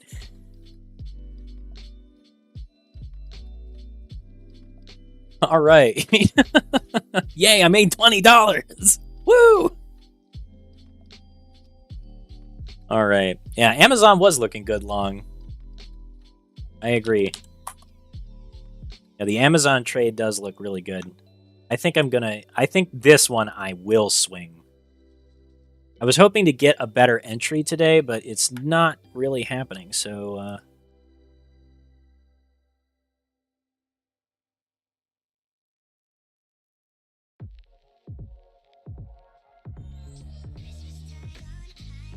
I've adjusted my entry so that my stop loss and my take profit moved with me. So my risk to reward ratio is still 4-to-1.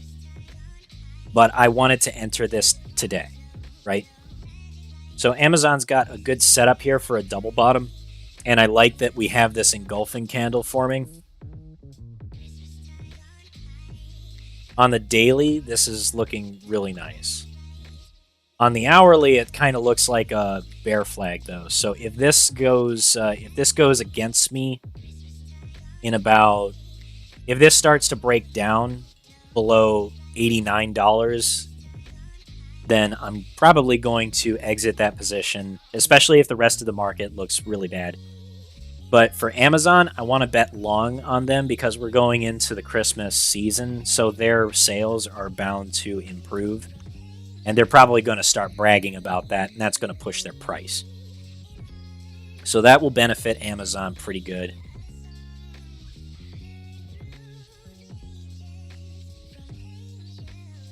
The last thing that we need to do is go look and see. See, I'm still long in BNGO. I've been thinking about this one for a while. This trade started to go sideways just because it's been consolidating for so long. If I was in options, I would have lost quite a bit by now. Shares, it's not a big deal, but if you're doing call options, you want to catch the move right before it starts. Or right as it's starting. While the IV is low.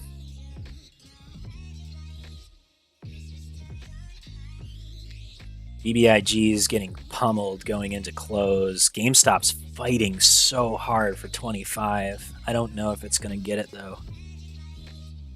25 is big. AMC is getting smashed again. They're trying to stuff it below $6 before close.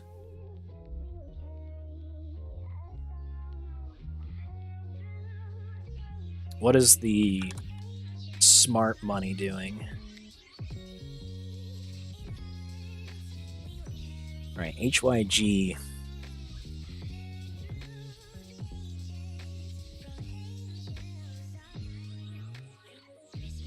We're getting rejection, man.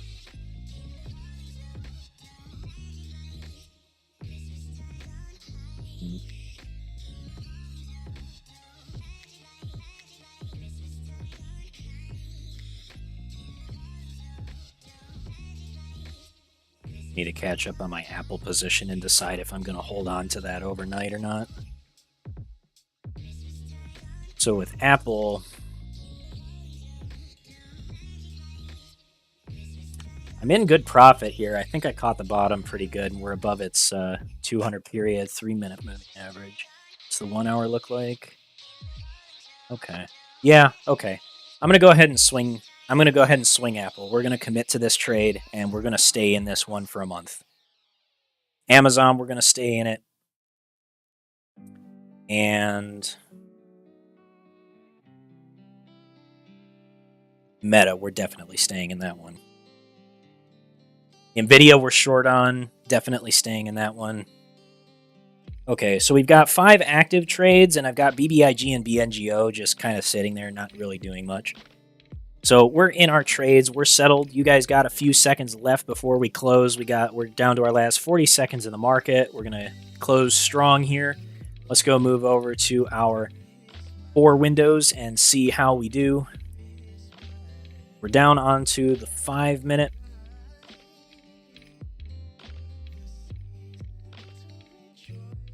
Tick Tock US deal faces delays amid security concerns, report says. Okay, we're going to check that out after the market close and we take a short break.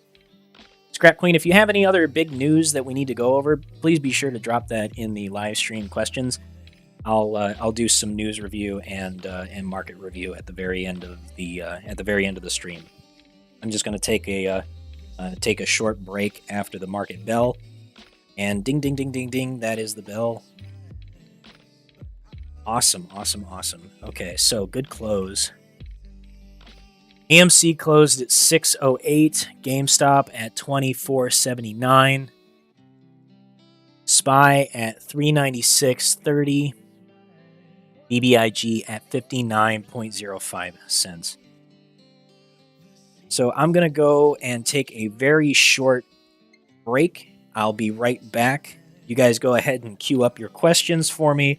And Scrap Queen, if you would assemble the top news stories for the day, we'll go ahead and read through the news and do some final analysis.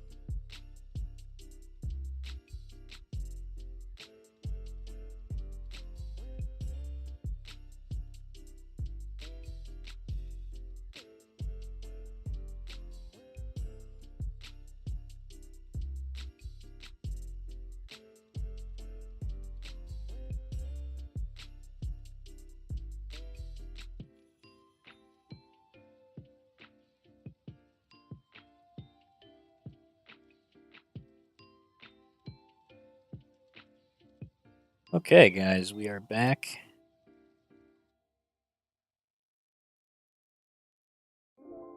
Everything is still pretty much going sideways, so not a lot to say about the current positioning of SPY. We've already covered most of that stuff. So I'm going to, we're going to cover a little bit of news, and then we're going to go on a hunt. We're going to go on a Scourge Bot hunt to look for other tickers and see what we can find for potential movers over the next couple of weeks. Let me catch up with chat really quickly.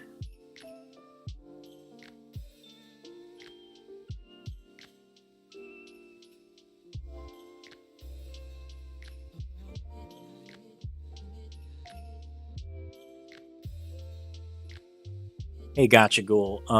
So I'm reading through everything.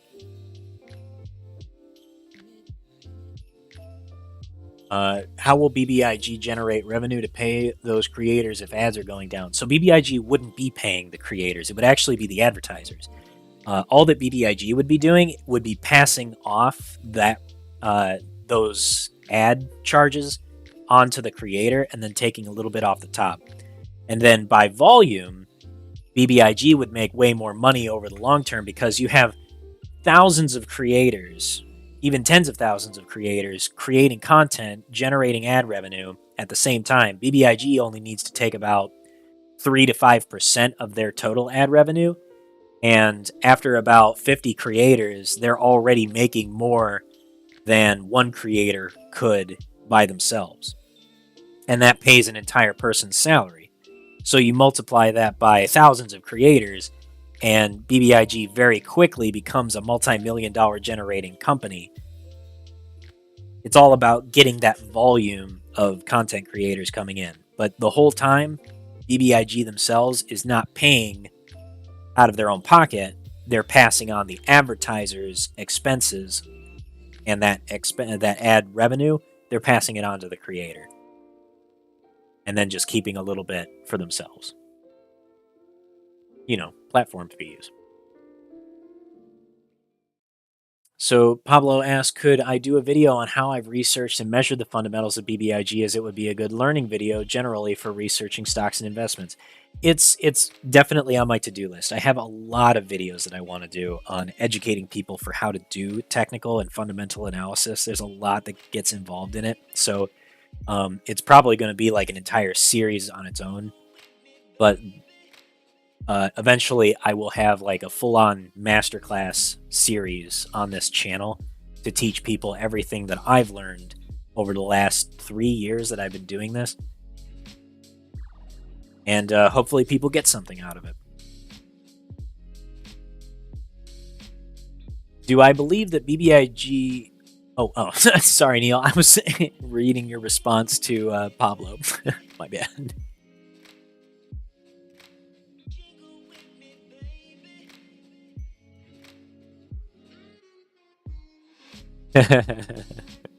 No, just me knowing how to build malware is not a subtle warning of any kind. Why would I do that? That would be intimidation and menacing. I would never dream of doing something like that.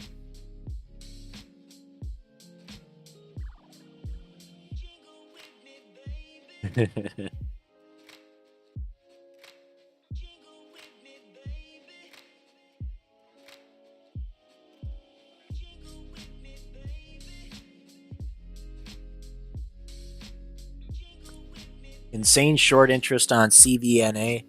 I agree. CVNA definitely has a lot of short interest. I am paying very close attention to it. There's a reason for all that short interest for sure. Like it's not a super rosy company right now. There is a reason for all this short interest. But I agree. It does have some interesting prospects.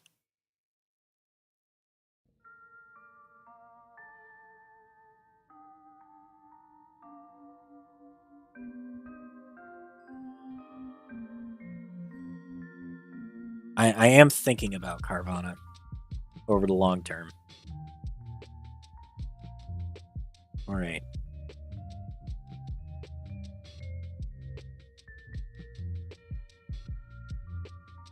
Yeah, bankruptcy is definitely the big risk for Carvana. FBI director issues security warning to TikTok users about the security of TikTok.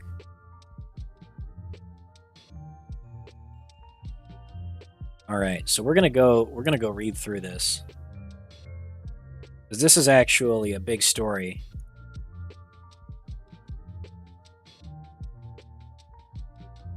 Hope you guys are enjoying the music. I'm actually finding it pretty relaxing. It's nice to be able to just throw something on the playlist and casually listen to some chill music that won't get me a copyright strike.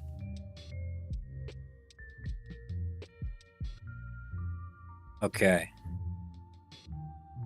So national security concerns reportedly delay the TikTok and US deal. Negotiations between TikTok and the U.S. government have been delayed due to the ongoing national security concerns due to the app's ownership by Chinese company ByteDance. In notes on Wednesday, analysts predicted that Meta, Google's YouTube, and Snap would stand to gain from a TikTok ban in the U.S. Conveniently, they've left out Lomotif. But they still wrote that a ban is not the most likely scenario. And that's according to the Wall Street Journal report. The government's concerns include how TikTok could share information related to its video recommendations algorithm and how much trust the government would ultimately need to put in TikTok to follow through on the deal's terms, according to the journal. The government is yet to come back with TikTok with new requests on how to address the concerns.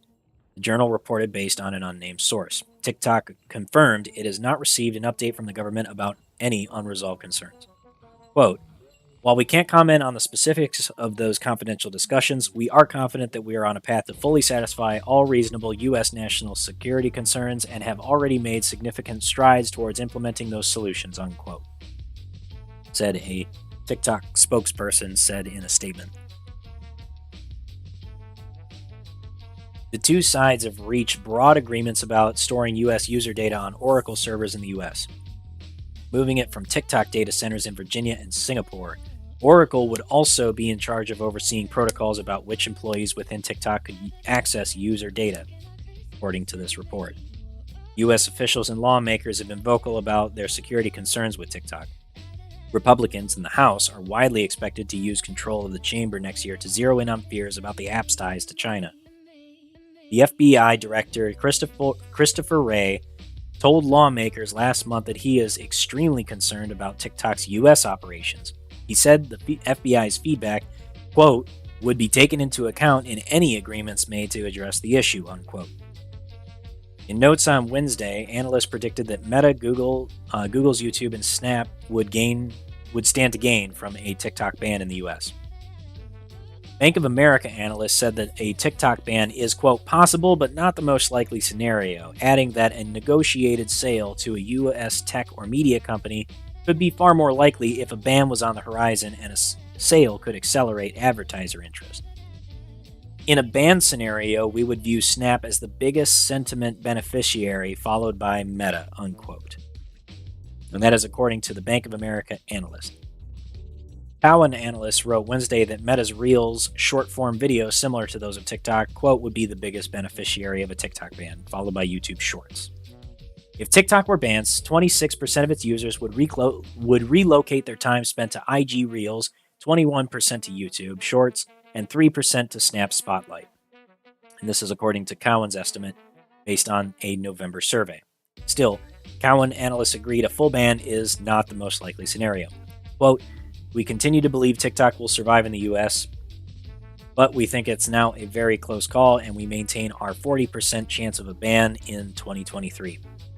The question now is whether CFIUS is pausing to determine what else is needed for a strong settlement so it can be successfully sold to Capitol Hill, or whether CFIUS is reassessing a monitoring agreement altogether in favor of mandating that ByteDance divest TikTok," referring to the Treasury Department's Committee on Foreign Investments in the U.S., which is leading the negotiations. The Treasury Department did not immediately respond to a request for comment. CNBC's Michael Bloom contributed to the report. Okay.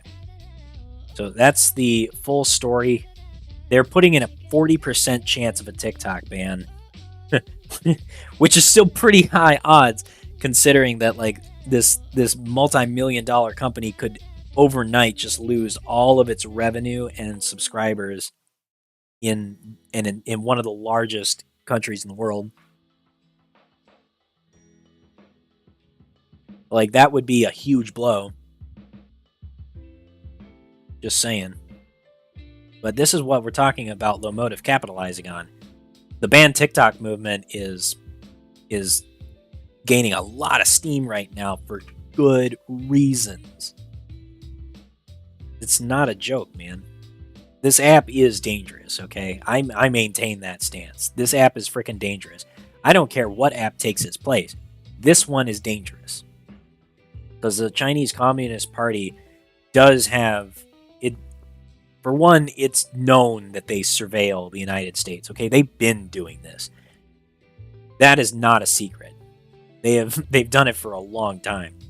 And regardless of the reasons for it or how you feel about, your privacy, if you're one of those folks that's like, well, I have nothing to hide, I would have words with you about that, because everybody has something to hide. But that aside, your privacy and your right to free speech without the risk of surveillance or to incriminate yourself, or even to be targeted by an extra national entity, that is all at stake here. So to me, it doesn't matter if I have nothing to hide, if I've done nothing wrong. That doesn't matter in this situation. We're talking about government surveillance, not only from our own internal government, but from a foreign entity. And that is dangerous. That is just dangerous. Especially when you consider a totalitarian government like China. There's a lot of reasons why that wigs me out.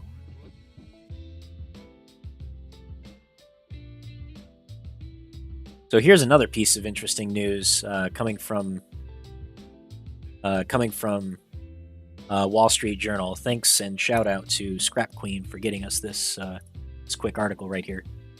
Biden administration awards $36 billion to pensions for truckers and warehouse workers.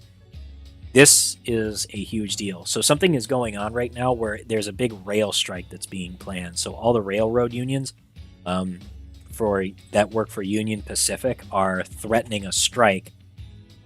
Specifically, the SMART union, the SMART rail union, are preparing to strike, and they control more than 40% of all rail workers. They're the biggest union in the United States.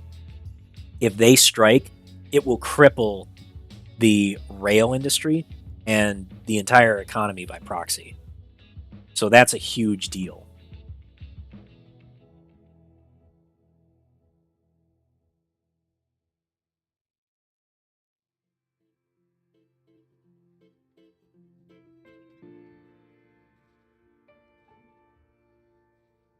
DocuSign is blowing up after hours. Thanks, Ryan. I'll take a look at that in just a minute. So,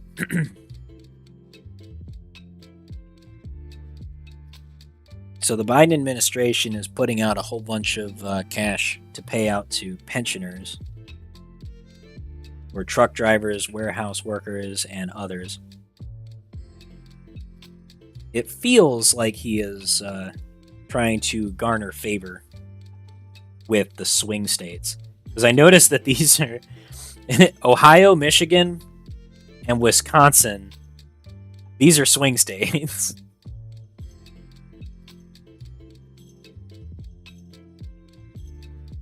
Just a little bit of vote buying. I don't really have a problem with that. Because ultimately, I think that people are owed the money that they worked for their whole lives. But that does feel a little bit like vote buying. Let's go take a look at the actual article itself. The $36 billion in taxpayer aid announced Thursday will prevent threatened cuts to the pension checks of 350,000 truck drivers, warehouse workers, and others, according to a document provided by the White House. Quote, thanks to today's announcement, tens of thousands of union retirees and workers in states like Ohio, Michigan, Texas, Wisconsin, Minnesota, Missouri can go to bed tonight knowing that the pension they worked so damn hard for is going to be there for them when they need it, President Biden said in remarks at the White House.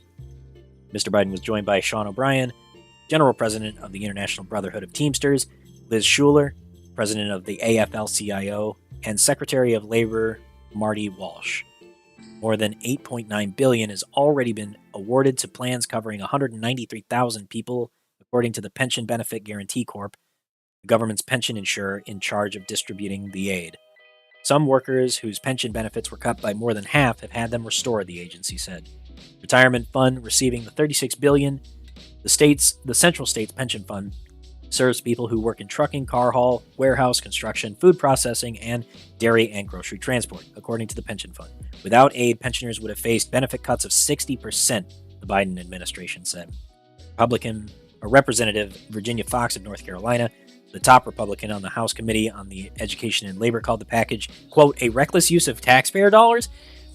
Homie, like, these were people's retirement funds. What? A reckless use of taxpayer dollars? Those people busted their ass their whole lives. Are you serious? This is coming from a Republican. You're supposed to be on the side of the small guy. Like, what happened to your freaking grassroots campaigning? What? What are you talking about? That's people's livelihoods. That's their whole retirement. 60%? Are you serious? Throwing money at a sinking ship saves no one. Chronically underfunded multi-employer pensions have cracks in their foundations. Bailing these programs out without requiring drastic reforms is irrational and irresponsible. What the fuck ever? Bush bailed out all the banks on Wall Street. You didn't have a fucking problem with that. Are you serious? Piss off. That's stupid. I'm sorry. That makes me so goddamn mad. That just makes me so irrationally angry. The money is part of a roughly $90 billion aid package approved last year, after years of conflict between Republicans and Democrats about how to deal with the rapid financial deterioration of so-called multi-employer plans. The plans are maintained under collective bargaining agreements between a union and several employers and serve more than 10 million workers and retirees, including miners, truck drivers, bricklayers, musicians, and roofers. Multi-employer plans are in danger of insolvency as a result of years of industrial decline and overly optimistic predictions about how much investments could earn. No shit, especially with all the hedge funds that have been raiding them for the last 10 years.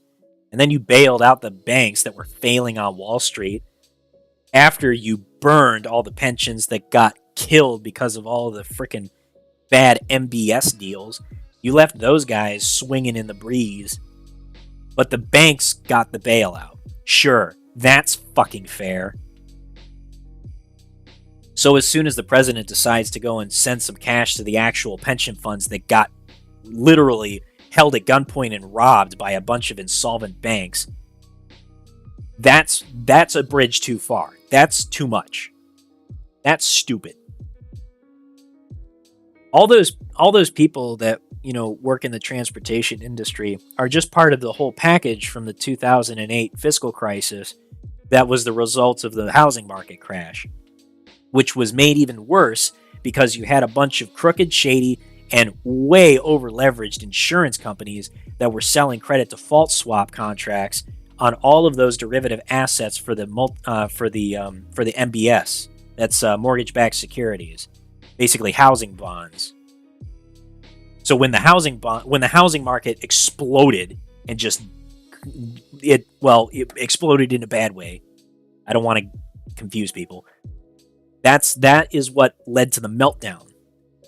Is not just the fact that the mortgage-backed securities went worthless, but also the fact that they were insured for billions and billions and billions of dollars that the insurance companies didn't have.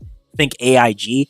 AIG got a giant bailout for it, and then they went and had a frickin' party on a yacht and spent a whole bunch of money on executive bonuses where they pat themselves on the frickin' backs and said, hey, we saved the company thanks to a government bailout paid for by the taxpayers who literally just got robbed of their retirement funds because of our dumbass bets. So crooked. And now they're upset with the president because he decided to pay back pension funds to people who were getting slaughtered because the pension funds were underfunded and overestimating. Not to mention the fact that the entire stock market is just plummeting right now. This is why pensions need to be guaranteed by the government, not maintained by corporations that are worried about their own personal benefits. It needs to be mandated by the government and audited regularly. There's so much crooked shit that happens at the pension level. Pension fund managers make some really risky ass bets that they really shouldn't be. The 2008 crisis really caught a lot of people off guard, but there's been other things that have happened, like the gilt crisis that they just had in the UK, A whole bunch of pension funds almost went insolvent just a month ago, or 2 months ago. No, 3 months ago, actually. It was at the end of September, like the very end of September. A whole bunch of, you can think of them as like treasuries. They were losing so much value that the pension funds were about to go insolvent. So the UK government had to prop up the entire treasury market. They call them gilts.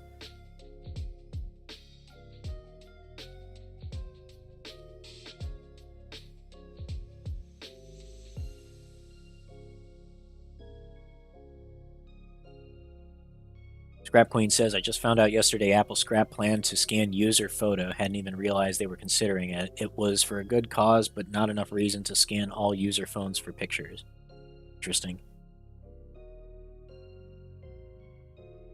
Hey guys, if you're still watching the stream and you haven't already, I really appreciate it if you would leave a like on the stream and go ahead and share the video out to everybody. It really helps out the YouTube algorithm and brings more people here to learn from what we have to show and teach. And I'm going to be going into a Scourge Bot search pretty soon, where we're going to go and start hunting down potential squeeze plays. Scourge has been actually really knocking things out of the park lately, and we haven't mentioned it too often. But our Scourge Bot is it's gotten a lot better now. We have a screener that's set up watching this thing on the regular. Let me actually go ahead and sign into my I'll go ahead and sign into Discord on the browser.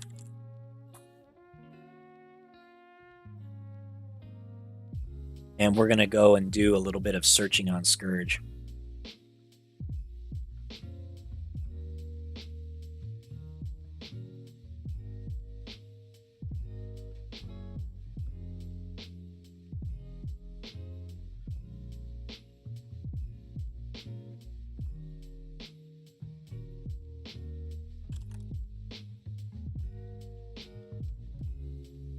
Okay.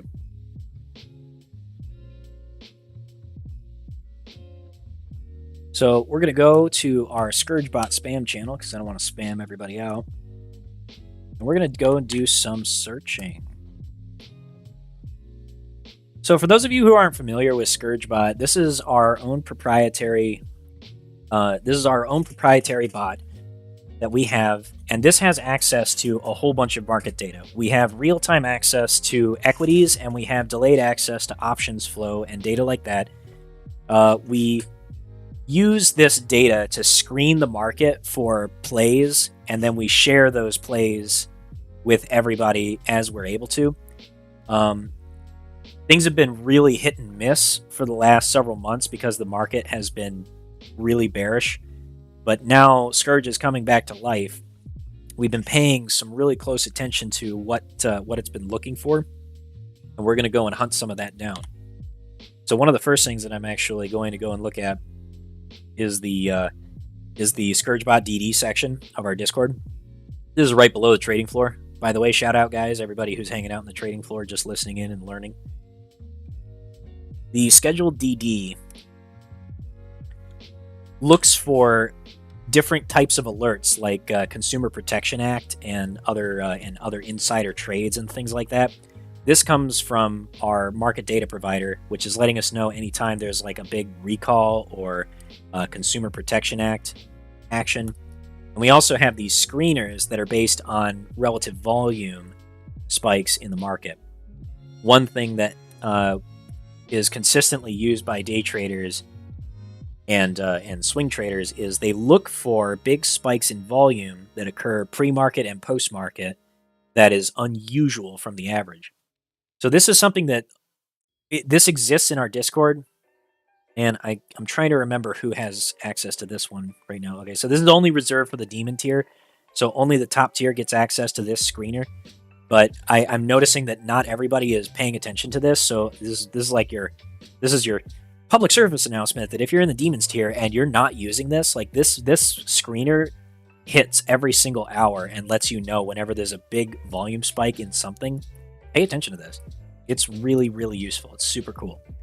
We also do a end of day short exempt ratio screener looking for the highest number of short exempt ratios on the day. And we have some familiar names that appear rather regularly. So ffie, Tilray, which is a really fun little weed stock play. Excela showed up again today, and this is not the only time. We've also seen the SOX short index show up. So we're going to take a look at some of these together. I'm thinking that it's time to do a little bit of Scourge analysis and dedicate a little bit of time every day to figuring out where the market is going to go. So I'm going to go ahead and write down those. I'm going to go write down those tickers that we want to take a look at.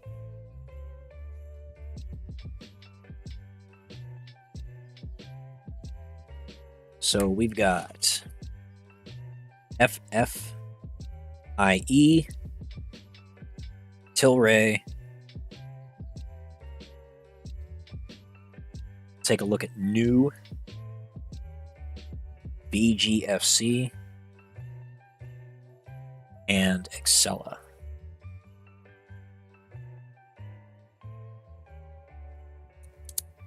Okay, got those written down. We're going to go take a peek at all of these. So this is a good opportunity to kind of teach everybody a little bit about what Scourge Bot was built for and how it works. And I should definitely mark this time down in my stream, because this will make a nice highlight video.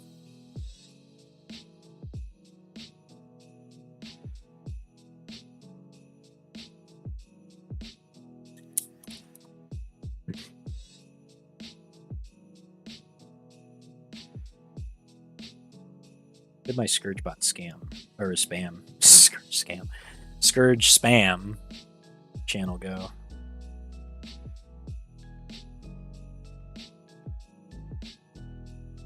Here we go. Scourge spam.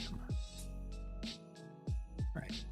So first things first, let's look at ffie.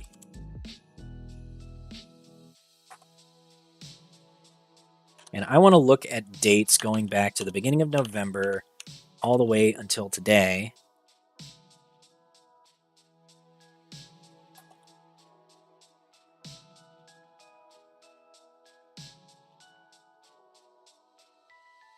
And we just got to give Scourge a little bit of time to go and cut up the results for us. I was going to dance in my chair while we're doing this. Is it Python based? Yes. That is actually, you noticed the matplotlib. You noticed that it was built with matplotlib. Yes, ScourgeBot is Python-based, which I love Python. I'm a big fan of Python. It's my personal favorite language. But you could build something like this in any language. What you can't do is you can't get this data just about anywhere else. This data costs us tens of thousands of dollars to do what Scourge is doing, and we've been developing this in-house ever since December of last year. As a matter of fact, yesterday was the anniversary of Hell's Trading Floor. So happy birthday, Hell's Trading Floor. It's been quite a year, I gotta say. To think that just a year ago, we started with just 6 people in this Discord on our executives group. And now we're over 1,000 members strong. It's pretty crazy. We've got a lot of things to be thankful for. It's been quite an amazing year. Well, anyway, we've got our data now on ffie, so we're going to take a look at that. Yeah, oh wow, short exempt ratio is massive. What the hell? What? 16, 17, and 27% short exempt ratio. This is why the screener is so good, okay? This is why this screener is so good. All right. So what am I looking at, okay? What this data is showing is this is showing the FINRA trading data for the day, every single day, going back to the 1st of November of this year. Over here we have the open, high, low, and closing price for that day in this column. Next to that, we have the volume, which shows you all total traded volume for the day. We see short volume, which is any short volume, both buying and selling, but it involves a short share.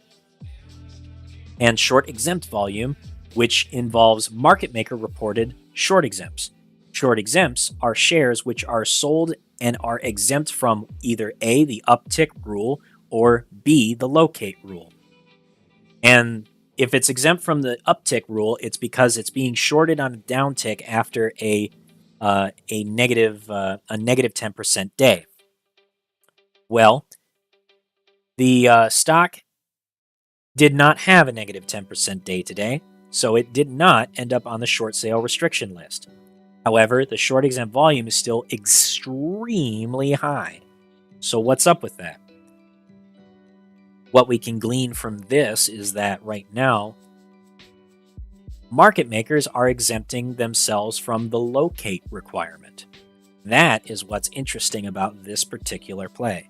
So, the short exempt delta rate, this is the rate of change in the short exempts, and then the short exempt ratio is the percentage of short exempts to short volume. So it's literally just short exempt volume divided by short volume, and then you multiply that number by 100, you get this number. And that tells you the percentage of these shorts, how much of that was short exempt. And since we know that this was not on the short sale restriction list, we can assume that it was exempt, that all of these short exempts were exempt from the locate requirement, which means that these shares have not been located. And that gives us a time window of 6 trading days. 6 trading days where we know that that if you looked at this, if you got into this play right now and all of a sudden the price went back from its close of $24.96 and got above its open on the 5th, 3 days ago, if we get above that price within the next 3 trading days, all of these short exempts will have to be covered by the market maker at a loss. So that's what we're looking for. We're basically hunting for naked shorting in the market, and that's what this data can tell us. So when we see a very high concentration of short exempts versus short volume, we know that the market makers are playing games. No, it does not mean January calls. It means that in order for this to go against market makers, there needs to be a combined buying of shares and options. But the most important thing is price action. There needs to be volatility and price action pushing the price consistently up higher. And you can look for this by looking at the SMA delta rate. This is the simple moving average delta rate. What you're looking for is for the price to be moving up consistently. Right here, you see the price is moving from high to low. That's bad. What you want to see is this moving from low to high, specifically at a delta rate of 5% or more for 3 consecutive trading days. If you get that increase over 3 consecutive trading days, that is a sign that the volatility is starting to hurt market makers and they are losing control. So this is ticker FFIE that's at the top of the chart right here. We can take a look at BBIG's short exempts as well. But we're hunting for other plays at the moment. Sit down, Nitro. Okay. So FFIE, we do have a 1348 EMA strategy that watches this very closely, and right now the 13 EMA is chasing the 48 with the potential to bounce, but that's not really what we want to be looking for.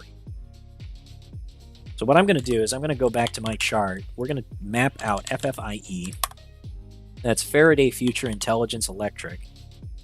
And let's understand a little bit about this company. So it's an emerging growth company with manufacturing of electric vehicles. The company was founded by Jia Huiting in May of 2014 and is headquartered in Gardena, California.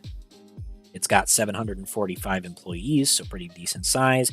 It has a sell signal on the technicals from TradingView.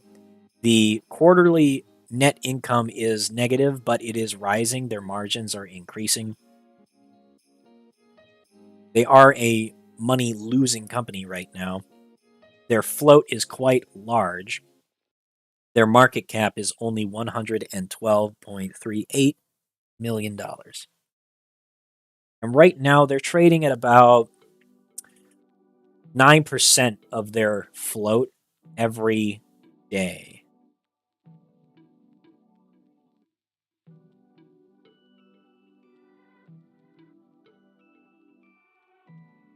So they're getting some interesting news articles coming in while we're creating some interesting technicals here. I'm going to go over to the daily chart here, and we're going to see if we can identify a bottom. So their last earnings reported a loss with a surprise to the upside, showing that they were improving their balance sheet or their earnings by about 16%. So their earnings per share had a 6-cent surprise. That's pretty good. Their revenue estimate was $10 million. That has not been properly reported. What we're looking at right now is we had a bullish crossover on the MACD right here, and we have the RSI that is starting to show at least a little bit of strength. But I think we need to see one more cross down and then cross up on the MACD.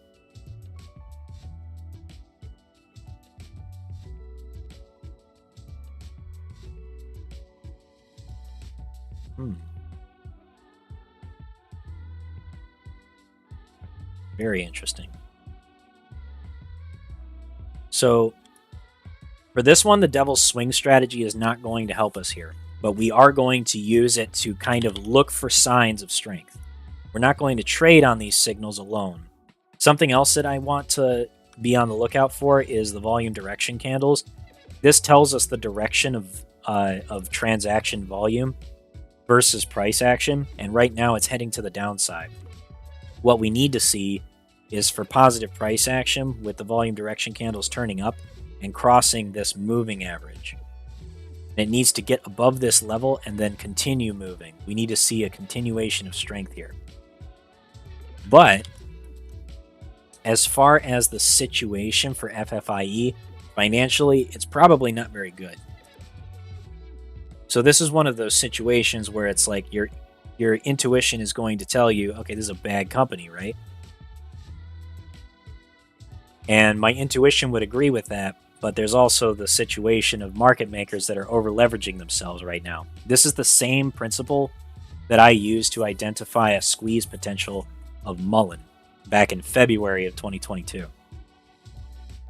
So when I was looking at Mullen, this same situation happened. We had just developed this screener, or rather, it was in its infancy, and we were just starting to get it to work. And Mullen was one of the first plays that we identified with Scourge Bot back in February. As a matter of fact, I remember the exact day. If I were to go back to Mullen on the daily, and I went all the way back,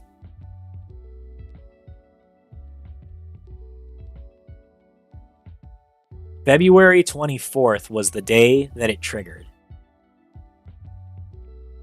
On February 24th, we analyzed the short exempt volume on Mullen, and if you were to analyze this with ScourgeBot, you would see that more than 100% of Mullen's float was traded short exempt on this exact day, and it had consistently had very high short exempt volume for weeks prior to it.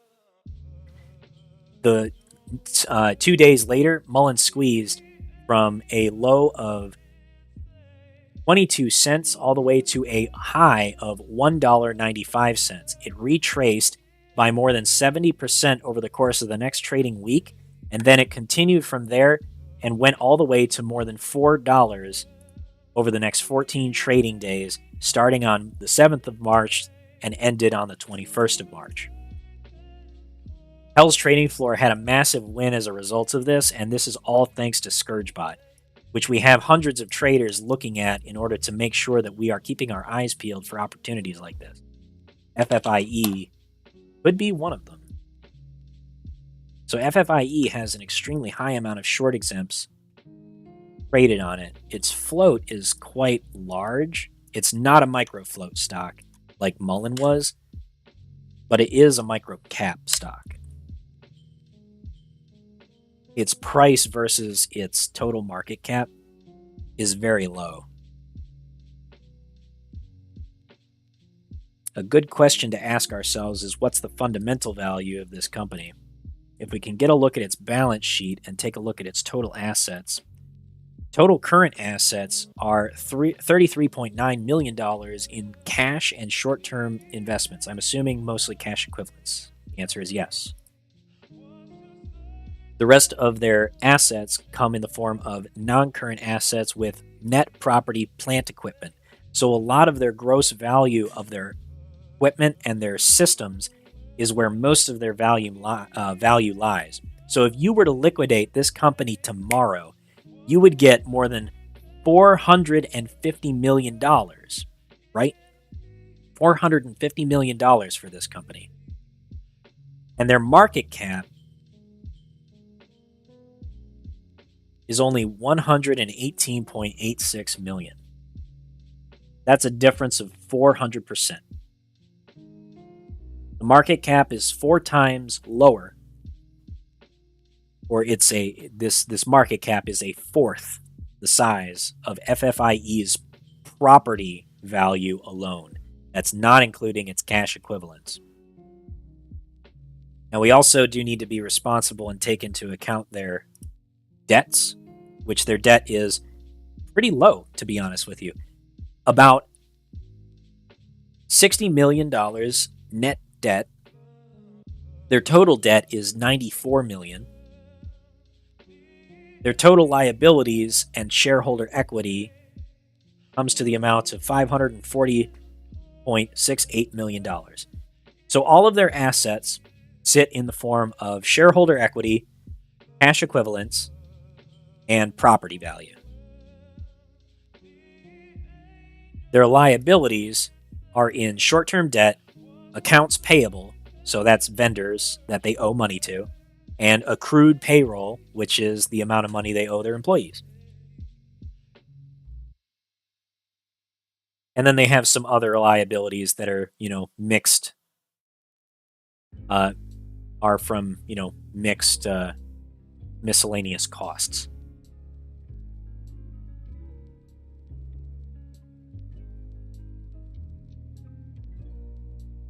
Their non-current liabilities include long-term debt, which is like financed loans for long-term, more than a year.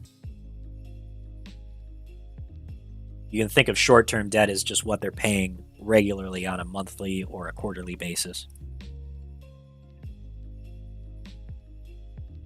But I do like this. The book value is extremely low.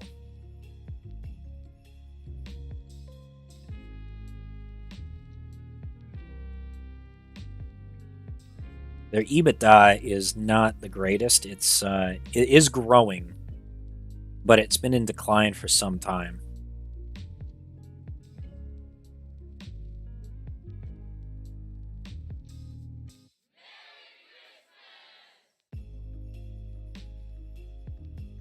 Do they have a working EV? That's a good question.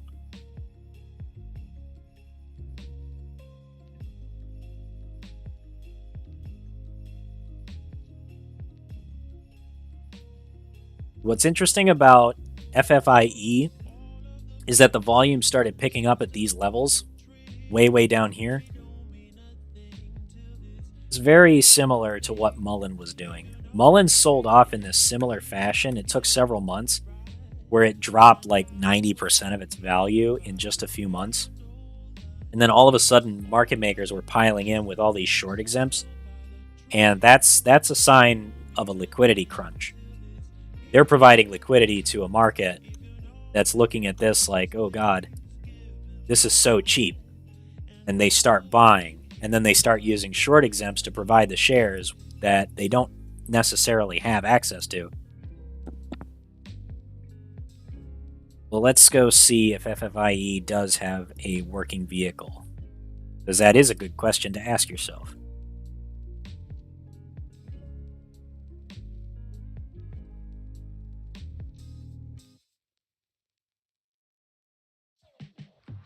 So here's their company website.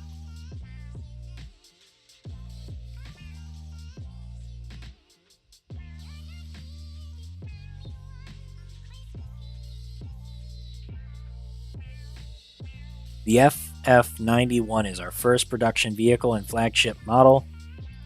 All electric, autonomous ready, and seamlessly connected, embodies our latest mobility advancements in performance, intelligence, and user experience. This is the reason why we gave FF91 a future-forward design that visually sets it apart from anything else on the road.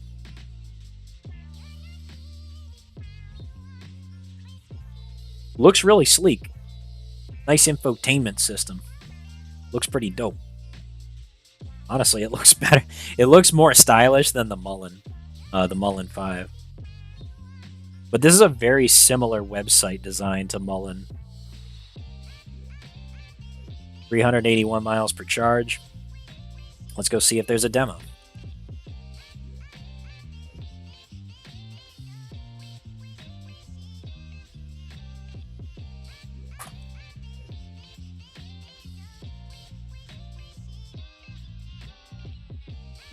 In the audience.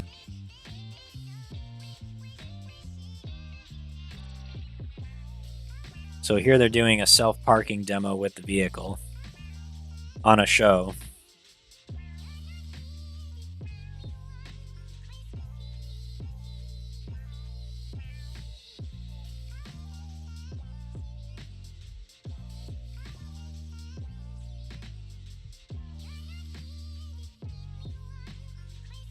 I'm going to speed this up just a little bit.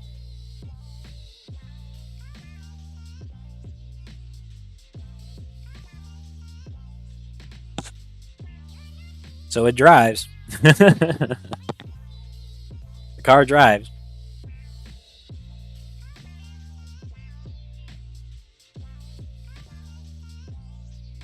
FF stands for Fred Flintstone.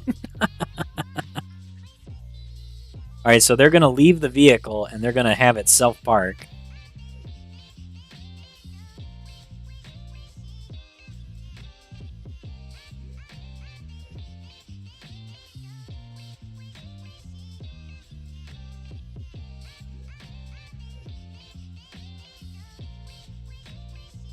I'm not going to lie, this is pretty cool.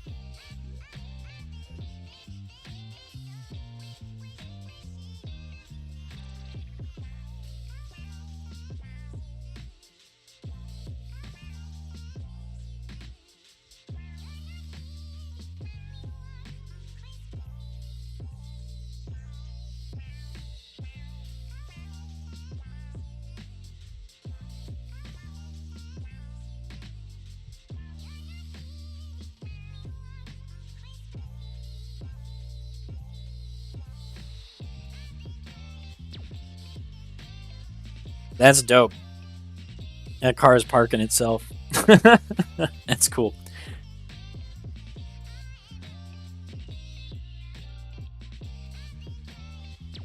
All right, so they have a working vehicle that apparently parks itself.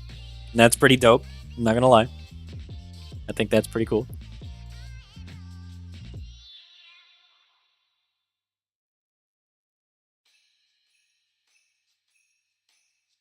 So I do like the setup. That's how you do self-driving, Elon. We're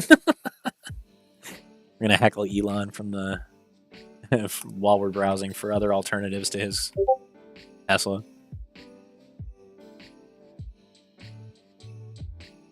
That is pretty dope. Very cool. Okay, so ffie has a reverse split approved. Thank you for the due diligence tips.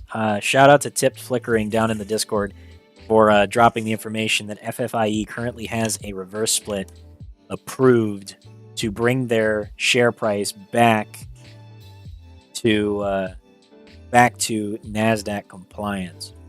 So they've been out of compliance since Friday, September 16th. That brings them to about 83 days out of compliance. So they have a lot of time. They've got another 3 months before they would even be at risk of delisting. But with a reverse split hanging over it, that is kind of a big deal, and not a good sign for the company. Obviously, it's getting pounded right now. Let's go take a look at the short interest and see what we can find, because that's going to tell us a lot about this as well.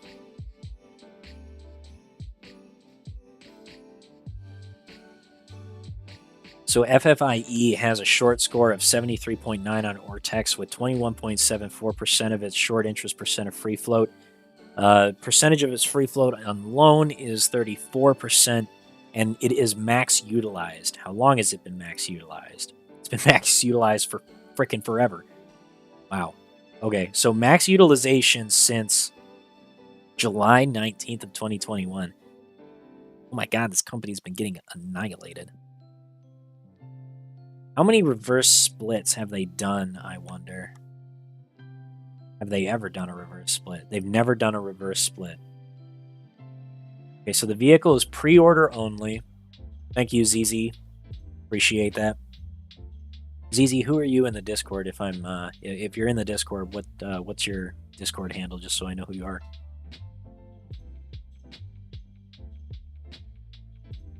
The volume direction candles are very, very negative and bearish.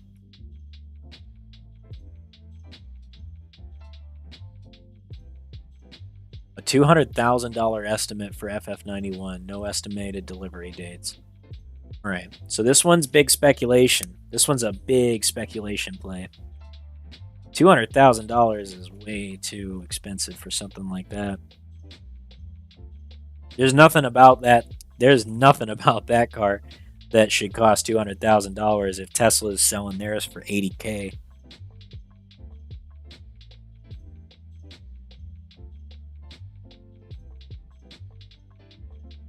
Well, that aside, people will pay for something like that. Just not a lot of people. All right, ZZ. Thank you for considering it. Yeah, if you want to join Hell's Trading Floor, there's a 7-day trial for our Tier 1 membership. You can check it out and see how you like it. We're chatting in VC every single day, even when I'm not streaming. People are always hanging out in VC, calling out plays, and there's more analysts down there that are doing stuff just like me. So if you want to check that out, you can come and sign up at hellstradingfloor.com.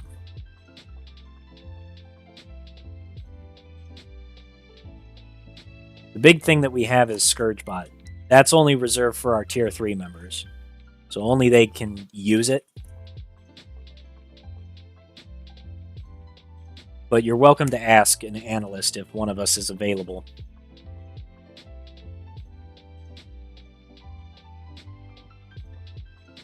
Okay, the SEC filing for FFIE was granted approval on October 31st. Per tipped flickering. Thank you, dude.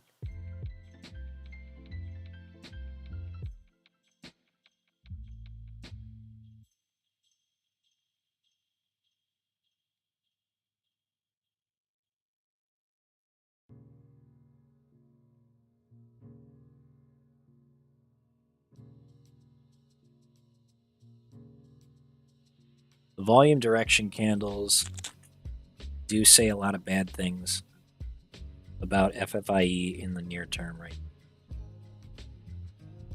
But we've had big volatility in this one before. Went up 200% in 3 weeks.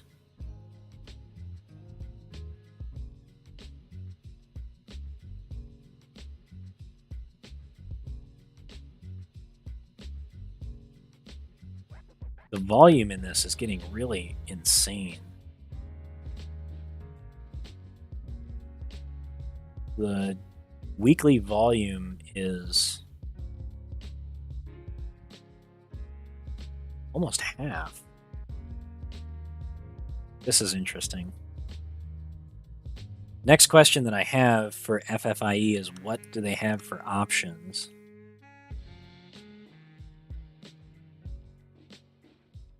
So a lot of open interest at $1. Let's take a look at January. Implied volatility for $1 is 320%. For 50 cents, it's 240%. Last traded price is 3 cents.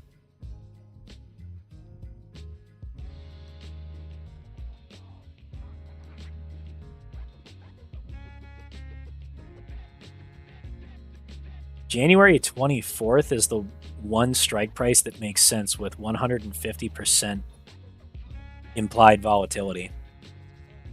An open interest of 2,170 calls.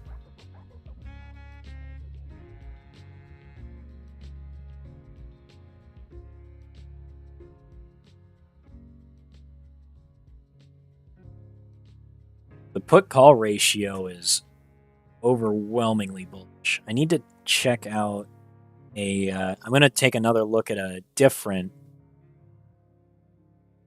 I'm going to take a look at a different Scourge chart and do a little bit of analysis on this.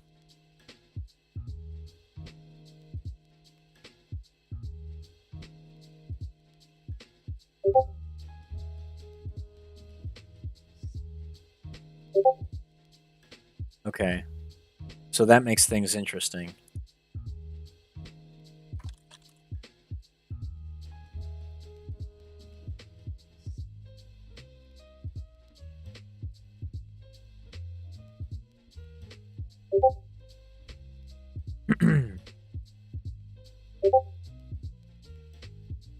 So if you go and look at ffie, this is another chart generated by Scourge Bot.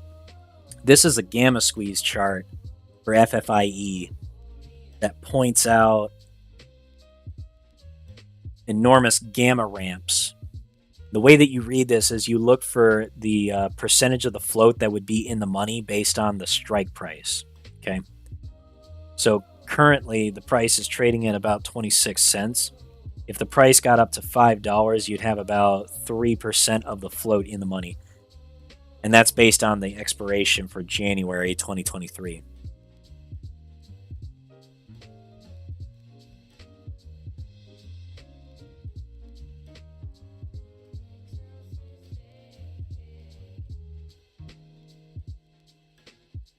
But if I go to January 19th of 2024, this might look a little different.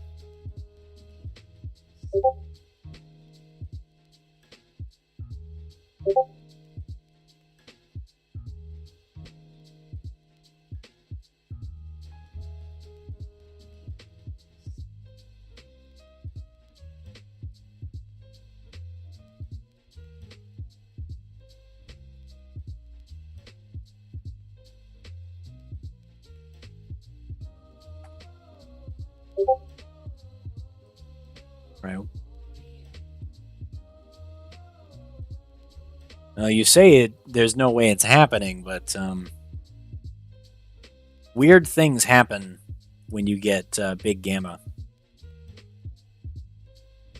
Yeah, January 2023 has a big gamma ramp on it.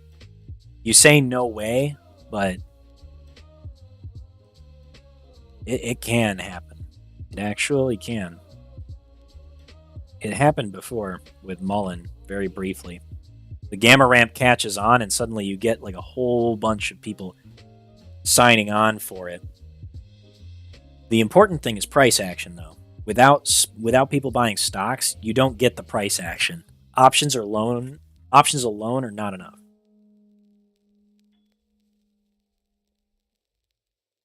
Options don't do the job by itself. So this is the table of open interest over the last. This is the table of open interest for ffie. January 20th of 2023 is where the big gamma ramp is, and there's another one January 19th of 2024. It's quite a bit smaller, but it's there.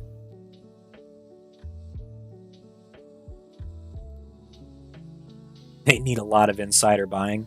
You're not wrong. That would definitely help.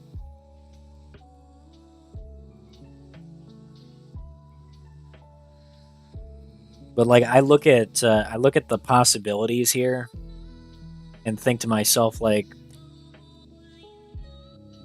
for instance, this strike, $1.50. Yes, it's very far away. If they reverse split by 5 to 1, then that brings you up to a strike of $7.50. The price would probably pop up to around $1.50 on the stock price chart. So that would put you at least 7 strikes away. But the amount of open interest here and the amount of open interest way out here does have the possibility to create a lot of gamma. Especially if market makers are still selling these. Interestingly enough, on the 6th, we had a sweep for 50-cent call strikes. There were 490 calls that were purchased for 50-cent strikes on the 6th of December. Isn't that interesting? And that was a sweep trade, so they swept multiple exchanges to hit the ask on this. That's a very interesting trade, I'm just going to say.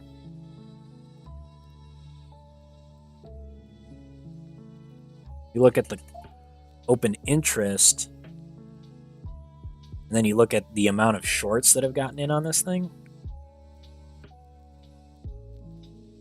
Look at how much of the float is just sold short. It's like this is about to be more than 25% of the float pretty soon here. I don't know. I'm going to keep an eye on this one. I'm going to keep a real close eye on this one. There's a lot of shares on loan here.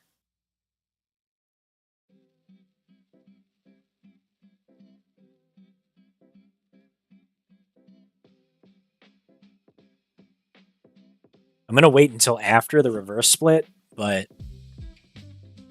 yeah, this is actually quite interesting.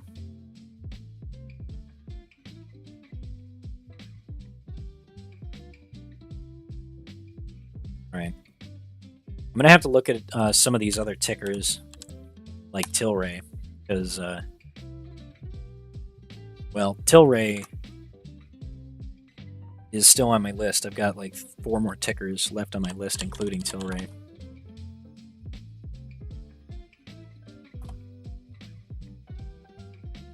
Tilray is getting interesting because it's getting bouncy and it created a bullish divergence here.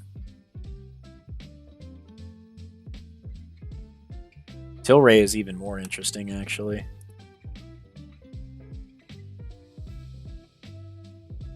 Yeah, look at these short exempts. 15% short exempt ratio.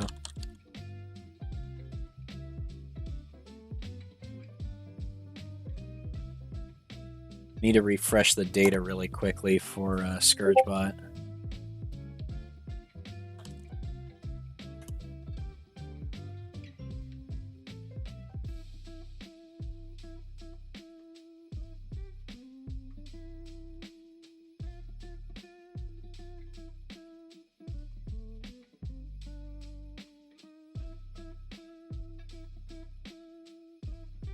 But we had this like brief period where the short exempts were starting to climb. And we got above 3%. That's my threshold for when you need to start paying attention to it. And the delta rate for the price increase was starting to go up past 5%. It did it for one day, and then it came back down really sharply. So market makers jumped in and smashed the price really fast. Let's go back in time a little bit further and see what this looks like over the long term. Yeah, Tilray is getting interesting. As a weed stock, I like this company one of the best out of all of the weed stock companies that I've been paying attention to. SNDL. Yeah, sorry, my dude. I'm not paying as much attention to SNDL, and the reason why we're looking at Tilray is because it showed up on our Scourge Bot screener. So I'm sorry, Tommy. I'm just going through my list. We're doing DD on some of these. So I know a little bit about Tilray. They're actually in a pretty good position. Their company, I feel, is undervalued for the similar reasons to the other weed plays because they have a lot of product and they have a lot of production capability. They bought several other companies. And yes, obviously there is rumors about pot legislation legalizing marijuana. So that's one of the big deals.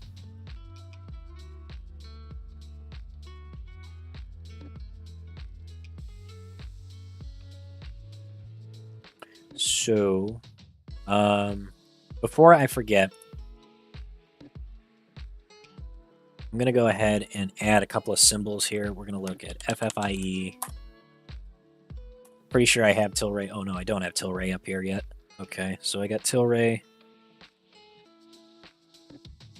Okay, Excela is already in my list. I'm going to start paying attention to Excela again because it showed up on the screener. People get really mad at me for not paying attention to the tickers that I called out before. All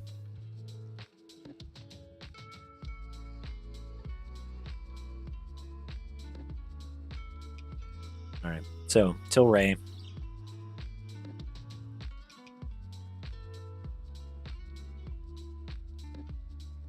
Yeah, it got rejected by its 50-period weekly moving average, and this was an evening star that it got rejected by on its 200-period daily EMA. Now it's created a floor here.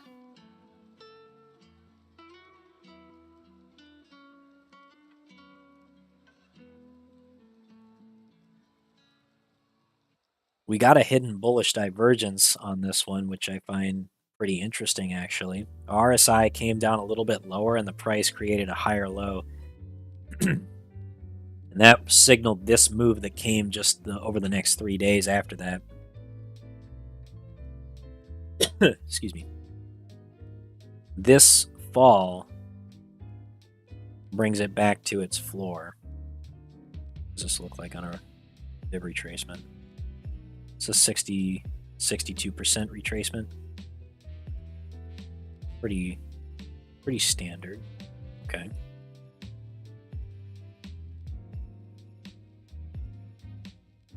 So the short exempts may have just been caused by market makers providing liquidity to buyers and then allowing shorts to send everything to the exchange.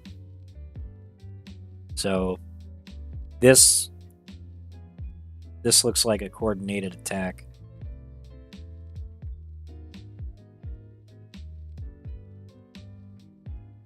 But I gotta say, I really like the setup for tilray.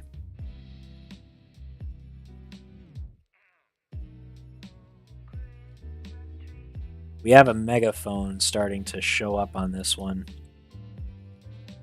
And we're now getting very close to the bottom of that megaphone. I'm going to analyze this a little bit more in my spare time, but now I've got tilray on my watch list for current plays that I'm watching. So I'll keep an eye on that one, okay?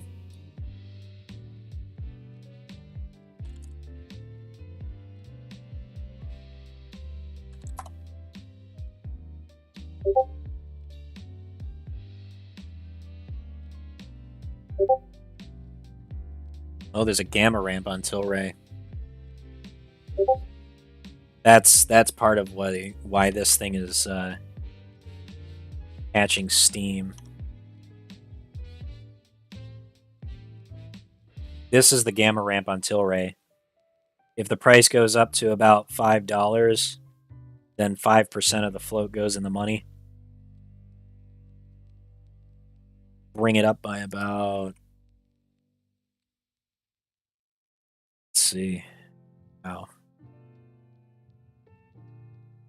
That's a lot. That's a lot of gamma.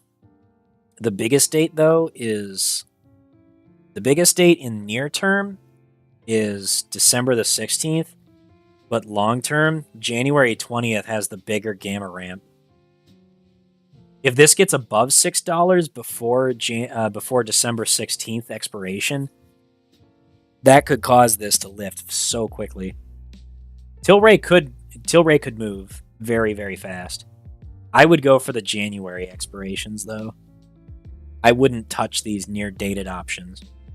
But now that the IV crush hit, and all of these options are about to expire out of the money, that's your opportunity to get into these longer dated contracts and then catch another big move that will lift the IV really rapidly.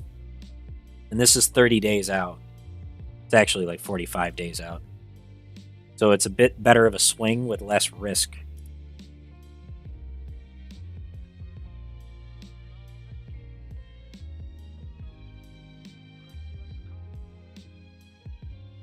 The most popular contract for Tilray right now is January 20th calls at $7 strike. They're trading at about 9 cents per 9 cents per share. That's $9 per contract. So that's a good setup for Tilray. That's a long way for it to go, though. It's a very long way for it to go. It's asking a lot for this little stock. But it's made bigger moves than that.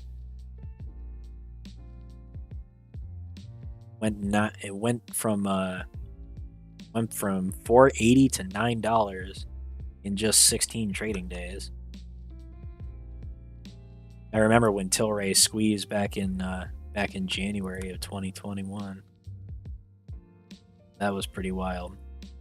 The short squeeze in Tilray back then was magnificent. Went from like $8 all the way to $45, $50. Oh, wow. It was even bigger than that. Yeah, over the course of a month and a half, it went from just under $9 all the way to $66, $67. 670% gain. That was a wild time. I'm gonna move. We're gonna keep moving forward. We got NU. That's New Holdings. They have a lot of short exempts on them. Their income statement is positive. They've got money coming in. They went profitable. They have a 2 billion share float, and their market cap is 18.7 billion. They got a ton of short exempts on them. That's really bizarre. It's very strange.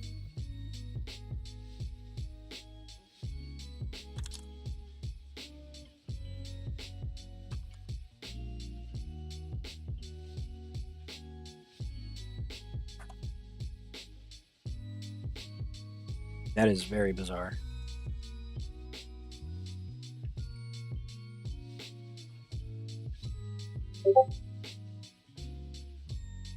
Stand by. I'm getting my data for NU.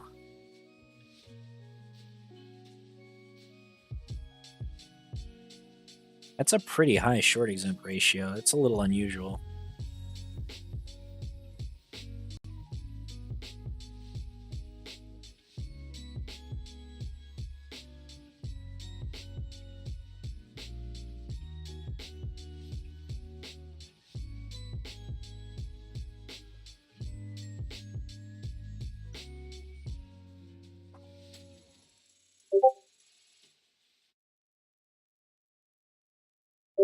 See, what else do we got going on here? New does not have a gamma ramp on it. It's really teeny tiny. There's a lot of puts on them.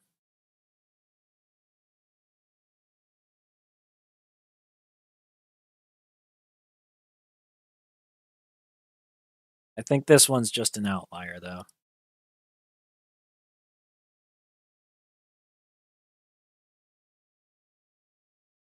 Let's look at BGFC. That's the very good food company.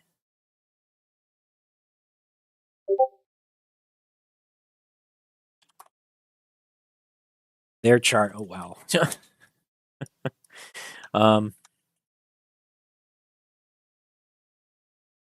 So this one is interesting for the fact that it had just a ton of volume come out of nowhere. That's really strange. There's a lot of shorts piling in on this thing, I think. The RSI is diverging from the volume direction candles, and the volume direction candles are pushing down hard. But it created a higher low, so I find that really interesting. So all that volume and the price created a higher low. And the RSI did too. That's interesting. That's very interesting. Take a look at very good food company on Ortex and see what shorts are doing to this thing, because I think that that's a little strange.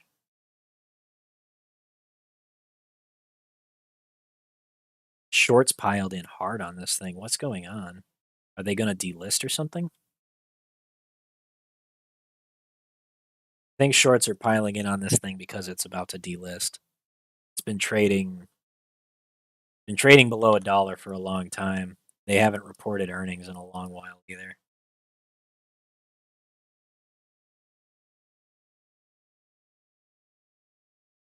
No reverse splits or anything like that. They've been trading below $1 since here, December of 2021. Yeah, they're about to delist. That's why shorts are piling in right now. The company's about to die. That's what's happening here. You're either going to reverse split or they're going to go under.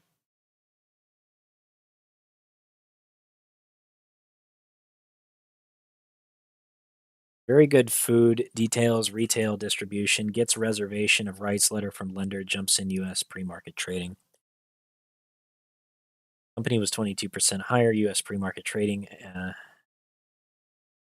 Will launch its products at over 900 grocery stores and 2,700 new distribution points in Albertsons companies, Aldi's. Separately, the company said it's determined that it is not in compliance with the cash coverage ratio financial covenant of not less than 2.5 to 1 as required under the terms of its loan agreement with Vigar Capital, constituting an event of default. Vigar has subsequently issued a reservation of rights letter to the company notifying it does not intend to take action in respect to the default at this time without waiving any of its legal rights under the loan agreement. BGFC said that it is continuing to work with Vigar to reach a resolution while it continues to explore strategic alternatives. It said there can be no assurance that Vigar will not proceed to enforce all rights available to it under the loan agreement. So the company is in default. Loans not good. And they are not in compliance with NASDAQ listing requirements either. This one is probably going to die.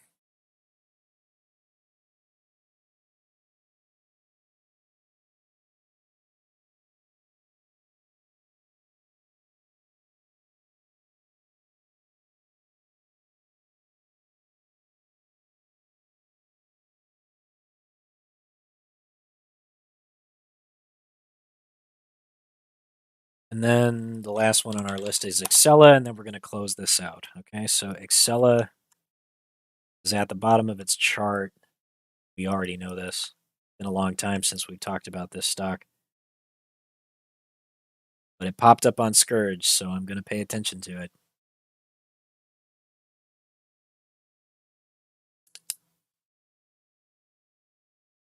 Company stated on November 9th that financial statements included within the 10K for fiscal year ended December 31st, 2021 should be restated. Issued preliminary third quarter results. Revenue fell 5.4% to 264 million. Quarterly short loss of 1.38. Earnings not good.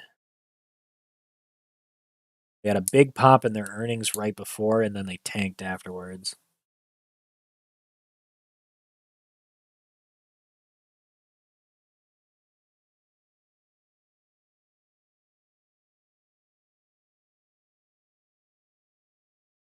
Okay.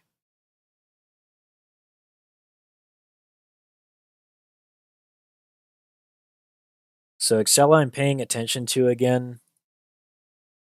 It crossed above its moving average on its volume direction candles, and it's held support there. We're about to get bullish divergence. This price action right here creating a lower low with the RSI creating a higher low, that's interesting to me.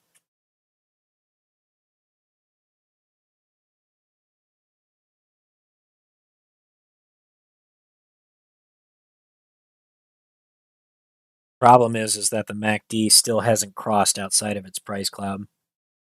So we're waiting for another period of contraction for a crossover. And then once a crossover occurs outside the price cloud somewhere in the future, then we'll be interested in a trade possibly. But until we get those conditions, this one's not a trade. And it's getting pounded right now. So I think that that's going to have to be it.